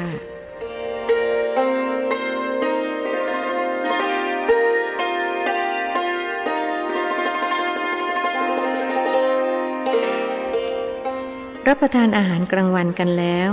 สองพ่อลูกก็ได้พักผ่อนภายในห้องส่วนตัวของทิดพองซึ่งกำลังจะกลายเป็นห้องส่วนตัวของหนุ่มเจริญหนุ่มน้อยหลับสนิทด้วยอดนอนมาทั้งคืนครั้นตื่นขึ้นในตอนเย็นก็ต้องแปลกใจเมื่อบ้านดูคึกคักไม่เงียบเหงาเหมือนเมื่อตอนกลางวันคุณประพจน์กลับจากโรงเรียนได้ทราบจากมารดาและบ่าวไพร่ว่าจะมีคนมาอยู่ด้วยก็ดีใจนักหนาคอยด้อมมองอยู่แถวหน้าประตูห้องของน้าชายข้างพวกสาวน้อยทั้ง5ที่เป็นนักเรียนราชินีก็พากันลิงโลดที่จะมีสมาชิกเพิ่มขึ้นคุณสายจิตมีลูกสาว5คนคนโตอายุ16คนที่2 14คนที่3และที่4เป็นคู่แฝดกันอายุ13และคนเล็กอายุ12ทันทีที่เปิดประตูห้องออกมาหนุ่มเจริญก็ได้พบกับคุณประพจน์ซึ่งคอยเฝ้าดูอยู่พวกสาวๆก็มายืนหน้าสลอนคอยทักทายสวัสดีครับคุณเจริญพอคุณประพจน์พูดจบพวกสาวๆก็ประสานเสียงขึ้นพร้อมกันว่าสวัสดีค่ะคุณเจริญหนุ่มน้อยยิ้มให้คนทั้ง6คุณประพจน์หันไปทำตาเขียวใส่แม่สาวน้อยทั้ง5เรื่องอะไรมาเรียนปากผมจะไปไหนก็ไปกันเถิดไปผมจะคุยกับคุณเจริญพวกเราไม่ได้เรียนปากคุณแต่พวกเราก็อยากคุยกับคุณเจริญเหมือนกันนางสาวสายแก้วพี่สาวคนโตเถียงแทนน้องๆแต่คุณเจริญก็คงไม่ชอบคุยกับผู้หญิงหรอกผมเองยังไม่ชอบ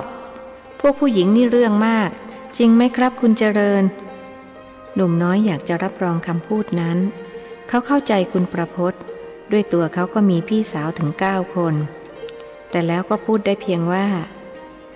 ผมมีพี่สาว9คนแล้วก็มีเพื่อนหญิงอีกเกือบ20เลยออกจะคุ้น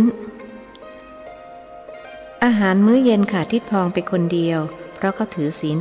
8คนอื่นๆนอกนั้นต่างรับประทานกันอย่างอร่อยคุณหลวงและคุณหญิงมีความสุขกว่าทุกวันด้วยมีทั้งหลานปู่หลานตาหลานย่าและหลานยายหนุ่มเจริญรู้สึกเอ็นดูคุณประพจน์มากกว่า5พี่น้องเพราะเห็นว่าเธอขาดความอบอุ่นจากบิดาตัวเขาคงจะอยู่บ้านนี้ได้อย่างมีความสุขจะทุกข์อยู่เรื่องเดียวเท่านั้นคือคิดถึงยายป่านชะนี้ยายก็คงจะคิดถึงเขาเช่นกัน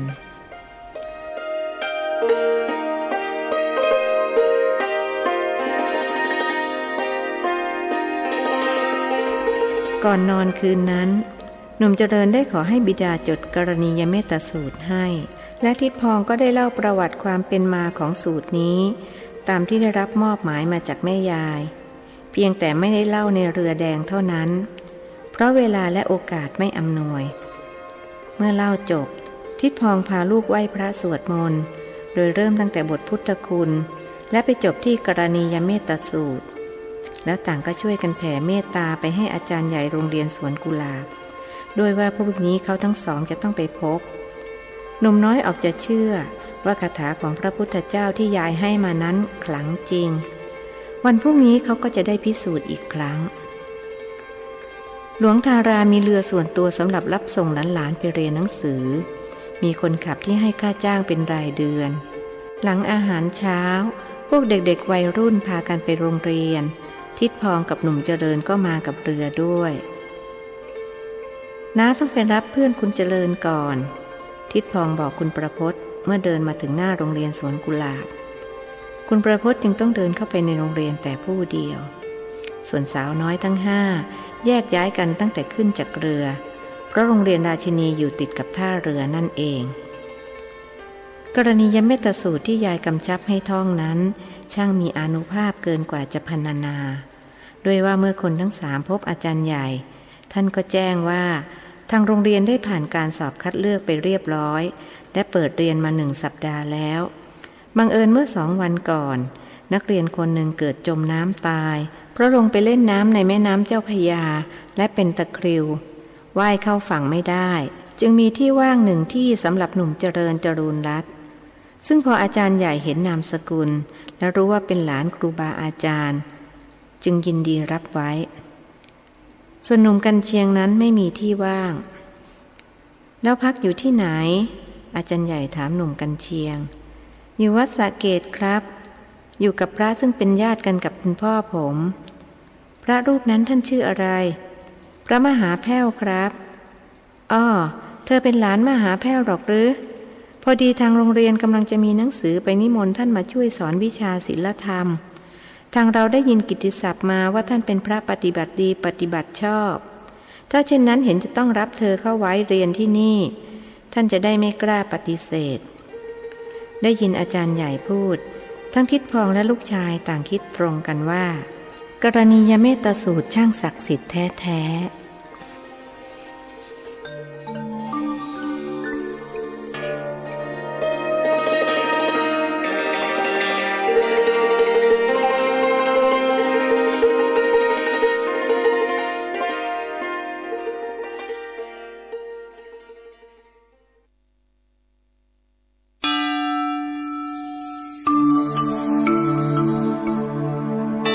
ธรรมนิยายชุดสัตว์โลกย่อมเป็นไปตามกรรมประพันธ์โดยสุทัสสาอ่อนค้อมเรื่องที่1มักกรีผลบทที่33จดหมายถึงยาย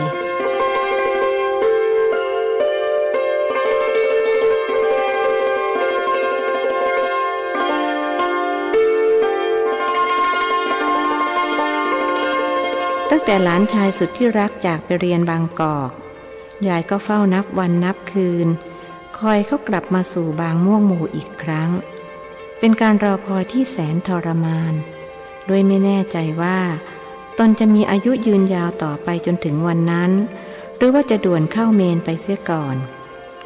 และนึกถึงวันที่พูดเรื่องนี้กับหลานยายก็ปรงตกไอ้หนูยายอาจตายเสียก่อนที่เองจะกลับมาก็ได้ไม่ตายหรอกยายผมมีวิธีที่จะทำให้อายุยืนถึง10,000 ปีคนเป็นหลานพูดท่าทางขึงขังยายยังจำได้คงไม่อยากอยู่ถึง10,000 ปีหรอกเอาแค่100 ปีก็พอหรือ100 กับ 1 ปีก็ได้ยายยึดหลักสันโดษแต่พอครบ101ยายก็ต้องขอเป็น102พอครบ102ก็อยากให้เป็น103 104ไปเรื่อยๆไม่จริงไม่จริงยายเป็นคนมีสัจจะพูดคำไหนต้องเป็นคำนั้นเองบอกมาก็แล้วกันว่าทำยังไงถึงจะอยู่ได้ถึง100 กับอีก1 ปีคนถามอยากรู้จ่ายค่ายกครูมาก่อนสิครับของอย่างนี้มันต้องมีค่ายกครูไม่งั้นก็ไม่ศักดิ์สิทธิ์หลานชายได้โอกาสนี่เองตั้งตัวเป็นครูบาอาจารย์แล้วหรือน่าสงสารลูกศิษย์เองจังเลยนะทำไมล่ะยายอ้าวก็ขนาดครูยังสอบตกแล้วลูกศิษย์จะไม่แย่กว่านี้หรือยายทำท่าดูแคลนมันก็ไม่แน่เสมอไปหรอกยายศิษย์ที่เก่งกว่าครูก็มีถมเถไปเขาเรียกว่าอติชาตศิษย์ไงล่ะแล้วทำไมเองถึงไม่เป็นอติชาตศิษย์ทำไมเลือกเป็นอวชาตศิษย์ยายหาเรื่องว่าอีกจนได้เหอะหน้า ยายอย่าข่มผมนักเลยตกลงยายจะไม่อยากรู้หรือว่าทำยังไงถึงจะอายุยืนถ้าต้องจ่ายค่ายกครูยายไม่อยากรู้ก็ได้คนขี้เหนียวแห่งบางม่วงหมู่ตัดสินใจง่ายดายด้วยไม่ชอบเสียเงินแต่ถึงยายจะไม่อยากรู้ผมก็จะบอกไม่ได้ค่ายกครูก็ไม่เป็นไรนึกซะว่าเป็นการแสดงกตัญญูกตเวทิตาต่อผู้บังเกิดเกล้าของผู้บังเกิดเกล้าหนุ่มน้อยมิไวพูดเอาความดีความชอบงั้นก็บอกมาเร็วๆหากขืนชักช้ายายจะไม่ให้โอกาสเองได้ทำความดีคนอายุย่าง85พูดแบบไม่ง้อตกลงครับตกลงบอกก็บอกคืออย่างนี้นะยายผมคิดของผมขึ้นมาเองว่าคนเราจะอยู่ได้นั้นต้องหายใจกับกินข้าวถ้าไม่ทำอย่างนี้ก็ต้องตายผมก็เลยตั้งเป็นสูตรว่าถ้ายังไม่อยากตายก็ต้องหายใจกับกินข้าวเข้าไว้ไอ้หนูเองก็กระล่อนตามเคยแหละนะยายไม่น่ามาเสียเวลาฟังเองเลยยายรู้สึกผิดหวังไม่เสียเวลาหรอกครับยายหรือว่าผมพูดไม่จริงยายนิ่งคิดประเดี๋ยวหนึ่งจึงพูดเสียงอ่อยๆว่าจริงของเองงั้นเอาอย่างนี้เรามาสัญญากันว่าจะขยันหายใจกับกินข้าวจะได้กลับมาพบกันอีกตกลงนะครับผมให้สัญญาแล้วยายกับหลานก็พากันหัวเราะอย่างมีความสุขทิดพองกำหนดจะกลับจากบางกอกวันนี้ยายเฝ้าคอยอย่างใจจดใจจ่อด้วยอยากทราบข่าวคราวของหลานชายคนโปรดสวดมนต์ทำวัดเช้าเสร็จแล้วยายเตรียมตัวไปใส่บาตรพระ5 รูปที่มาโปรดสัตว์หน้าบ้านทุกวันนางสาวจำแรงกับแม่จวนจัดเตรียมของใส่บาตรไว้ให้ยายเพียงแต่พาตัวเองลงไปรอพระที่หน้าบ้านโดยไม่ต้องให้ใครช่วยพยุงแม่จวนถือสำรับตามหลังใส่บาตรเสร็จยายขึ้นมากรวดน้ำมารดาหนุ่มเจริญหาขันจอกใส่น้ำกับจาน1 ใบมาให้หน้าที่เหล่านี้หลานชายเคยทำอย่างไม่ขาดตกบกพร่องและยายก็สอนเขาไปด้วยครั้นแม่จวนมาทำหน้าที่แทนยายจึงสอนลูกแบบเดียวกับที่สอนหลานเวลากรวดน้ำอย่าเอานิ้วมือไปรองน้ำนะลูกทำไมล่ะแม่ข้าเห็นใครๆเขาก็ทำกันทั้งนั้นแม่จวนแย้งอย่าเอาใครๆมาอ้างหน่อยเลยการอ้างคนส่วนมากใช่ว่าจะถูกเสมอไปอย่างเรื่องกรวดน้ำเป็นต้นจะหาคนที่เข้าใจถ่องแท้แทบจะหาไม่ได้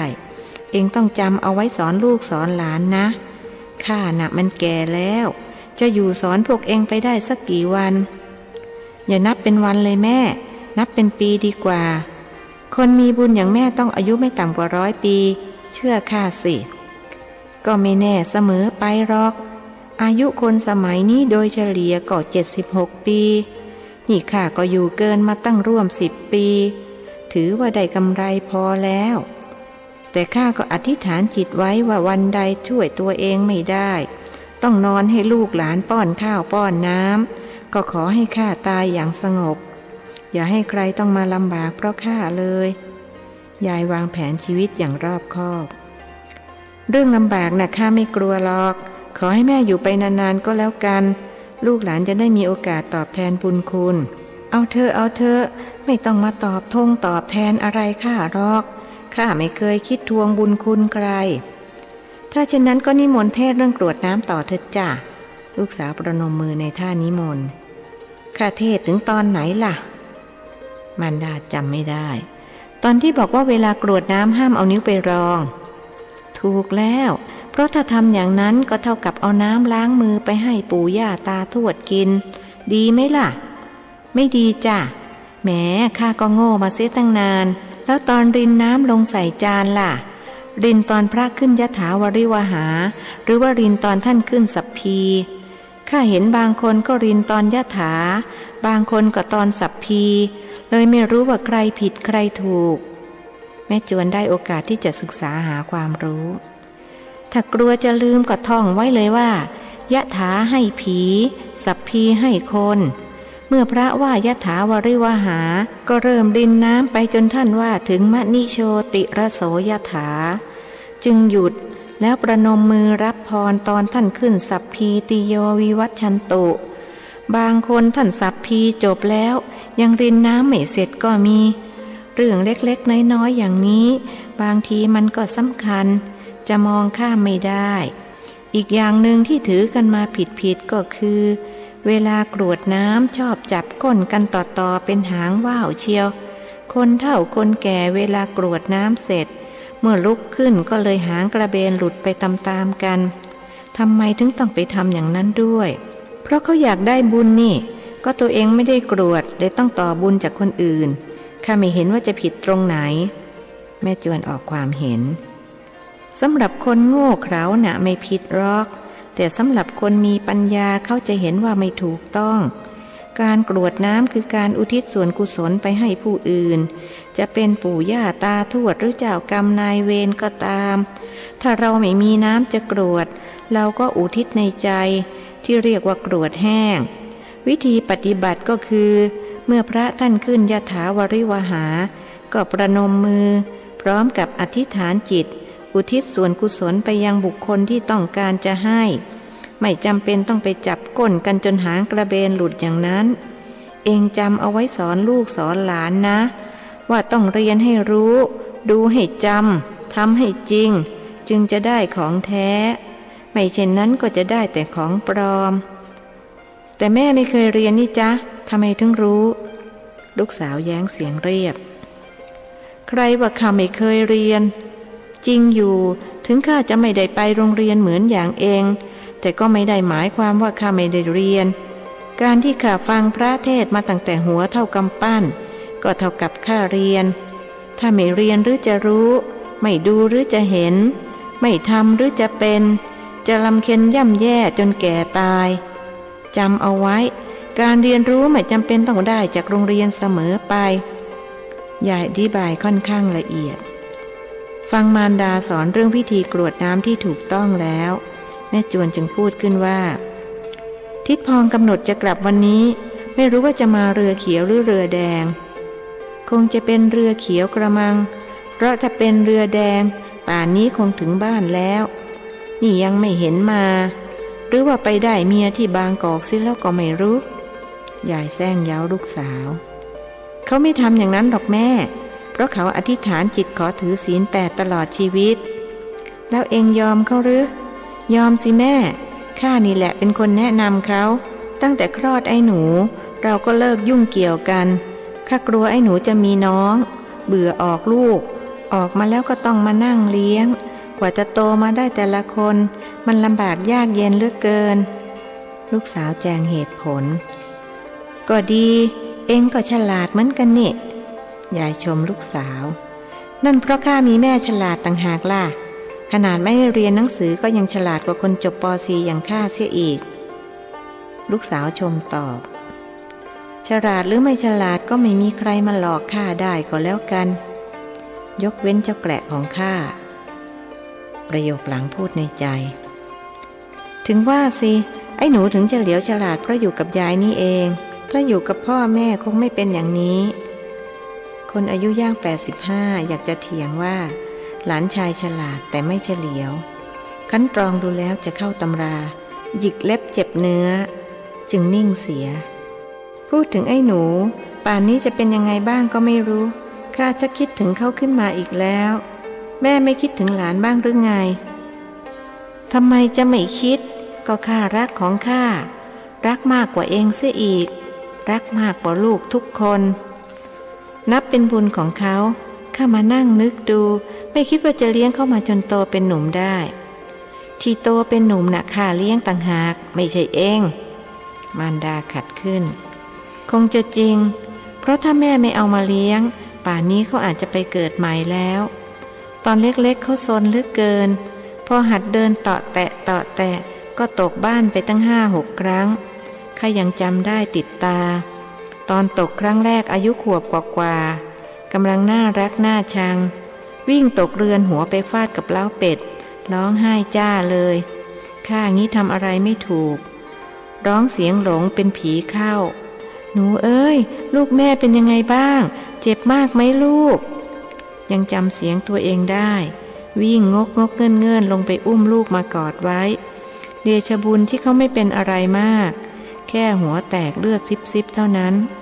เกิดเขาคอหักตาย ข้าเห็นจะต้องฆ่าตัวตายตามเป็นแน่แท้ถ้าเองทำอย่างนั้นจะต้องไปตกนรก500 ชาติเมื่อมาเกิดเป็นคนก็ต้องฆ่าตัวตายติดกันอีกถึง7 ชาติจึงจะหมดเวรหมดกรรมอย่าไปทำเชียวนะเองนี่หลวงพ่อช้างท่านสอนข้าไว้เองจำเอาไปสอนลูกสอนหลานด้วยมารดาได้โอกาสเทศอีกครั้ง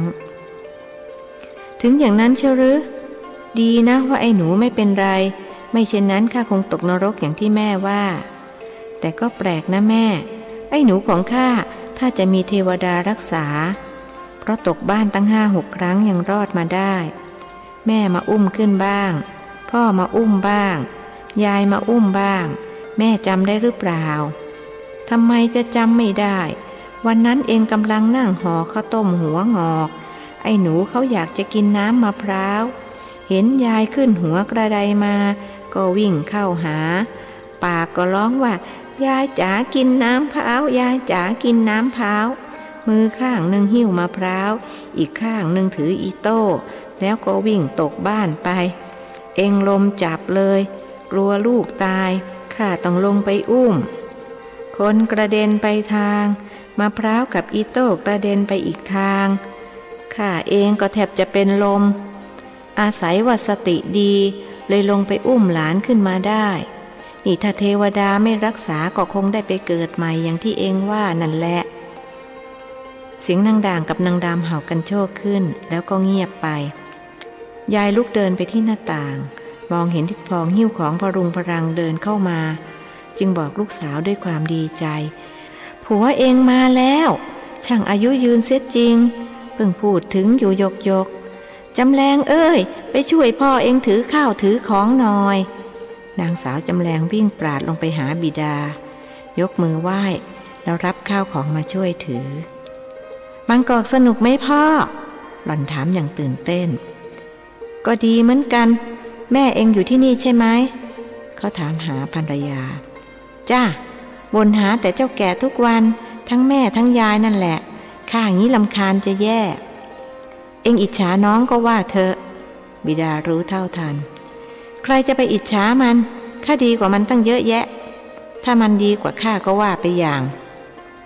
นางสาวจำแรงพูดถึงคู่ปรับพอแล้วคนมาเหนื่อยอย่าทำให้อารมณ์เสียเดี๋ยวได้เจ็บตัวหรอกลูกสาวรู้ฤทธิ์มือผู้เป็นพ่อดีจึงจำต้องนิ่งวางของไว้ในเรือนแล้วเลี่ยงออกไปทางด้านท้ายครัวด้วยท่าทางกระเงากระงอดทิดพองเดินเข้าไปคุกเข่าต่อหน้าแม่ยายพลางยกมือไหว้แม่จวนไหว้สามีซึ่งจากกันไปนานถึง10 วันมาเรือแดงหรือเรือเขียวล่ะทิดพองแล้วไอ้หนูของข้าเป็นยังไงบ้างยายถาม2 ประโยคในคราวเดียวกันมาเรือแดงครับบังเอิญพวกพ่อค้าแม่ค้าเขาขนของขึ้นลงกันแทบจะทุกท่าที่เรือจอดเลยทำให้เสียเวลาไปร่วม2 ชั่วโมงส่วนไอ้หนูก็สบายดีครับเขาฝากหนังสือมาถึงแม่ด้วยลูกเขยตอบชัดถ้อยคำอยู่ไหนล่ะแม่จวนอ่านให้ข้าฟังหน่อยสิทิดพองเอามือล้วงเข้าไปในอกเสื้อหยิบกระดาษซึ่งพับเป็นรูปสี่เหลี่ยมออกมาส่งให้ภรรยาแม่จวนคลี่ออกอ่านให้มารดาฟังเขียนที่บ้าน3 กระไดลูกสาวอ่านออกเสียงบ้าน3 กระไดเป็นยังไงน่ะทิดพองบ้านที่ว่าเนี่ยยายข้องใจตั้งแต่ประโยคแรกคือบ้านหลังใหญ่ครับเป็นเรือนแฝด3 หลังติดต่อกันมีกระไดขึ้น3 ทิศลูกเขยอธิบายอ๋องั้นก็อ่านต่อไปแม่จวนจึงอ่านต่อกราบเท้าคุณยายและคุณแม่ที่เคารพรักอย่างสูงคนบางกอกเขาเรียกพ่อแม่ปู่ย่าตายายต้องมีคุณนำหน้าครับทิดพองอธิบายก่อนที่จะถูกถามผมมาถึงบางกอกร่วม10 วันแล้วได้เข้าเรียนในโรงเรียนดีที่สุดของบางกอกชื่อโรงเรียนสวนกุหลาบคาถากรณียเมตสูตรของพระพุทธเจ้าที่ยายให้มานั้นขลังและศักดิ์สิทธิ์มากผมเข้าโรงเรียนนี้ได้ก็เพราะคาถานี้ผมอยู่บ้านคุณปู่คุณย่ามีความสุขมากไม่ต้องตักน้ำทีละ20 โอ่งเหมือนอยู่บ้านเราเขามีน้ำก๊อกใช้แค่เอามือบิดก๊อกน้ำก็ไหลออกมาแล้วแต่ผมก็คิดถึงคุณยายมาก คุณยายอย่าลืมสัญญาที่ให้ไว้กับผมนะครับว่าจะขยันหายใจกับกินข้าวแล้วเราจะได้กลับมาอยู่ด้วยกันอีกคุณพ่อจะรีบกลับผมต้องรีบเขียนให้จบประเดี๋ยวจะไม่ทันเรือแดงซึ่งจะออกจากท่าเตียนบ่าย3 โมงถึงเมืองสิงห์6 โมงเช้าผมฝากแอปเปิลมาให้คุณยายกับคุณแม่ด้วยถ้าคุณยายรู้ราคาว่าผลละเท่าไหร่คงรับทานไม่ลงเพราะเสียดายเงินผมไม่ได้ซื้อเองหรอกครับคุณป้าสายใจพี่สาวของคุณพ่อเขาซื้อให้เป็นผลไม้เมืองหนาวส่งจากนอกเข้ามาจึงมีราคาแพงแต่รสชาติผมว่าสู้ผลไม้บ้านเราไม่ได้ผมส่งมา3 ผลให้คุณยายคุณแม่และคุณจำแรงคนละผลคุณจำแรงเธอคงดูแลคุณยายอย่างดีนะครับสุดท้ายนี้ผมขออำนาจคุณพระศรีรัตนตรัยจงปกป้องคุ้มครองคุณยายและคุณแม่ให้พ้นจากอันตรายทั้งปวงขอให้มีอายุยืนยาวถึง101 ปีเทินด้วยความเคารพอย่างสูงเจริญจรูนรัตน์วงเล็บแกละจดหมายไม่ได้ลงวันที่หรือยายถามอย่างคนรอบคอบไม่ได้ลงจ้ะลูกสาวตอบอ้ออย่างนี้นี่เล่าถึงได้ตกภาษาไทยอยู่บ่อยๆยายหาที่ติเตียนจนได้ทิดพองลุกขึ้นไปหยิบแอปเปิลมาส่งให้ยายพิจารณาสิ่งกลมๆเขียวๆในมือแล้วพูดว่าหน้าตามันก็เหมือนพุทราบ้านเรานั่นแหละเพียงแต่ลูกใหญ่กว่าของแปลกๆดีๆอย่างนี้ข้าไม่กินหรอกจะเอาไปถวายสมภารวัดศรัทธาพิรมคนห่วงบุญมากกว่าห่วงตัวเองว่าดีจ้ะข้าขออนุโมทนาแล้วข้าจะแบ่งส่วนของข้าให้แม่ครึ่งลูกแม่จวนเสนอขอบใจดีเหมือนกันข้าจะได้รู้ว่าผลไม้เมืองนอกมันรสชาติเป็นยังไงนางสาวจำแรงเดินมาได้ยินเข้าพอดีจึงสัพพยอกว่ารับรองยายได้เอาไปคุยอวดคนทั้งบางเชียวละคราวนี้ยายค้อนงามๆ3 วงใส่นางคนแสนรู้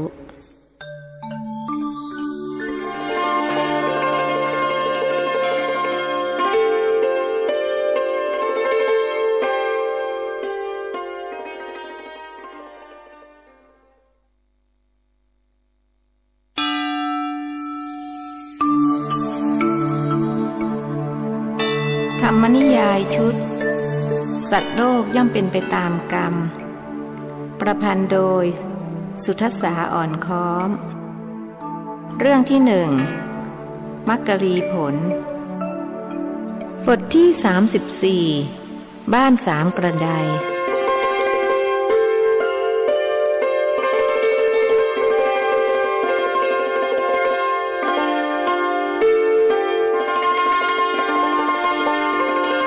แสงนวลละมุนของพระจันทร์คืนวันเพ็ญสาดส่องลงมาต้องบ้าน3 กระไดที่ตั้งตระหง่านอยู่ริมคลองบางแวกทำให้เห็นผู้คนในบ้านซึ่งนั่งล้อมวงคุยกันอยู่กลางชานเรือนหลวงทารากับคุณหญิงห่วงนั่งอยู่บนเสื่อแวดล้อมด้วยลูกหลานพวกข้าทาสบริวารนั่งบนพื้นร่วมฟังอยู่ห่างๆคุณสายใจนั่งสงบเสงี่ยมหน้าตาเศร้าหมองโดยไม่สมหวังในชีวิตคุณเจริญเล่าเรื่องชีวิตที่บ้านนอกสิคะสายแก้วอยากฟัง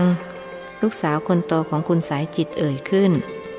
หล่อนมีน้องสาวร่วมท้องอีก4 คนคือสายทานสายทองสายทิพย์และสายสวาท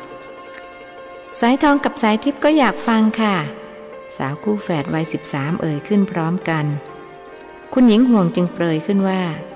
แม่สายทองกับแม่สายทิพย์นี่ใช่ว่าจะเหมือนกันเฉพาะหน้าตาเท่านั้นหรอกนะแต่ความคิดความอ่านยังเหมือนกันอีกด้วยนั่นสิครับคุณยาย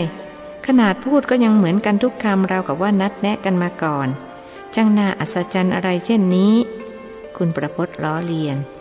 คู่แฝดจึงพากันค้อนประหลับประเหลือกใส่เขาแน่ค้อนก็ทำได้พร้อมกันลูกชายคุณสายใจยั่วอีกไม่เอาหน้าพ่อประพจน์อย่าไปยั่วน้องประเดี๋ยวก็ได้วงแตกอีกหรอกคุณหญิงห่วงปรามด้วยรู้ฤทธิ์หลานยายว่าทั้งชายและหญิงไม่มีใครยอมใครคุณสายแก้วจะให้ผมเล่าเรื่องอะไรดีครับหนุ่มเจริญเอ่ยขึ้นเพื่อประนีประนอมความขัดแย้งที่กำลังก่อตัวขึ้น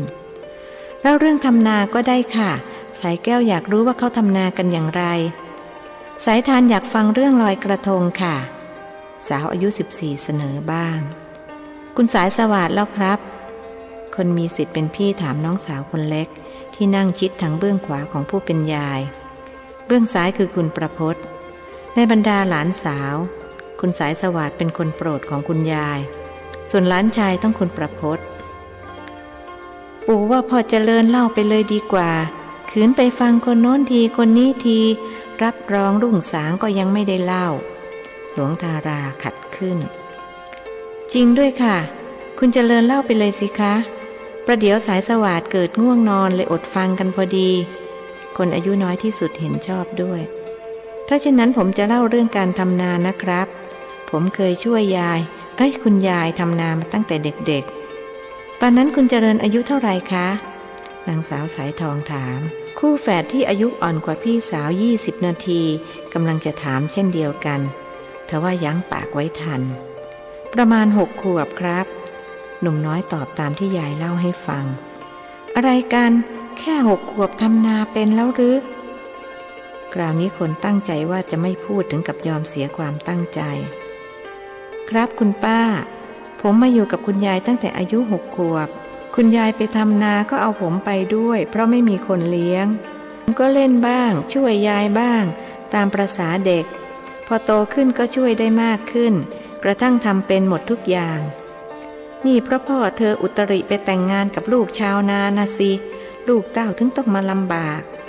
คุณหญิงห่วงอดค่อนแคะไม่ได้เมื่อนึกถึงความหลังหนุ่มน้อยรู้สึกเจ็บแปรบตรงหัวใจนึกโกรธผู้เป็นย่าที่มาดูถูกยายสุดที่รักของเขาใจหนึ่งอยากโต้ตอบหากอีกใจหนึ่งคิดว่าถ้าคุณหญิงไม่เมตตาเขาก็จะอยู่ที่นี่ไม่ได้จึงสู้ระงับความโกรธนั้นไว้พูดด้วยเสียงปกติว่าแต่ที่พวกเรามีข้าวกินกันอย่างอิ่มหนำทุกวันนี้ก็เพราะชาวนานะครับคุณย่าผมภูมิใจที่ได้เกิดเป็นลูกเป็นหลานชาวนาผู้ซึ่งเป็นกระดูกสันหลังของชาติพวกเราทนยอมลำบากเอาหลังสู้ฟ้าเอาหน้าสู้ดินเพื่อปากท้องของเพื่อนร่วมชาติแม้ผลตอบแทนจะไม่คุ้มกับค่าเหนื่อยแต่พวกเราก็พอใจที่ได้อยู่กับธรรมชาติมีความสุขสงบไปตามประสาถูกของพ่อเจริญเขานะคุณหญิงอย่าเอาอดีตมาเป็นอารมณ์นักเลยหลานเขาไม่รู้เรื่องรู้ราวอะไรด้วยหรอกหลวงทาราปรามภรรยาจริงค่ะคุณพ่อดิฉันว่าคุณแม่ทำไม่ถูกที่พูดอย่างนี้กับพ่อเจริญเพราะไหนๆเรื่องมันก็ผ่านพ้นกลายเป็นอดีตไปแล้วคุณสายใจพูดอย่างรู้สึกสงสารหลานชายประพจน์ก็ไม่เข้าข้างคุณยายนะครับคุณยายคงทราบดีว่าคนยุติธรรมอย่างผมย่อมไม่เข้าข้างคนผิดคุณประพจน์เห็นพ้องกับมารดาคุณหญิงห่วงเกรงว่าแม่หลานสาวทั้ง5จะพากันซ้ำเติมอีกจึงพูดขึ้นว่าเอาละย่ายอมรับว่าตัวเองผิดต้องขอโทษพ่อเจริญด้วยอย่าถือโทษโกรธย่าเลยนะหนุ่มน้อยหายโกรธกลับนึกรักผู้เป็นย่ามากขึ้นด้วยว่าคุณหญิงมีอุปนิสัยเหมือนยายของเขาอยู่อย่างหนึ่งคือไม่ใช่คนเจ้าทิฐิคนเช่นนี้สมควรยกย่องว่าเป็นปูชนียบุคคลผมไม่กล้าโกรธผู้มีพระคุณหรอกครับที่สำคัญกว่านั้นคือคุณย่าเป็นผู้บังเกิดเกล้าของคุณพ่อผมแล้วผมก็ต้องพึ่งใบบุญคุณย่าถ้าผมโกรธก็เท่ากับผมอกตัญญูต่อบุพการีคุณยายท่านสอนนักสอนหนาว่าเกิดเป็นคนต้องรู้บุญคุณคนจริงๆนะคุณหญิงผมบอกตามตรงว่าที่ผมรักคุณหญิงมาจนทุกวันนี้และไม่ยอมมีบ้านเล็กบ้านน้อยก็เพราะคุณหญิงไม่ใช่คนเจ้าทิฐินี่แหละ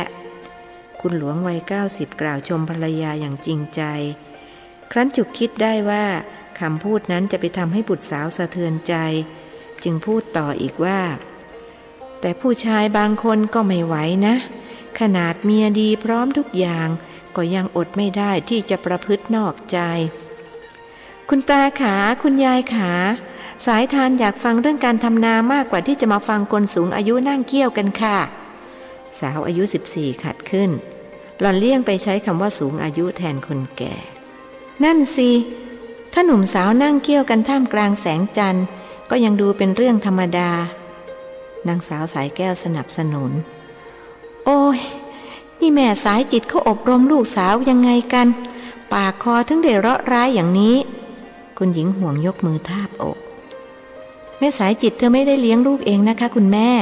พวกเราต่างหากที่เป็นคนเลี้ยงจริงไหมจ๊ะแม่วาดคุณสายใจหันไปขอความเห็นจากแม่วาดซึ่งนั่งห่างออกไปถ้าเช่นนั้นอีฉันยอมรับผิดเพียงผู้เดียวก็ได้เชิญคุณเจริญเล่าเรื่องทำนาต่อเถิดเจ้าค่ะ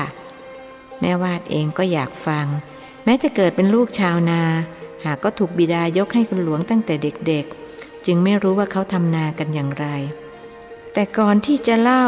ปู่ก็ขอถือโอกาสนี้สอนพวกหลานๆว่าจงอย่าเป็นคนมีทิฏฐิเพราะคนมีทิฏฐินั้นชีวิตจะไม่พบกับความสุขเลยเข้ากับใครเขาก็ไม่ได้เพราะเขารังเกียจว่าเป็นคนดิ่งในความคิดของตนไม่ยอมรับฟังความคิดเห็นของผู้อื่นพวกหลานๆจะต้องโตเป็นผู้ใหญ่ในวันข้างหน้าจึงต้องเรียนให้รู้และเข้าใจธรรมชาติของชีวิตว่าจะต้องพบลักษณะ5ประการคือชีวิตต้องพึ่งชีวิตต้องพบชีวิตต้องเพียรชีวิตต้องพักและประการสุดท้ายชีวิตต้องพรากทำไมถึงต้องเป็นอย่างนั้นคะสายสวัสดิ์ไม่เห็นเข้าใจเลยค่ะคุณตาสาวน้อยถามขึ้นเพราะมันเป็นธรรมชาติของชีวิตน่ะสิหลานชีวิตต้องพึ่งหมายความว่าเมื่อเราเกิดมาเราต้องพึ่งพ่อแม่ไปจนถึงอายุ20ปีบริบูรณ์พออายุ21ถึง40ชีวิตต้องพบคือต้องพบทั้งความดีและความชั่วเราจะต้องรู้จักเลือกถ้าเราไม่รู้ว่าอะไรดีอะไรชั่วก็จะเลือกไม่ถูกบางคนก็เลยไปเลือกเอาความชั่วความดีไม่เลือกเขาเรียกว่าพบแก้วแล้วไม่รู้ค่า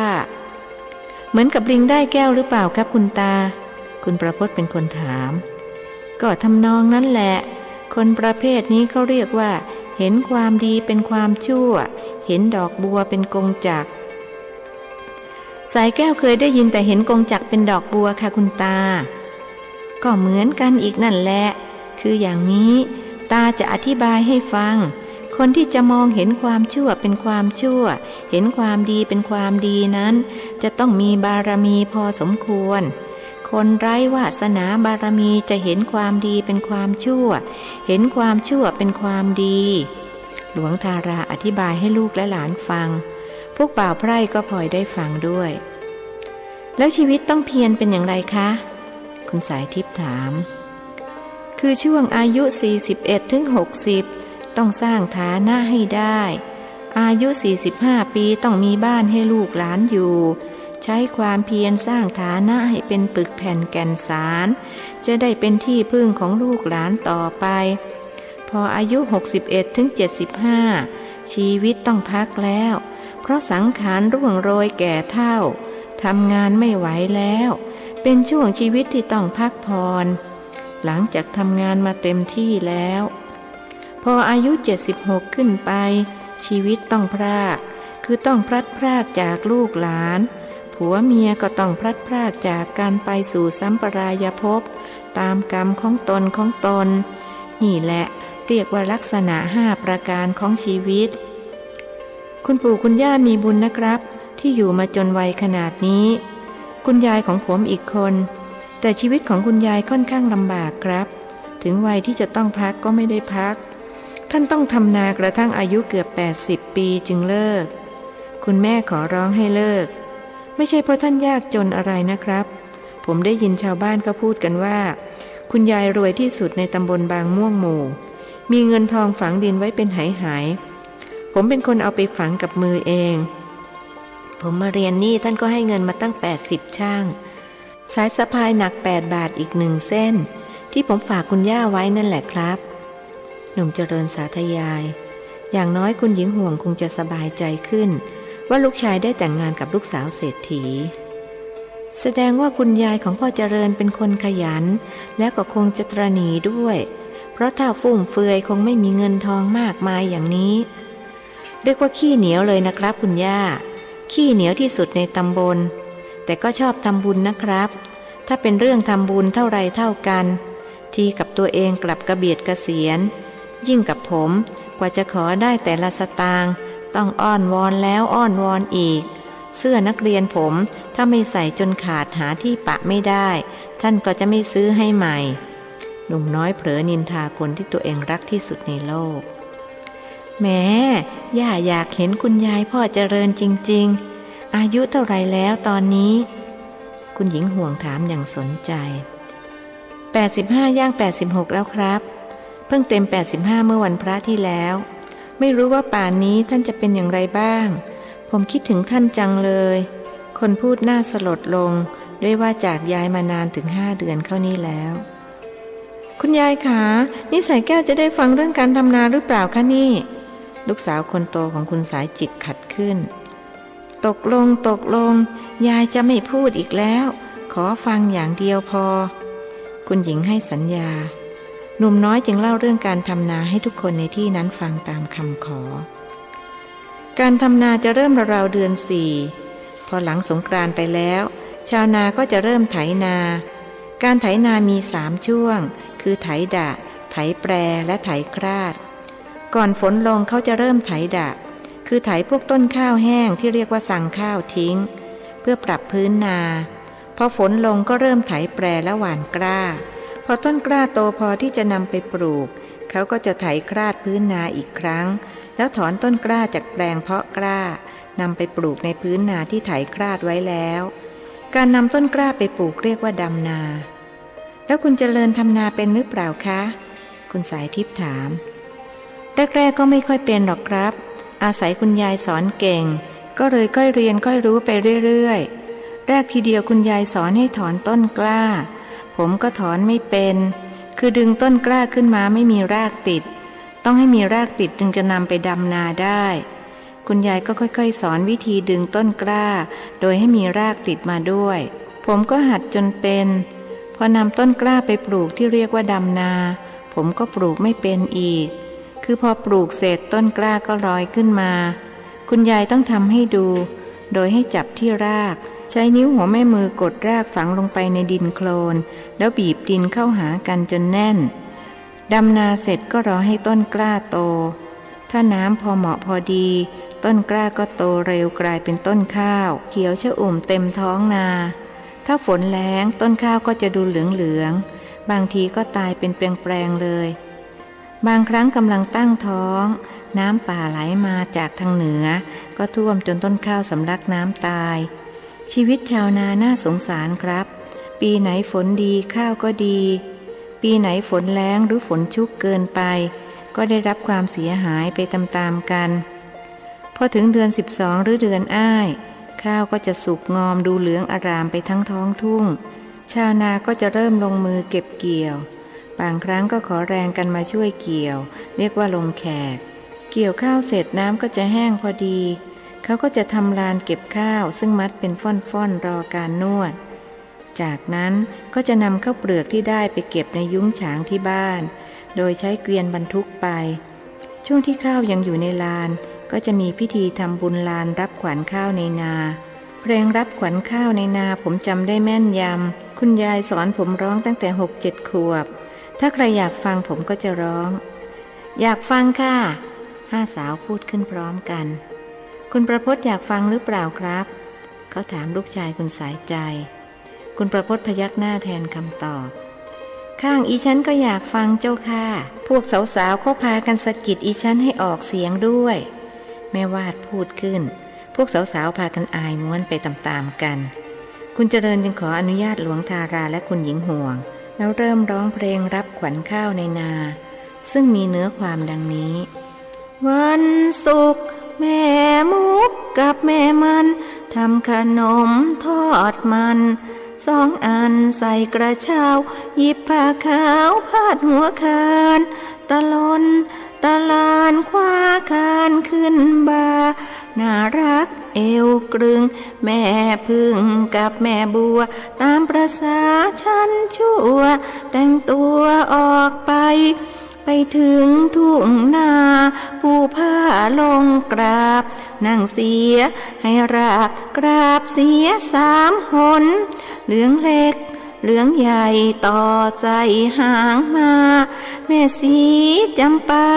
แม่บัวชูฝักแม่ข้าวหนักข้าวเบาข้าวปีกข้าวหางข้าวนางตะครองมารำเพลงบอกถูกต้องร่วงมาเหลือนกเหลือหนูเหลือปูเหลือปลาตกรูระแหงแอบแฝงคณาหน้าใกล้หน้าเคียงหลีกเลี่ยงกันมาเถิดแม่มาแม่โพสีแม่โพศพแม่นกพดาราเชิญเข้ายุ่งข้าวปลาสวัสดีมีชัยเสียงปรบมือดังขึ้นเมื่อหนุ่มน้อยร้องจบพวกสาวๆทั้งบ่าวทั้งนายพากันร้องเป็นเสียงเดียวกันเอาอีกเอาอีกหนุ่มน้อยจึงต้องร้องให้พวกหล่อนฟังอีกครั้งหากครั้งนี้เขาลดเสียงให้ต่ำลงวันศุกร์แม่มุกกับแม่มันทำขนมทอดมัน2 อันใส่กระเช้าหยิบผ้าขาวพาดหัวคานตะลนตะลานคว้าคานขึ้นบ่าน่ารักเอวกรึงแม่พึ่งกับแม่บัวตามประสาฉันชั่วแต่งตัวออกไปถึงทุ่งนาปูผ้าลงกราบนั่งเสียให้ราบกราบเสีย3 หนเหลืองเล็กเหลืองใหญ่ต่อใส่หางมาแม่สีจำปาแม่บัวชูฝักแม่ข้าวหนักข้าวเบาข้าวปีกข้าวหางข้าวนางตะครองมารำเพลงบองถูกต้องร่วงมาเหลือนกเหลือหนูเหลือปูเหลือปลาตกรูระแหงแอบแฝงคณาหน้าใกล้หน้าเคียงหลีกเลี่ยงกันมาเถิดแม่มาแม่โพสีแม่โพศพแม่นกพดาราเชิญเข้ายุ่งข้าวปลาสวัสดีมีชัยจบแล้วคุณสายสวัสดิ์ยังขอร้องอีกว่าช่วยอธิบายให้สายสวัสดิ์ฟังด้วยแล้วสายสวัสดิ์จะขอจดเนื้อเอาไปร้องให้เพื่อนๆที่ราชินีฟังนะคะคุณเจริญคุณสายสวัสดิ์จะให้อธิบายตอนไหนครับเอาเป็นว่าตอนไหนที่ไม่เข้าใจแล้วผมค่อยอธิบายดีไหมครับงั้นก็เอาตั้งแต่เหลืองเล็กเหลืองใหญ่ต่อไส้หางม้าคืออะไรคะนั่นเป็นชื่อพันธุ์ข้าวครับตั้งแต่เหลืองเล็กเหลืองใหญ่ถึงข้าวนางตะครองเป็นชื่อพันธุ์ข้าวนอกจากนี้ยังมีชนิดอื่นๆที่ไม่ได้กล่าวไว้ในเพลงอีกเช่นข้าวขาวตาแห้งข้าวเจ๊กเชยข้าวขาวนางมนชนิดหลังนี่อร่อยมากครับเม็ดขาวใส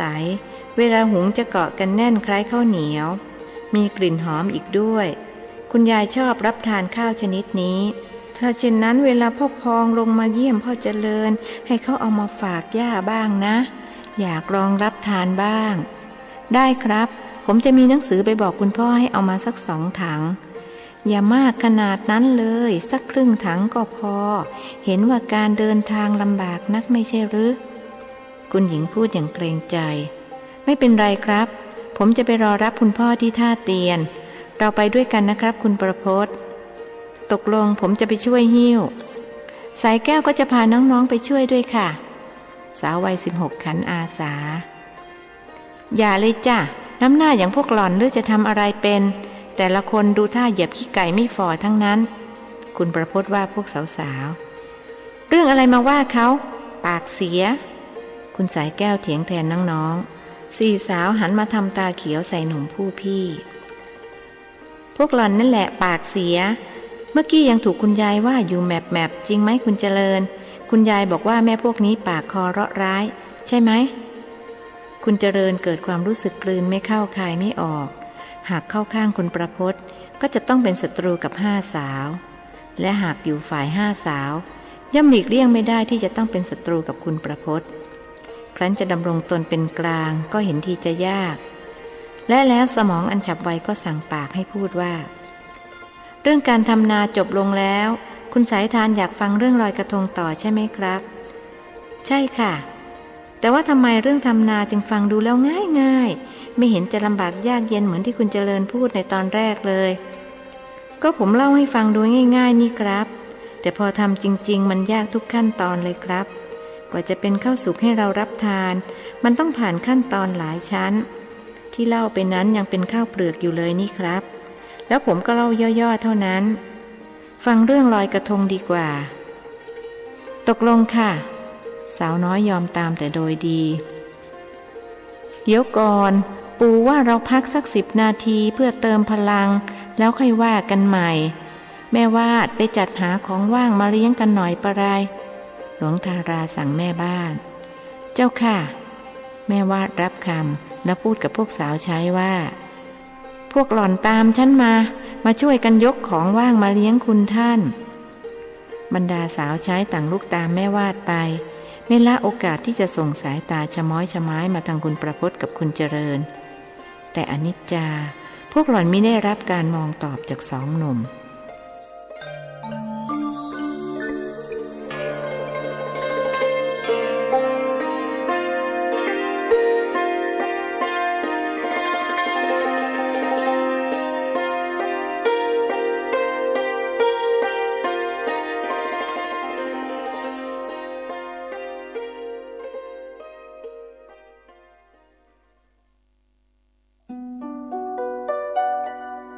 โปรดติดตามนิยายธรรมะเรื่อง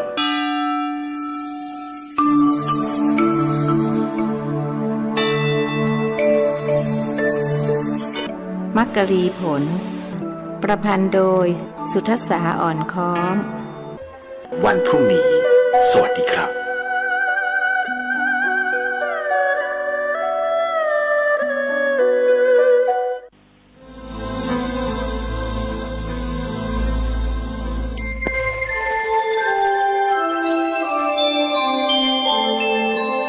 ขณะนี้ท่านกำลังฟังสถานีวิทยุกระจายเสียงพระพุทธศาสนา FM 104.5 เมกะเฮิรตซ์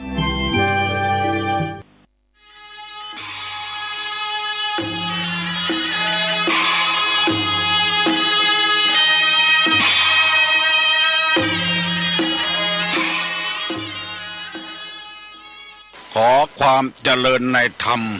และความผาสุกทางใจจงได้มาบังเกิดมีแก่ท่านสาธุชนคนดีผู้เจริญในศีลในธรรมทุกท่าน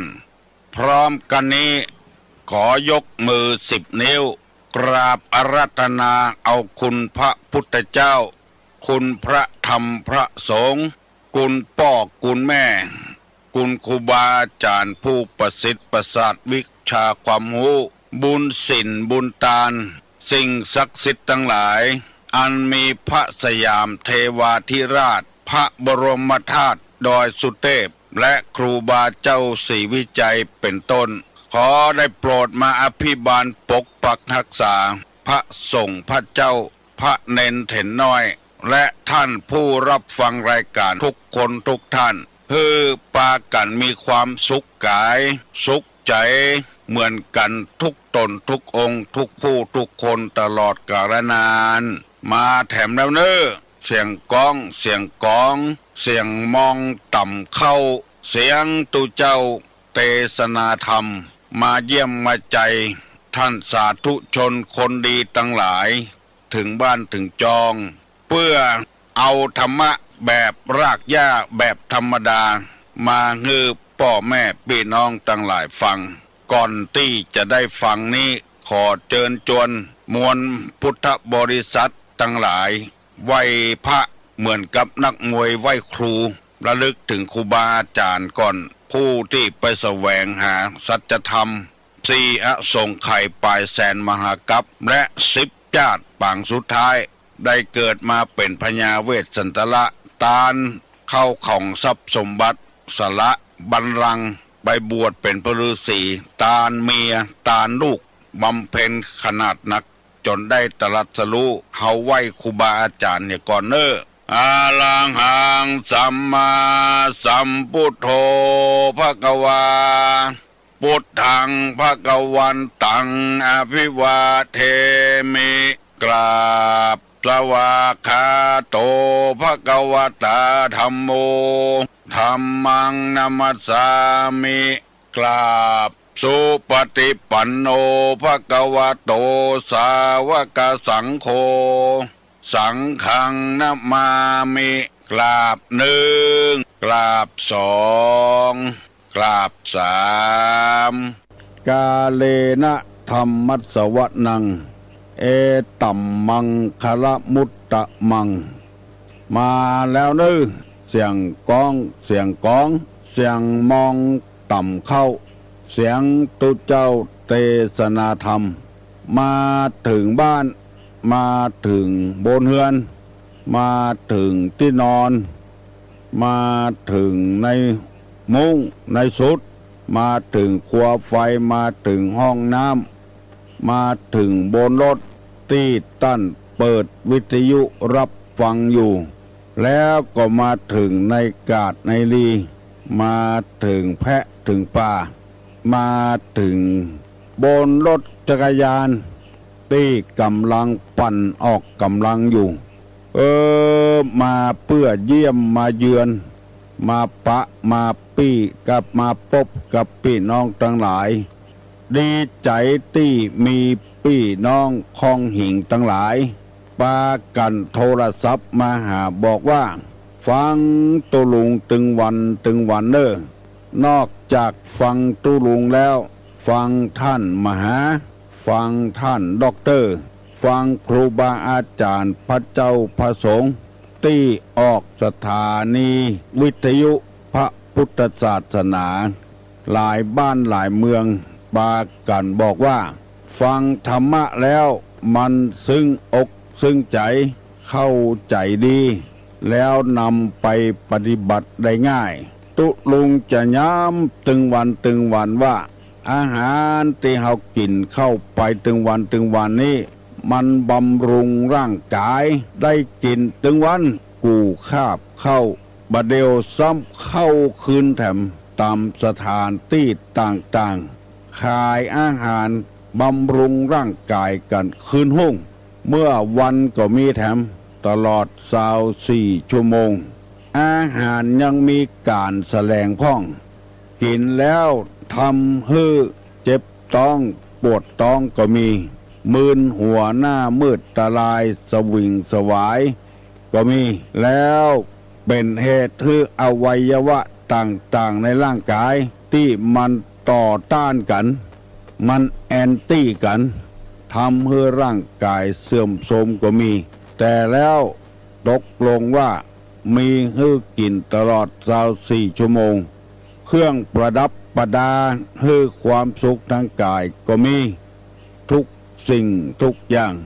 ที่บรรเทาความพักผ่อนหลับนอนเป็นหอเป็นเฮือนก็มีคือความสุขทางกายอย่างอุดมสมบูรณ์สองอาหารที่จะบำรุงมันสมองคือวิชาความรู้ต่างๆเพิ่มเติมสติปัญญาก็มีห้องเรียนวิทยุโทรทัศน์และหนังสือพิมพ์ต่างๆอันนี้เป็นสื่อทำให้เฮาเกิดความรู้ขึ้นแถมหนังสือแจกหนังสือขายมีจำนวนมากความรู้นี้ป้อนเข้ามันสมองหมดเก็บไว้ในคอมพิวเตอร์เมื่อถึงเวลาใจก็ใจได้สบายแต่ธรรมะนี้เป็นอาหารทางจิตทางใจบาล่ำจะได้ฟังเป็นแต่เป็นว่าบางทีก็ได้ฟังแต่บ่ได้เอามาบำรุงใจฟังให้มันผ่านหูไปเหียแล้วก็ว่าม่วนถ้าตั้งอกตั้งใจฟังแล้วเป็นอาหารตั้งจิตตั้งใจได้อย่างดีซึ่งจะหาได้ยากเป็นอย่างยิ่งสถานีวิทยุเกิดขึ้นในบ้านเฮาเมืองเฮานับจนพอบ่ถ้วนแต่ว่าสถานีวิทยุที่จะประกาศศิลป์ ประกาศธรรมนั้นมีน้อยมีบ่นักส่วนมากจะเป็นขายสินค้าจะเป็นการประกาศอย่างอื่นและเป็นการประกาศขายวัตถุสิ่งของต่างๆจะเอา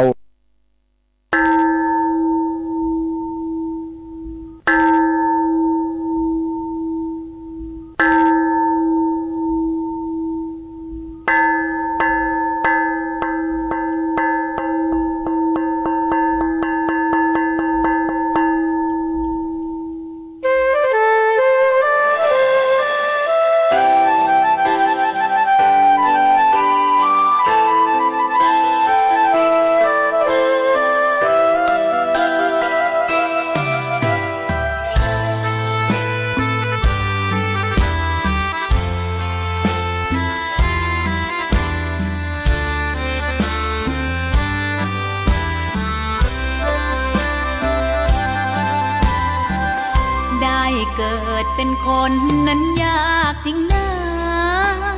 พอพุทธ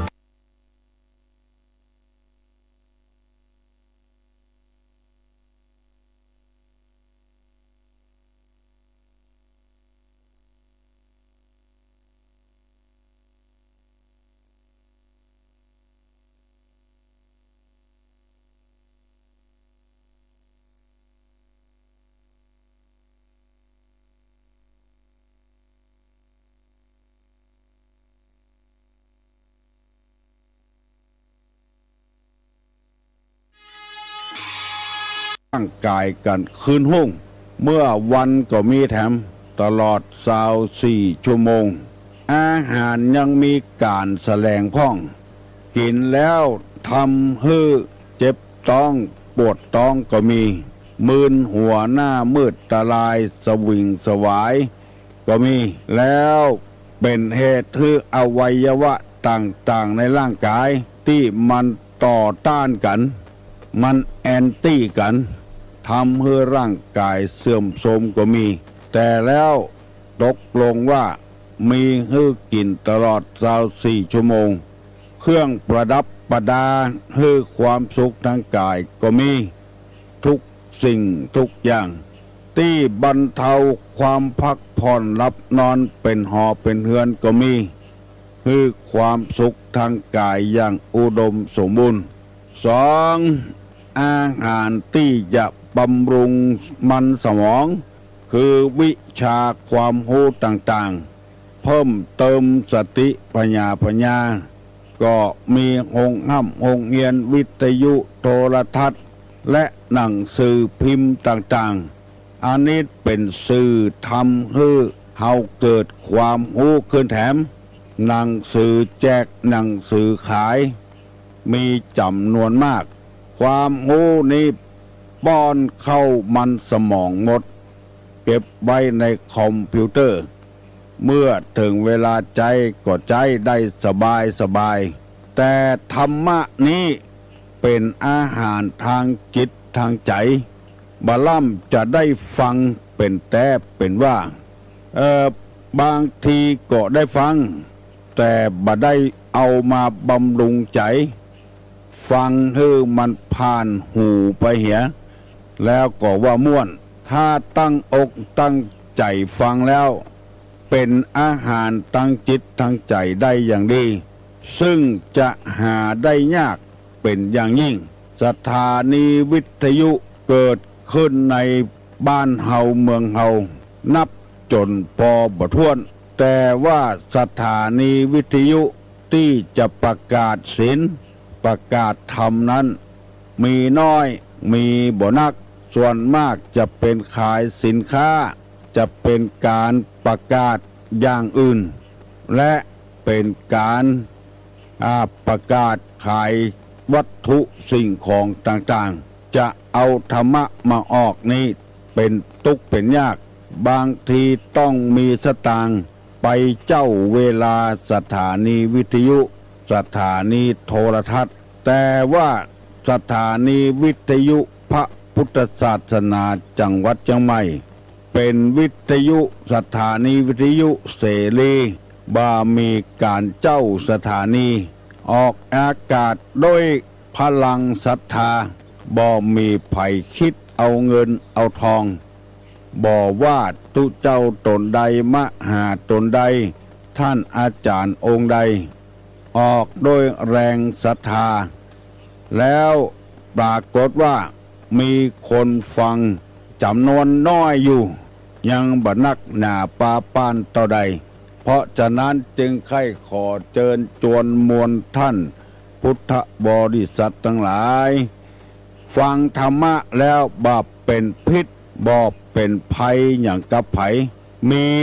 กัดสร้างกับสร้างดีกับดีอยู่ตลอดเวลาจึงขอเชิญชวนมวลญาติโยมทั้งหลายได้สละเวลา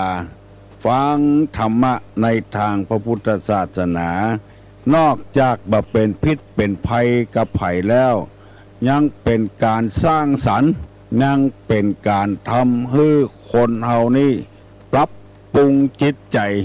ให้คนได้เป็นคนอยู่ตลอดเวลาสิ่งอื่นสิ่งไก่นั้นยังทำให้คนเสียผู้เสียคนวิชาความรู้ต่างๆดังที่เฮาจะได้ยินกันมาเอาวิชาต่างๆมาสอนให้ละเอกละอ่อนแล้วละเอกละอ่อนก็มีใจฮึกเหิมปากันทำลายวัฒนธรรมประเพณีอันดีอันงามแต่วิชาธรรมะนี้เพิ่มพูนขึ้นสร้างสรรค์ให้มันดีขึ้นดังที่เคยออกอากาศตลอดเวลาว่าความเจริญรุ่งเรืองนี้มันบหันทางตามันเป็นความเจริญรุ่งเรืองทางจิตทางใจทำให้คนได้เป็นคนมีความรู้มีความเข้าใจและอยู่ดีมีสุขยิ่งขึ้นดังจังหันว่าในกลางพรรษานี้มีคนเข้าวัดเข้าวากันนักหนาป่าป้านวิหารเต็มประตกประเสียงตลอดพรรษา3 เดือนเดือนละ4 เตื้อปีหนึ่งเข้าวัดเข้าวา12 เตื้อและนอกไปจากนั้นก็มีอำเภอต่างๆรับเอานโยบายไปปฏิบัติตำบลไหนไปค่อนกันตีหนึ่งเพื่อปฏิบัติธรรมเพื่อฟังธรรมและมีแต่ดีกับดีความอยู่เย็นเป็นสุขเกิดขึ้นตลอดเวลาหันว่าครอบครัวบางครอบครัวเคยแตกเคยแยกกันเคยพลิดร้องคล้องเถียงกันมาบัดเดี๋ยวนี้เป็นครอบครัวที่อบอุ่นมีความสุขบานหวานใจขึ้นดังนี้เป็นต้นการเกิดมาเป็นคนในวิถีของพระพุทธศาสนานี้เต็มไปด้วยความทุกข์ทั้งนั้นเพราะฉะนั้นเมื่อถึงเวลานั้นก็ยอมทนเอามันหลีกเลี่ยงบ่ได้พระพุทธเจ้าของเฮาจึงพยายามหลีกเลี่ยงจากทุกข์เหล่านั้นบ่มีทุกข์อันใดมาเบาะมาหอมพระพุทธเจ้าเลยมีแต่ความสุขพระองค์จึงเทศอันใดก็ให้คนได้มีความสุขขอให้ได้ปฏิบัติตามหลักของธรรมชาติจะเกิดความสุขขึ้นเช่นการดื่มสุราสูบบุหรี่ยาเสพติดต่างๆมันนำแต่ความทุกข์มาขึ้นกับคนเพราะฉะนั้นในทางพระพุทธศาสนาจึงบอกว่า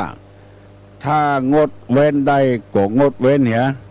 ถ้างดเว้นบ่ได้ก็พยายามผ่อนเบาบางลงไปท่านทั้งหลายจะหันว่าศีล 5ก็ดีศีล 8ก็ดีในพระพุทธศาสนานี้บ่ได้ห้ามเด็ดขาดเพราะว่าการห้ามคนนี่มันเป็นเรื่องยากเหมือนกับห้ามอย่างอื่นทำไมจึงบ่ห้ามพระพุทธเจ้าเพิ่นบอกว่าให้งดเว้นอันคำว่างดเว้นกับห้ามนี่มันบ่เหมือนกันเช่นงดเว้นจากการดื่มสุราและเมลัยเฮางดได้เฮาก็งดไปเหียเฮางดเว้นได้ก็เว้นไปเหีย พื่อจะทำให้ครอบครัวได้มีความสุขอยู่กับกันบ่เกิดความทุกข์ยากเพราะว่าสุรานี่มันทำให้คนได้ประมาทขับรถขับราก็ประมาทสินทรัพย์สมบัติจะเป็นแสนบ่ได้ลุบ่ได้พังมีสติควบคุมอยู่เสมอถ้าดื่มเข้าไปมันนักหนาปาปานขึ้นไปลดกันเหยียบหลายแสนเป็นล้านก็มีมันต้องสูญเสียไปตามนั้นมันหาสาระหาประโยชน์บ่ได้ดังนี้เป็นต้น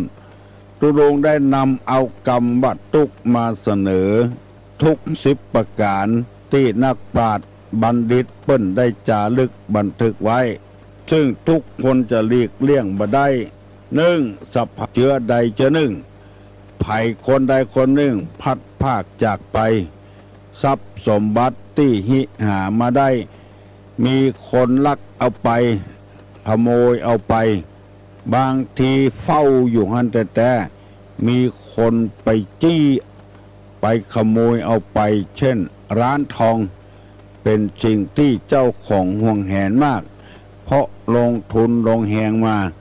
มีคนไปจี้ไปปล้นเอาเป็นต้นอันนี้คือความโศกเศร้าเสียใจเสียดายของข้อที่3ว่านิพัทธทุกข์ทุกข์เนืองนิดฮ้อนกาหนาวกา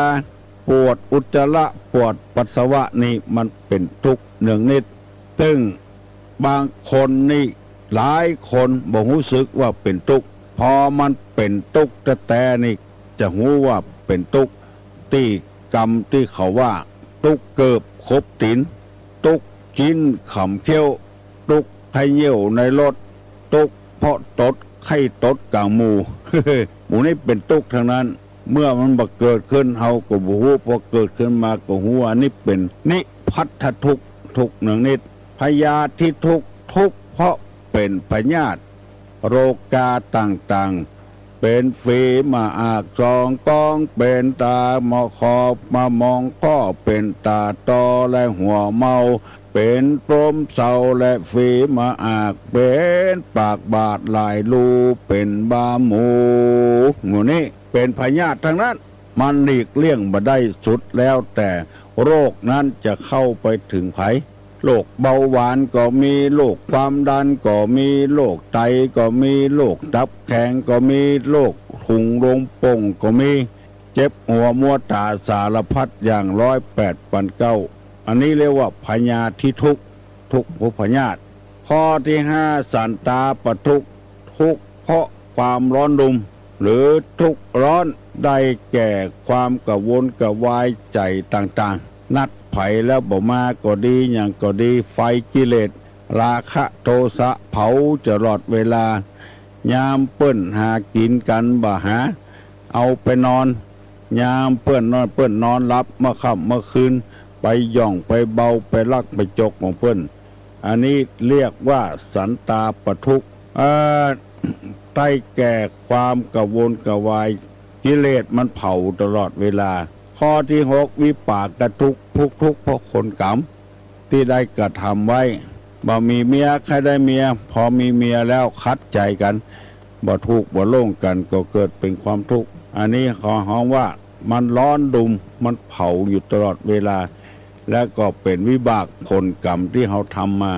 ข้อที่7สหคตทุกข์ทุกข์กรรมกับกันเป็นเพื่อนเป็นฝูงกันเนื่องมาจากวิบูลย์ปูนผลข้อที่8อาหารระปริเยทิทุกข์ทุกข์เพราะว่าการเสาะว่าหากินบอกว่าคนบอกว่าสัตว์ฝนตกฟ้าห้องก็ต้องบุญไปจนได้จนเป็นถ้าบ่ไปก็บ่ได้กินก่อนกินมาแล้วเกิดโรคภัยไข้เจ็บทำแล้วก็ข้อที่9วิวาทะมุรทุกข์มุรกะทุกข์ได้แก่มีทะเลาะวิวาทกันหัวก้านพ่องกลัวความวิตกกังวลต่างๆสารพัดอย่างสู้คดีกันรบราฆ่าฟันกันหมู่นี้เป็นต้นอันนี้มาจากการทะเลาะวิวาทวันนี้จะได้นำเอาคำว่าทุกขขันธ์ค คือทุกข์รวมยอดหมายเอาสังขารคือที่รวมของเบญจขันธ์เป็นที่มาอันนี้หมายความว่าทุกข์รวมยอดมันเกิดขึ้นจากคนเกิดจากขันธ์ทั้งห้าเวทนาสัญญาสังขารวิญญาณรูปเมื่อมันมากระทบทางตากระทบทางหูกระทบทางลิ้นกระทบทางจมูกกระทบทางร่างกายไปมีดเข้ามือพ่องไปต่ำอันต่ำนี่เลือดตกยางออกหมู่นี่แล้วมันไปรวมอยู่ที่หัวใจทั้งหมดตาไปหันหูกที่เฮาบ่ต้องการหันเกิดเวทนาขึ้นถ้าหันของดีก็เกิดความสุขเรียกว่าสุขเวทนาถ้าไปหันของที่เฮาบ่ต้องการก็เกิดความทุกข์ขึ้นมาเรียกว่าทุกขเวทนาตกลงว่าเป็นความทุกข์ทั้งนั้นหูถ้าไปได้ยินเสียงของม่วนไพเราะจับใจนิมนต์ฟังตุเจ้าเทศนาธรรมม่วนอกม่วนใจม่วนที่หูก่อนแล้วก็เข้าถึงจิตถึงใจโอ้ม่วนแตะได้ยินได้ฟังเทศยิ่งคนโบราณแต่ก่อนนี่ฟังธรรมมหาจาร์กันถึงเดือนนี่มาฟังกันที่วัดติวาตุเจ้าเปิ้นก็พากันไปฝึกไปหัดเฮียนจะเป็นธรรมกุมารบัณกามัทธีกาธรรมมหาราชกานกรกากันทุจกโมนี้เป็นกันใหญ่ๆเปิ้นจะมีใส่กาบใส่ซ้อยกันเกิดความม่วนอกม่วนใจขึ้นมาหูได้ฟังแล้วมันบัดใจม่วนที่หูมันไปม่วนที่ใจปุ้นฟังตุเจ้าเทศในวิทยุก็มันบัดใจม่วนที่หูพอได้ยินบ่ได้หูนี่เพียงแต่รับรู้เหมือนกับปากของเฮาที่กินอาหารเข้าไปมันหวานกามันกลมกล่อมกาที่สำคัญมันอยู่ที่กระเพาะพุ้นจะลำบ่ลำอยู่ที่ปากเมื่อปากเคี้ยวกาลิ้นแตะต้องเข้าไปแล้วลืนเข้าไปมันอยู่ที่กระเพาะอิ่มมอกพอหายพอดีกาอิ่มนักลำไปกาบ่ปอกินกามันอยู่ที่จิตที่ใจปุ้นดังนี้เป็นต้นอันนี้เรียกว่าถ้าเป็นความดีก็เรียกว่าสุขเวทนาถ้าเป็นความบดีก็เรียกว่าทุกขเวทนามันไปรวมอยู่ที่ขันธ์ห้าพูนหมดตาหูจมูกลิ้นกายใจมันไปปะเข้าใส่ไปรวมที่จิตที่ใจหมดอันนี้เรียกว่าทุกรวมตาหันของบดีหูไปได้ยินเสียงที่บ่ม่วนหูดังไปสาบกลิ่นที่บดีลิ้นไปสัมผัสรสที่มันเผ็ดนักเค็มนักขมนักมันเกิดที่จิตที่ใจพุ่นหมดลิ้นเพียงแต่สัมผัสเท่านั้นกายไปกระทบไปถูกต้องตะปูตำนำแตงอย่างมูนี่มันไปเจ็บที่ตั้งกายน้อยเดียวแต่ส่วนมากจะเจ็บที่ใจเมื่อเจ็บออกมาแล้วปากก็พ่นออกว่าปวดกระเจ็บกามูนี่เป็นต้นดังที่เฮาจะหันคนป่วยที่โรงพยาบาลเดือดกระวนกระวายออกมามันปวดที่ใจในพระพุทธศาสนาบอกว่าถ้าเฮาจ้างแบ่งมันหันก็สักว่าหันบ่เกิดความสุขบ่เกิดความทุกข์อย่างขึ้นมาเพียงแต่หันพอแล้วใจเฮาบ่ต้องคิดเพราะว่าตามันมีหน้าที่ของมันในการพอกการก้อยถ้าใครได้ยินก็ต้องใจหูถ้าใครหูว่ามันเหม็นกับมันหอมก็ใจที่หูดังเปิ้นแบ่งไว้เป็นขันอย่างนี้เรียกว่าทุกขขันธ์เป็นอย่างนี้สุดแล้วแต่ดวงใจของเฮาจะรับหูกาบ่รับหูอันใดที่มันดีก็รับหูเหียอันใดที่บ่ดีก็เอาขว้างเหียอย่าไปเก็บเอามาในอารมณ์ที่ต่าง อารมณ์ที่มันบดีจะไปเอามาบรรทุกเอามาบรรจุเข้าหัวใจคนเฮานี่ส่วนมากจะได้รับข้อมูลที่บ่ถูกต้องของดีๆบ่ได้นำไปกึดแต่ของบดีมันยังบ่เกิดมาขึ้นเตื้อก็อ้างไปเหี่ยก่อนแล้ว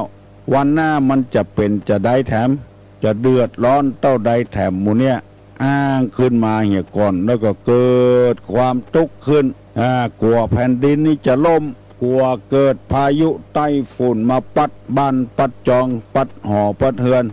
กลัวว่าลูกเกิดมาจะเป็นคนปากบิดปากเบี้ยวเป็นคนบดีบดักกับเปิ้นกลัวว่าเปิ้นจะมายึดบ้านยึดจองกลัวเปิ้นจะตัดถนนมาถูกหอถูกเฮือนกลัวไปเหี่ยก่อนอันเนี้ยเอามารวมที่จิตที่ใจหมดต่างพระพุทธศาสนาว่าขอให้ทำดีไปเหี่ยก่อนสิ่งเหล่านั้นมันยังบังเกิดขึ้นมาเตื้อฟังกัวเตื้อแล้วเฮายังบัแน่บันอนในจิตในใจบางทีเฮาอาจจะได้ดิบได้ดียิ่งกว่านี้บางทีจะยิ่งกว่านี้เพิ่นบอกว่าอนาคตเป็นเรื่องความใฝ่ฝันแน่พ่องบ่แน่พ่องส่วนมากนี่มันจะบ่แน่อย่างตีปากันซื้อหวย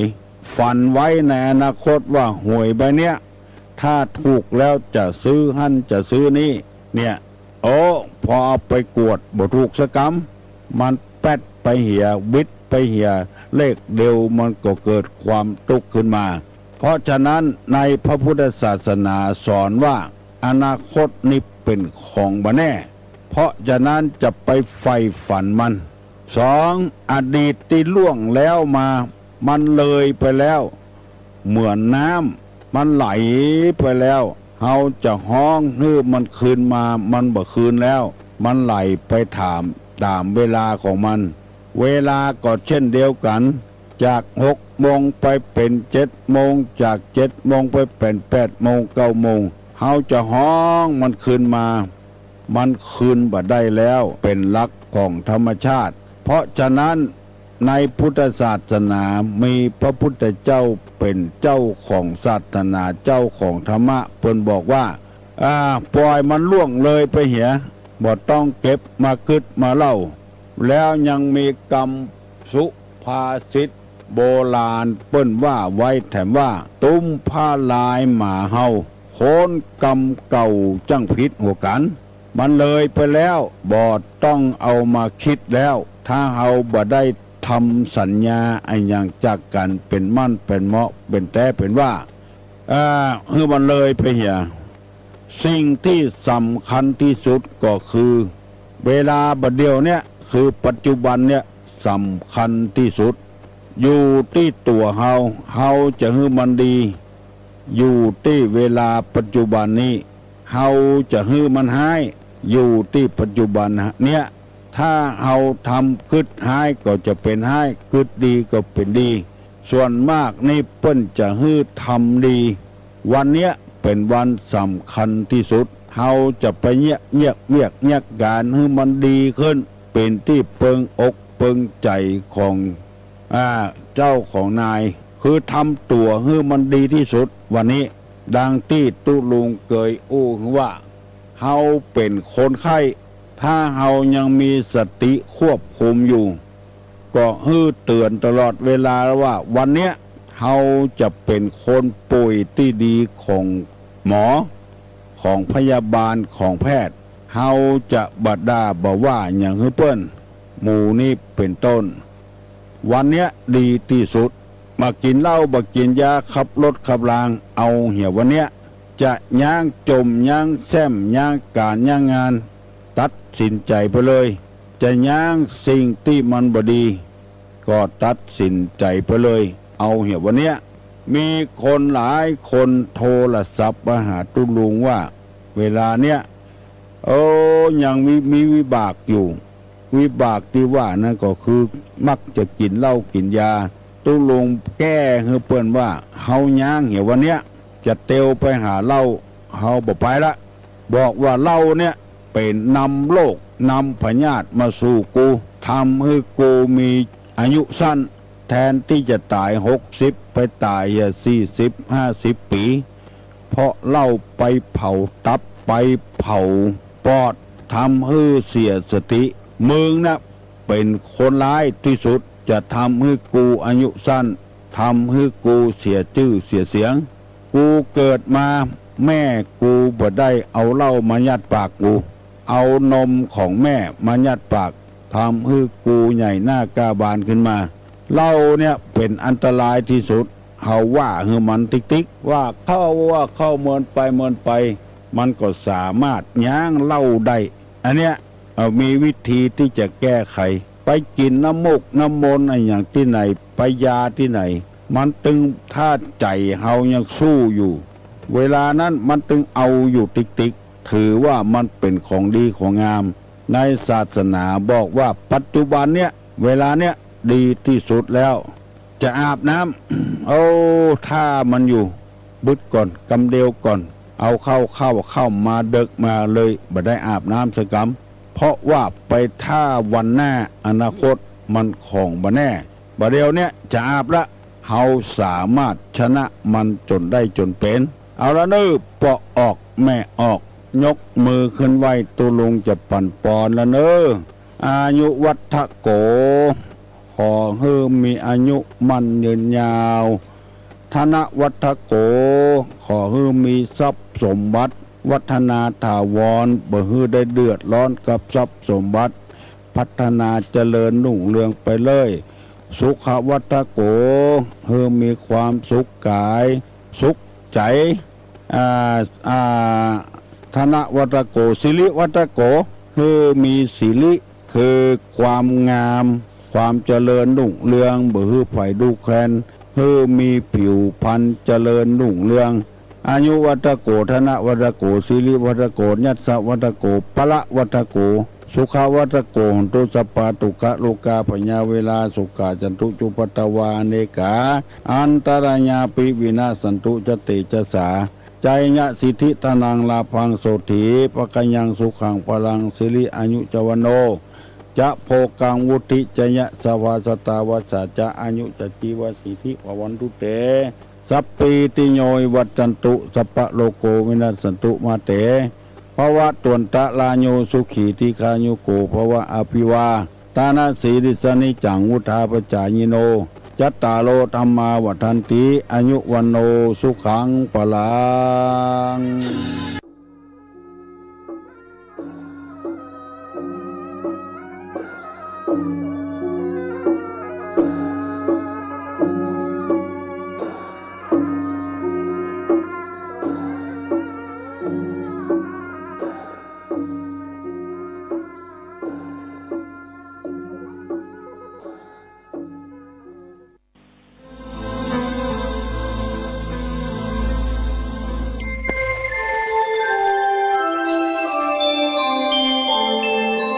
ขณะนี้ท่านกำลังฟังสถานีวิทยุกระจายเสียงพระพุทธศาสนา FM 104.5 เมกะเฮิรตซ์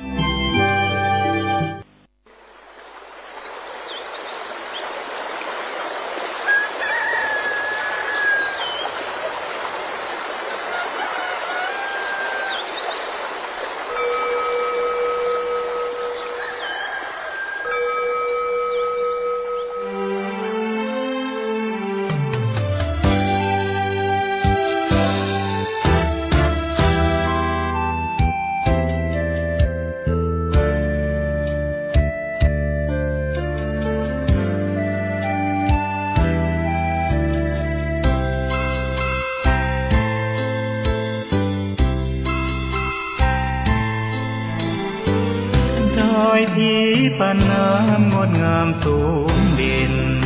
รอยธรรมเทระพระเนตรฝากเสียงผ่านสายล่อนลอยเชิญชวนศรัทธาร่วมบูรณาวัดป่าดงดอยยอดภูนางแก้วยังคอยทอแสงส่องฟ้าอำไพ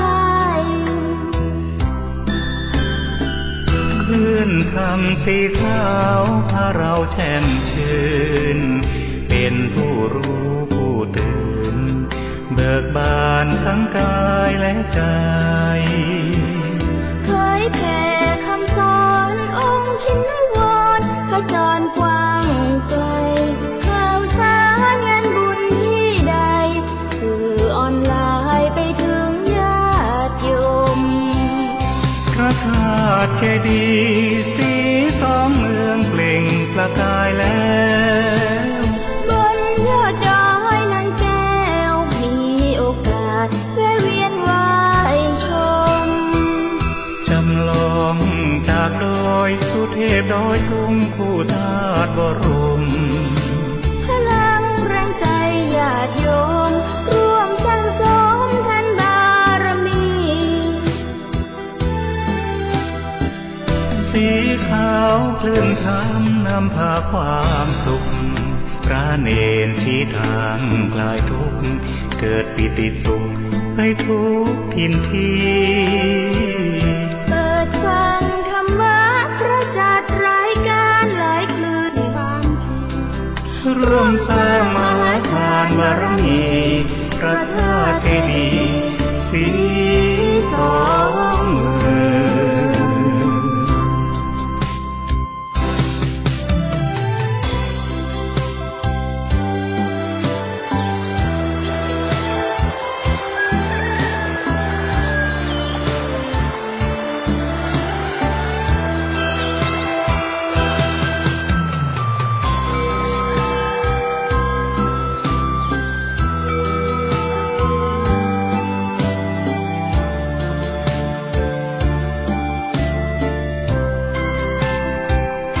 พระธาตุเจดีย์สี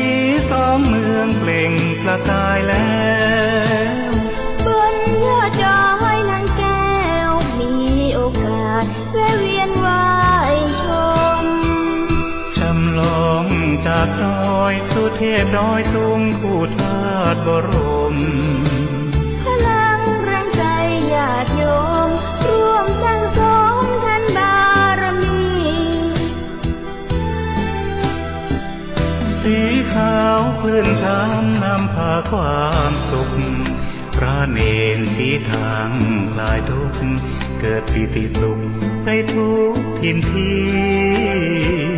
เปิดฟังธรรมะพระจัดรายการหลายคลื่นความร่วมสร้างมหาทานบารมีพระธาตุเจดีย์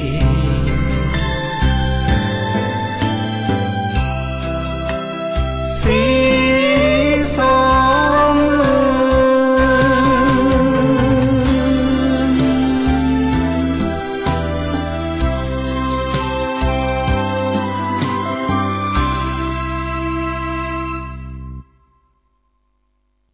ปัญญาไปเรื่อยๆมันจะเห็นว่าจิตที่โกรธเกิดขึ้นตั้งอยู่แล้วก็ดับไปจิตที่ไม่โกรธคือจิตที่รู้เนี่ยเกิดขึ้นตั้งอยู่แล้วก็ดับไปเนี่ยจะเห็นอย่างนี้นะค่อยๆดูไปในสุดก็จะเห็นในเจตสิกคือสังขารทั้งหลายนะไม่เที่ยงเป็นทุกข์เป็นอนัตตาจิตที่เกิดร่วมกับสังขารทั้งหลายไม่เที่ยงเป็นทุกข์เป็นอนัตตาเมื่อกี้หลวงพ่อบอกแล้วนะสังขารไม่ได้มีแต่ตัวเลวนะสังขารฝ่ายดีก็มีศรัทธาวิริยะสติสมาธิปัญญาเนี่ยคือตัวสังขารทั้งสิ้นเพราะฉะนั้นภาวนาเนี่ยไม่ใช่หนีสังขารเราอยู่กับสังขารแต่ว่าเราพัฒนาสติสมาธิเราให้แข็งแรงขึ้นสังขารฝ่ายดีมันจะเกิดถี่ขึ้นและเข้มแข็งขึ้นศีลสมาธิปัญญาเนี่ยก็คือสังขารทั้งหมดแหละมันก็จะค่อยๆดีขึ้นในขณะที่สังขารฝ่ายเลวเนี่ยพอเรามีสติมีสมาธิมีปัญญาอยู่เนี่ยสังขารฝ่ายเลวอยู่ไม่ได้แค่มีสติสังขารฝ่ายเลวก็ดับแล้วเพราะฉะนั้นการที่เราฝึกเนี่ยนะค่อยๆดูค่อยๆดูไปงานดูจิตเป็นงานที่ประณีตนะถ้าดูของละเอียดยังไม่ได้ก็ดูเวทนานะจิตสุขจิตทุกข์จิตไม่สุขไม่ทุกข์ดูง่ายๆถ้าดูถึงสังขารมันก็ประณีตขึ้นมาสังขารมันเกิดได้ก็อาศัยสัญญาและเวทนาปรุงสังขารขึ้นมา สังขารไม่ได้อยู่ในอำนาจบังคับมันแล้วแต่สัญญาและเวทนาจะทำงานขึ้นมาสั่งไม่ได้เลือกไม่ได้หรือจิตที่เกิดร่วมกับสังขารแต่ละชนิดก็เกิดร่วมกันแล้วก็ดับร่วมกันพร้อมๆกันนี่มันจะดับได้นะเราก็ต้องมีสตินะรู้ทันมีสังขารฝ่ายชั่วเกิดนี่จิตโกรธขึ้นมาคนยังไม่ภาวนามก็คือกูโกรธถ้าภาวนาเป็นจิตตั้งมั่นเป็นคนดูแล้วมันจะเห็นว่าความโกรธกับจิตเป็นคนละอันกันแล้วสติระลึกรู้ความโกรธนั้นความโกรธจะขาดสะบั้นเลยดับไปพร้อมๆกับจิตโกรธนะจิตรู้เนี่ยมันจะเด่นดวงขึ้นมาแทนนี่มันละเอียดกว่าการดูเวทนาทางใจนะดูเวทนาทางใจนะหลวงพ่อรู้สึกมันง่ายๆมันไม่ซับซ้อนแต่ดูสังขารเนี่ยซับซ้อนสังขารเนี่ยยอดจะปรุงแต่งเลยเพราะฉะนั้นในบรรดาจิตเจตสิกรูปนะรวมทั้งหมดเนี่ยมีสภาวะธรรม71ตัวถ้ารวมนิพพานด้วยก็เรียก72สภาวะสิ่งที่เรียกว่าสภาวะธรรมมีทั้งหมด72ตัวนะเป็นจิตซะ1ตัวนะเป็นนิพพานซะ1ตัวเป็นรูป18นะเป็นเจตสิก52ตัวแล้วในเจตสิก52ตัวนะเกือบทั้งหมดนะคือสังขารเยอะแยะเลยเจตสิกคือเวทนาก็ตัวหนึ่งเจตสิกคือสัญญาก็ตัวหนึ่งนะเจตสิกที่ตัวสังขารนี่เยอะแยะเลยนะมันคนละตัวกันคนละส่วนกัน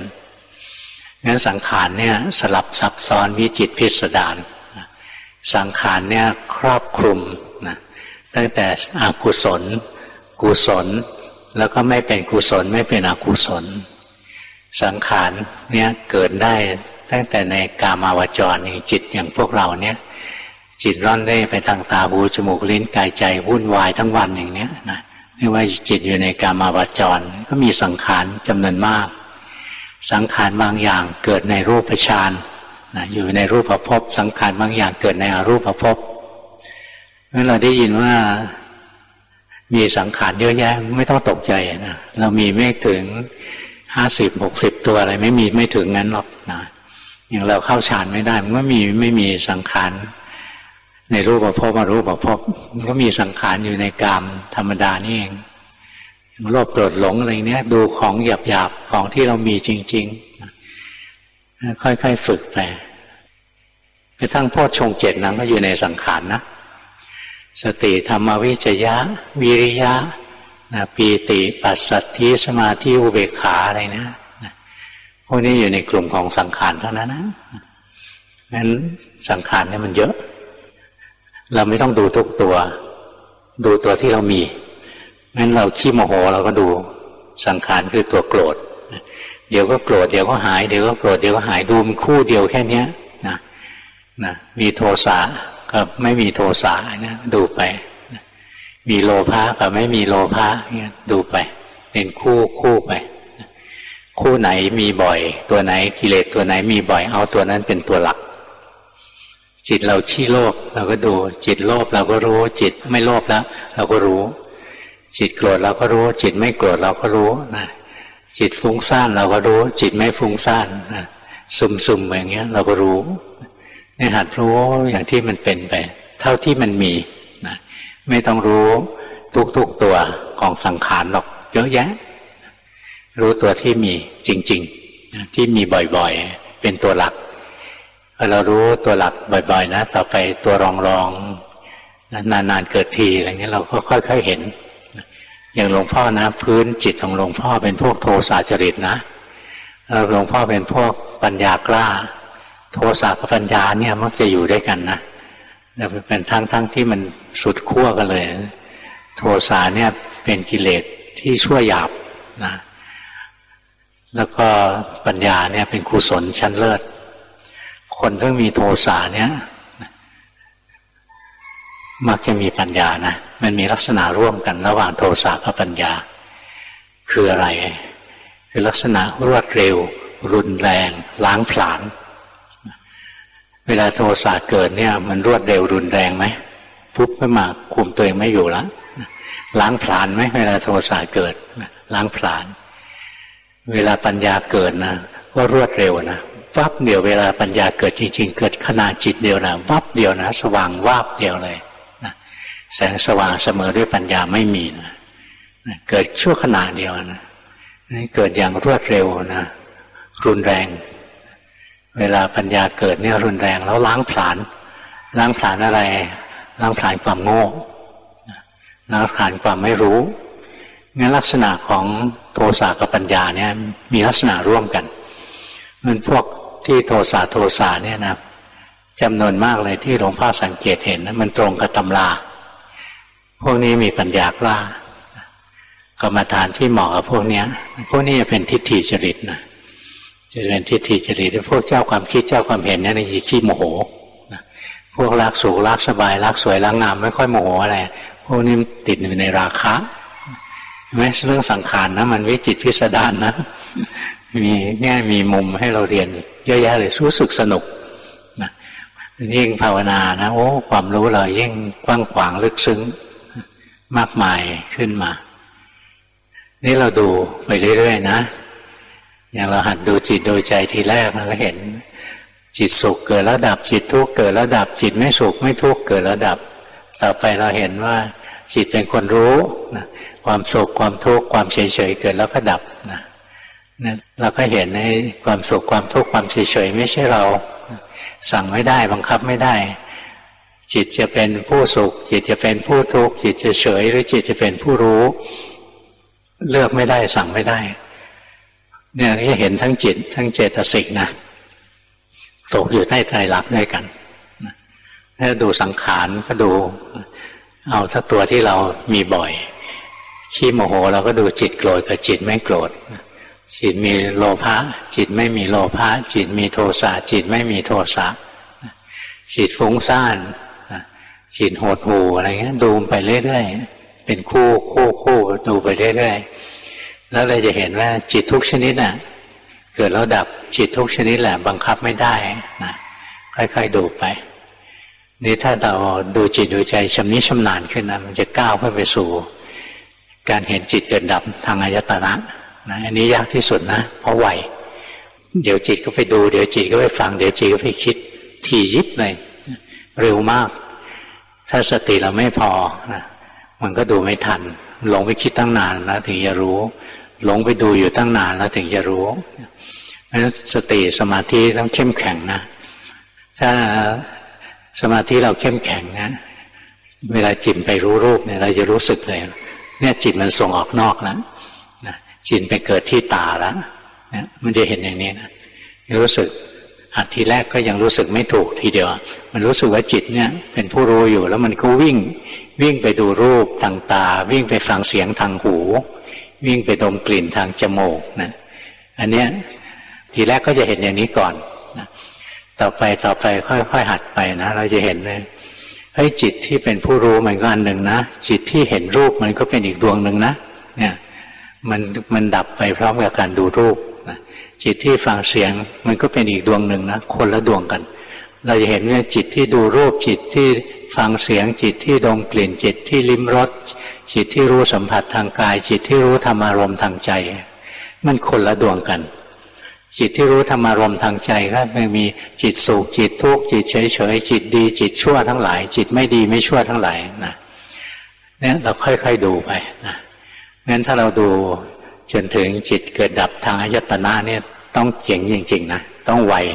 สมาธิต้องดีสติต้องไวไม่งั้นดูไม่ทันหรอกหลงไปดูทั้งชั่วโมงแล้วเพิ่งจะรู้ว่าหลงอะไรเงี้ยนะไม่ได้กินหรอกสู้มันไม่ไหวงั้นดูของที่เราทำได้ดูเวทนาที่เกิดในใจดูสังขารที่เกิดในใจดูสังขารที่เกิดในใจเช่นโลภขึ้นมาก็รู้โกรธขึ้นมาก็รู้นะหายโลภหายโกรธแล้วก็รู้อะไรเงี้ยรู้ไปเรื่อยๆไม่ต้องรู้ลึกซึ้งตามกระบวนการที่หลวงพ่อบอกหรอกอันนั้นค่อยรู้ทีหลังนะค่อยเห็นทีหลังที่จริงเริ่มแต่ตามองเห็นรูปนะว่ามีผัสสะนะมีวิญญาณทางตาเกิดขึ้นนะสิ่งที่เรียกว่าผัสสะเนี่ยจะต้องมีอย่างตามองเห็นรูปเนี่ยนะเรียกว่าผัสสะตากระทบรูปจะต้องมีตาต้องมีรูปต้องมีจิตสามอันเนี้ยทำงานด้วยกันนะถึงจะเกิดผัสสะทางตา ภาษาทางตาเนี่ยมีเวทนาอย่างเดียวคือเฉยๆนะไม่มีสุขมีทุกข์นะมันเฉยๆแล้วมันส่งสัญญาณเข้ามาที่ใจนะนี้พอส่งสัญญาณเข้ามาถึงใจเนี่ยมันมีความสุขมีความทุกข์มีความเฉยๆเกิดขึ้นในใจได้แล้วสัญญามันเข้าไปแปลนะมันก็เกิดชอบเกิดไม่ชอบเกิดโลภเกิดโกรธเกิดหลงขึ้นมาแล้วถัดจากนั้นมันจะเกิดตัณหาเกิดความอยากมาทันทีที่เกิดความอยากจะเกิดความดิ้นรนของจิตความดิ้นรนของจิตคือภพตัณหากระตุ้นให้เกิดการดิ้นรนของจิต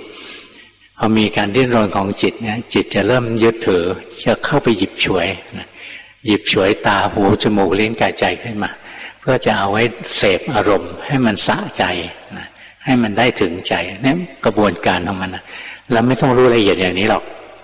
เดี๋ยววันหนึ่งก็รู้วันนี้ถ้าดูก็ดูแค่ว่าจิตโกรธแล้วก็รู้จิตหายโกรธแล้วก็รู้จิตโลภแล้วก็รู้จิตหายโลภแล้วก็รู้เอาของง่ายๆอย่างนี้แหละไม่ต้องคิดมากถ้ามานั่งคิดมากตอนนี้เป็นผัสสะเกิดเวทนาแล้วเขามีกิเลสแทรกในเวทนาแล้วเนี่ยเกิดตัณหาแล้วเกิดอุปาทานเพี้ยนไม่ได้เห็นของจริงใช้ไม่ได้ดูของจริงที่เราเห็นค่อยๆฝึกค่อยๆรู้ค่อยๆดูไปทุกวันนะสุดท้ายมันจะเห็นรูปเวทนาสัญญาสังขารวิญญาณนี่ไม่ใช่ตัวเราไม่ใช่ของเราถ้าดูในส่วนของนามธรรมก็เวทนาสัญญาสังขารวิญญาณไม่ใช่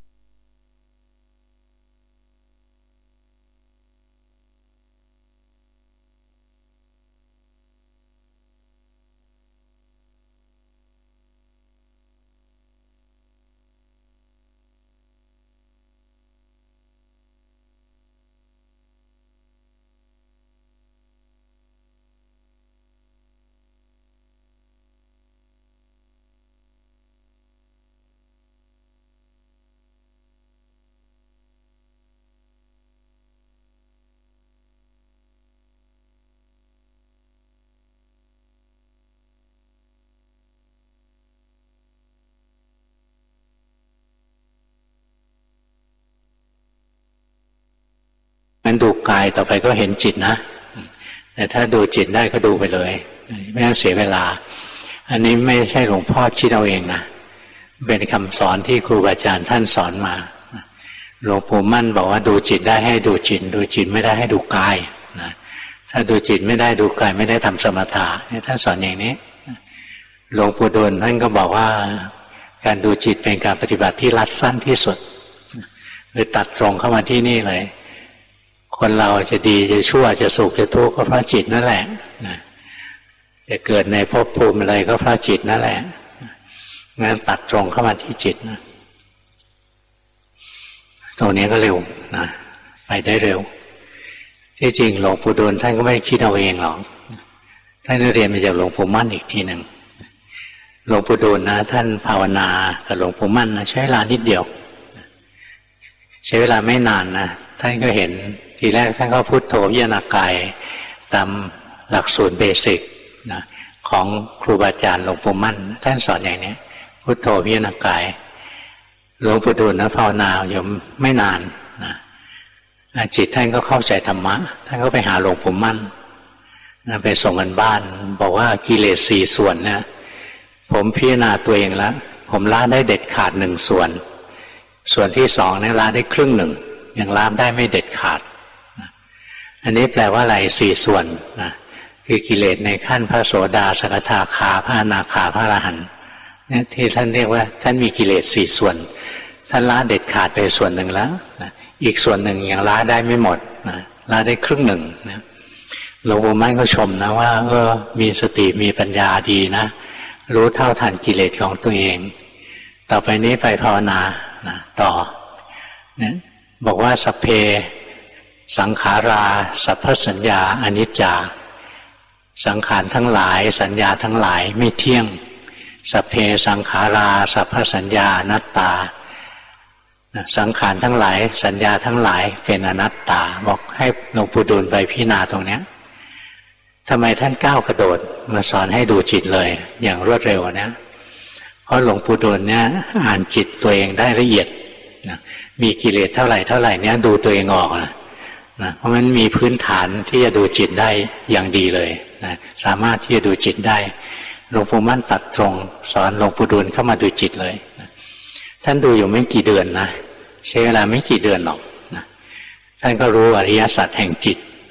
จิตที่ส่งออกนอกเป็นสมุทัยผลที่จิตส่งออกนอกเป็นทุกข์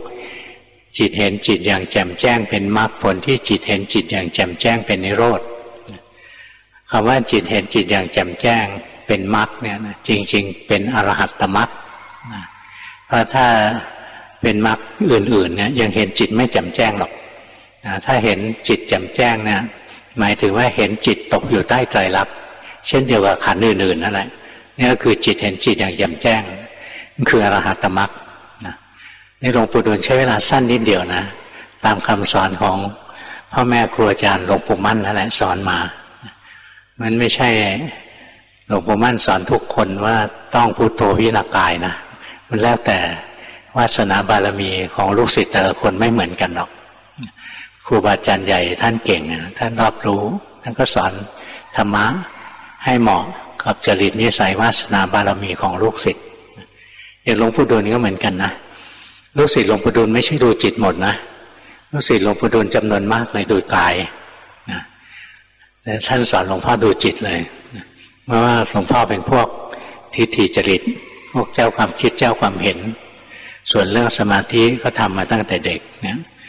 นั้นท่านก็สอนตัดเข้ามาที่จิตท่านรู้ว่าเราตัดเข้ามาตรงนี้ไหวแล้วสอนให้ตัดเข้ามาท่านบอกการดูจิตเป็นการปฏิบัติที่รัดสั้นที่สุดนี่หลวงพ่อก็พยายามมาคลี่คำว่าดูจิตนะให้มันง่ายขึ้นถ้าบอกให้พวกเราดูจิตเราอย่าไปเพ่งจิตไปจ้องจิตนะทำผิดนะไปเพ่งจิตจ้องจิตผิดหลวงพ่อเลยบอกให้รู้ไปจิตสุขก็รู้จิตทุกข์ก็รู้จิตเฉยๆก็รู้นะแล้วต่อไปก็เห็นจิตดีก็รู้จิตชั่วก็รู้จิตไม่ดีไม่ชั่วก็รู้นะแล้วละเอียดประณีตขึ้นไปก็เห็นจิตเกิดที่ตาหูจมูกลิ้นกายใจเกิดแล้วก็ดับเกิดที่ไหนดับที่นั้นหลวงพ่อเคยถามหลวงปู่ดูลว่าหลวงปู่ครับจิตมันอยู่ที่ไหนเนี่ยตอนนั้นเห็นมันไหวอยู่กลางอกนะไปถามท่านนึกว่าจะตอบว่ากลางอกนะเป็นการถามเพื่อตรวจสอบว่าที่เราเห็นเนี่ยที่เราเข้าใจเนี่ยถูกไหมคิดว่ามันไหวอยู่เนี่ยงั้นจิตเกิดที่กลางอกดับที่กลางอกไปถามหลวงปู่ครับจิตมันอยู่ที่ไหนจิตมันตั้งอยู่ที่ไหนท่านบอกจิตไม่มีที่ตั้งเอาเลยสินะจิตไม่มีที่ตั้งภาวนาอีกพักหนึ่งถึงรู้จิตไม่ได้ตั้งอยู่ที่ไหนหรอกจิตเกิดตรงไหนจิตก็ดับตรงนั้นแหละจิตเกิดที่ตาก็ดับที่ตาไม่ต้องเอาตั้งไว้ที่ตาตลอดจิตเกิดที่หูก็ดับที่หูไม่ต้องเอาไปจิตไปตั้งไว้ที่หูตลอดนะจิตเกิดที่ใจแล้วก็ดับที่ใจไม่ต้องเอาจิตไปจ้องอยู่ที่ใจตลอดนะเนี่ยดูไปเรื่อยๆไม่ค่อยๆเข้าใจเป็นลำดับไปนะเอาวันนี้สอนยาวมากเลยนะก็คลุมเรื่องการดูจิตดูใจไว้ส่วนหนึ่งแล้วนะยังมีลูกเล่นมีทริคมีศิลปะอะไรอีกเยอะแยะนะเรื่องของจิตนะเป็นเรื่องประณีตลึกซึ้งมากเลยเอาเท่านี้ก่อนเรียนเยอะนั่นก็จำไม่ไหวเบอร์ 1ครับส่งการบ้านครั้งแรกปฏิบัติตามแนวทางของหลวงพ่อมาประมาณ3 ปีภาวนาโดยการดูลมหายใจเข้าออกบ่อยครั้งจะติดสมถะจึงเปลี่ยนมาดูร่างกายขอความเมตตาหลวงพ่อช่วยชี้แนะด้วยค่ะไม่ต้องแนะมากคนนี้ที่ภาวนาอยู่ใช้ได้นะดีแล้วล่ะจิตมันตั้งมั่นขึ้นมาเป็นผู้รู้ผู้ดูนะระวังอันเดียวว่าจิตมันไม่เข้าฐานเวลามันตั้งอยู่เนี่ยนะบางทีมันอยู่นอกฐานนะลองหายใจสิลองหายใจสบายๆอย่าดึงจิตนะอย่าไปยุ่งกับจิตหายใจเฉยๆ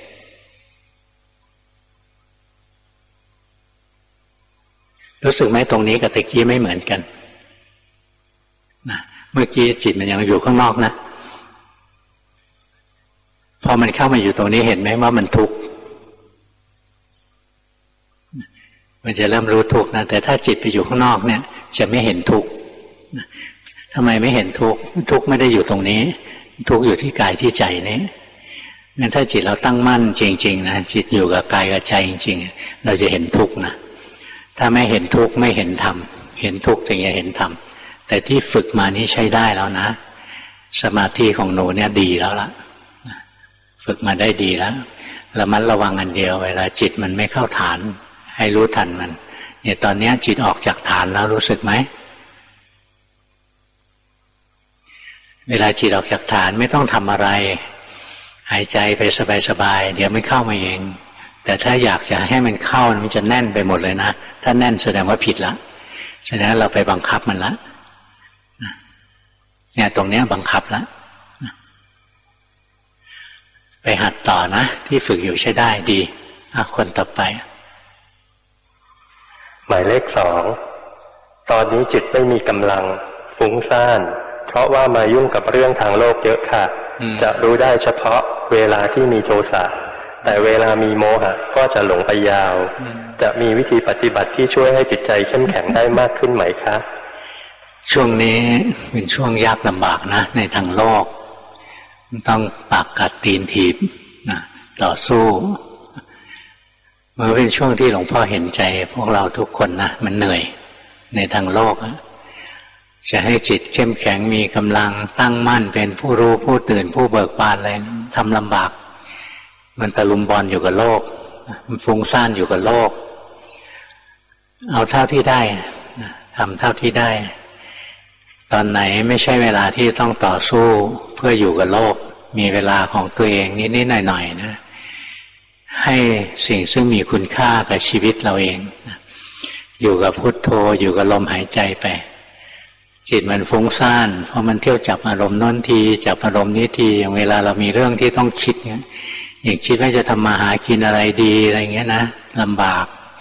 งานการลำบากอะไรนะจะห้ามมันไม่ให้คิดนะห้ามไม่ได้มันจะคิดว่าไม่ว่ามันหรอกนะเราก็ค่อยๆสังเกตไปตอนไหนไม่ใช่เวลาที่จะคิดเรื่องงานเรื่องการนะมาอยู่กับพุทโธมาอยู่กับลมหายใจไปเก็บแต้มของเราไปเรื่อยๆแต่ไปจิตใจเราเข้มแข็งขึ้นมาแล้วการแก้ปัญหาชีวิตมันจะง่ายขึ้นหลวงพ่อพุธท่านเคยเล่าให้หลวงพ่อฟังนะว่าสมาธิเนี่ยมันช่วยแก้ปัญหาชีวิตได้อย่างดีเลยนั่นหลวงพ่อพุธจะเป็นพระที่ทันสมัยสอนคนที่อยู่ในเมืองได้ดีมากๆหลวงพ่อลูกศิษย์ท่านแหละนะท่านเล่าให้ฟังบอกว่ามันมีสถาปนิกคนหนึ่งนะคนจ้างให้ออกแบบอาคารหลังหนึ่งซึ่งมันซับซ้อนมากเลยคิดยังไงก็คิดไม่ตกนะนั่งคิดเป็นวันๆนะคิดไม่ตกเลยว่าจะทำยังไงพอคิดไม่ตกนะเขาก็นอนตอนที่ตื่นนอนมาเนี่ยมีสตินะรู้สึกเห็นร่างกายมันเห็นจิตใจเห็นร่างกายมันตื่นขึ้นมานะจิตมันสงบมันตั้งมั่นแล้วท่านบอกว่าเขาเห็นแปลนที่จะต้องเขียนนะมันเกิดขึ้นต่อหน้าต่อตาเลยนะตึกหลายชั้นเนี่ยมันเห็นเป็นภาพออกมาไม่ได้คิดเลยนะจิตมันสอนออกมาจิตมันแสดงออกมาปรากฏว่าเขาทำงานที่ยากลำบากนี้สำเร็จได้อย่างง่ายดายเลยด้วยจิตที่มีสมาธินี้จิตที่มีสมาธิถ้าพวกเราไม่มีนะเราไปสังเกตตอนที่เราตื่นนอนตอนที่ตื่นนอนยังไม่ได้ทันคิดเรื่องงานตรงนั้นแหละพอจะมีสมาธิอยู่บ้างเวลาตื่นนอนเป็นเวลาสำคัญนะเป็นนาทีทองของชีวิตเราตื่นนอนขึ้นมาอย่านอนบิดขี้เกียจฟุ้งซ่านอะไรไปเรื่อยๆตื่นนอนก็ตื่นขึ้นมาด้วยความรู้เนื้อรู้ตัวรู้สึกกายรู้สึกใจไปจิตจะมีสมาธิขึ้นมาเราจะคิดแก้ปัญหาที่ยากๆได้หลวงพ่อก็ใช้วิธีนี้ตั้งแต่ไหนแต่ไรนะเวลาเราคิดอะไรไม่ออกเนี่ยหลวงพ่อไม่ตะบี้ตะบันคิดขอใช้ศัพท์ไม่สุภาพนะมันเห็นภาพดีหลวงพ่อไม่ตะบี้ตะบันคิดเวลาคิดอะไรไม่ออกไม่คิดมันหรอกนะไปทำอย่างอื่นก่อนไปอ่านการ์ตูนไปอย่างโน้นอย่างนี้นะแล้วก็ทำใจสบายๆบางทีนั่งสมาธิไหว้พระสวดมนต์อยู่นะเรารู้เลยว่าเราจะต้องทำอะไรตอนไหนมันรู้ขึ้นเองเลยนะกำลังของสมาธิเนี่ยบางทีเช้าตื่นนอนเนี่ยตื่นตอนเช้าขึ้นมานะนึกถึงการปฏิบัติเนี่ยมันรู้เลยว่าจะต้องปฏิบัติยังไงนะหรือวันนี้จะเทศอะไรเนี่ยบางทีรู้แต่เช้าว่าวันนี้จะเทศอย่างนี้ไม่ได้มีการเตรียมโผนะหรือบางทีเช้ามันไม่เกิดธรรมะหลวงพ่อก็มานั่งจิบน้ำร้อนน้ำชาเดี๋ยวก็มีธรรมะว่าควรจะแสดงธรรมเรื่องอะไรนี่เป็นเรื่องของสมาธิทั้งหมดเลย งั้นเวลาที่จิตเรามีปัญหามากอย่าไปดิ้นรนว่าทำยังไงจะหายทำไงจะหายคิดไม่ออกแล้วโว้ยทุบกระบาลอีกนะธรรมดาก็โง่อยู่แล้วยังไปเขกหัวให้มันโง่กว่าเก่าอีกนะก็อย่าไปโมโหนี่หนูเบอร์ 2รู้สึกไหมจิตตอนนี้ดีกว่าตะกี้รู้สึกไหมจิตตอนนี้มันตื่นขึ้นมามันโปร่งมันโล่งมันเบาขึ้นมานะทั้งที่หลวงพ่อยังไม่ได้สอนอะไรเราเท่าไหร่เลยแต่จิตเราเปลี่ยนแล้วเพราะจิตเรารับธรรมะได้ไม่ต้องไปคิดค้นคว้าจิตมันฟังธรรมะฟังไปจิตมันสงบจิตมันมีสมาธิขึ้นมานะมันจะรู้ว่าอะไรควรทำอะไรไม่ควรทำมันจะรู้ขึ้นมาเองแล้วตอนนี้เราจะคิดแก้ปัญหาชีวิตได้ดีกว่าคนอื่นอย่างพวกเล่นหุ้นเล่นอะไรนะแล้วก็ฟุ้งตลอดเวลาไม่ได้กินหรอกถ้าข้อมูลไม่แม่นนะจะลงทุนจะทำธุรกิจจะอะไรเนี่ยจัดการกับใจของเราให้ได้ก่อนถ้าใจเรามีสมาธิมันจะไม่มีอคติไม่มีไบแอสมันจะมองปัญหาอะไรได้ตรงไปตรงมามากกว่าพวกที่มีไบแอสอย่างพวกที่โลภมากเนี่ยจะลงทุนดีไม่ดีอะไรเนี่ยโลภมากนะเดี๋ยวก็พลาดถ้าใจมีสมาธิไม่โลภมันรู้เลยว่าตอนไหนควรจะทำอะไรจะลงทุนอะไรตอนไหนจะถอยตอนไหนจะก้าวไปข้างหน้ามันจะรู้ของมันเองนะมันรู้จังหวะชีวิตของตัวเองได้เลยเพราะฉะนั้นสมาธิเนี่ยฝึกเอาไว้เถอะไม่ใช่สมาธิเคลิ้มๆนะสมาธิรู้เนื้อรู้ตัวนี่แหละฝึกเอาไว้นะแล้วจะเอามาใช้งานทางโลกได้เยอะแยะเลยอย่างตอนนี้จิตเรามีกำลังขึ้นมาแล้วเราก็รู้สึกลงไปถ้าจะเดินในทางธรรมต่อเราก็ดูลงไปร่างกายไม่ใช่ตัวเราความรู้สึกทั้งหลายไม่ใช่ตัวเราจิตก็ไม่ใช่เราสั่งให้ดีไม่ได้ห้ามชั่วไม่ได้เนี่ยดูไปถ้าจะมีภาระทางโลกนะจิตมันจะวกไปคิดหาคำตอบทางโลกเองแล้วมันจะรู้คำตอบแบบง่ายๆไม่ค่อยผิดหรอกเบอร์ 3หมายเลข 3ส่งการบ้านครั้งที่แล้วหลวงพ่อให้โยมไปเดินจงกรมแล้วรู้สึกจิตใจเอาจิตเป็นหลัก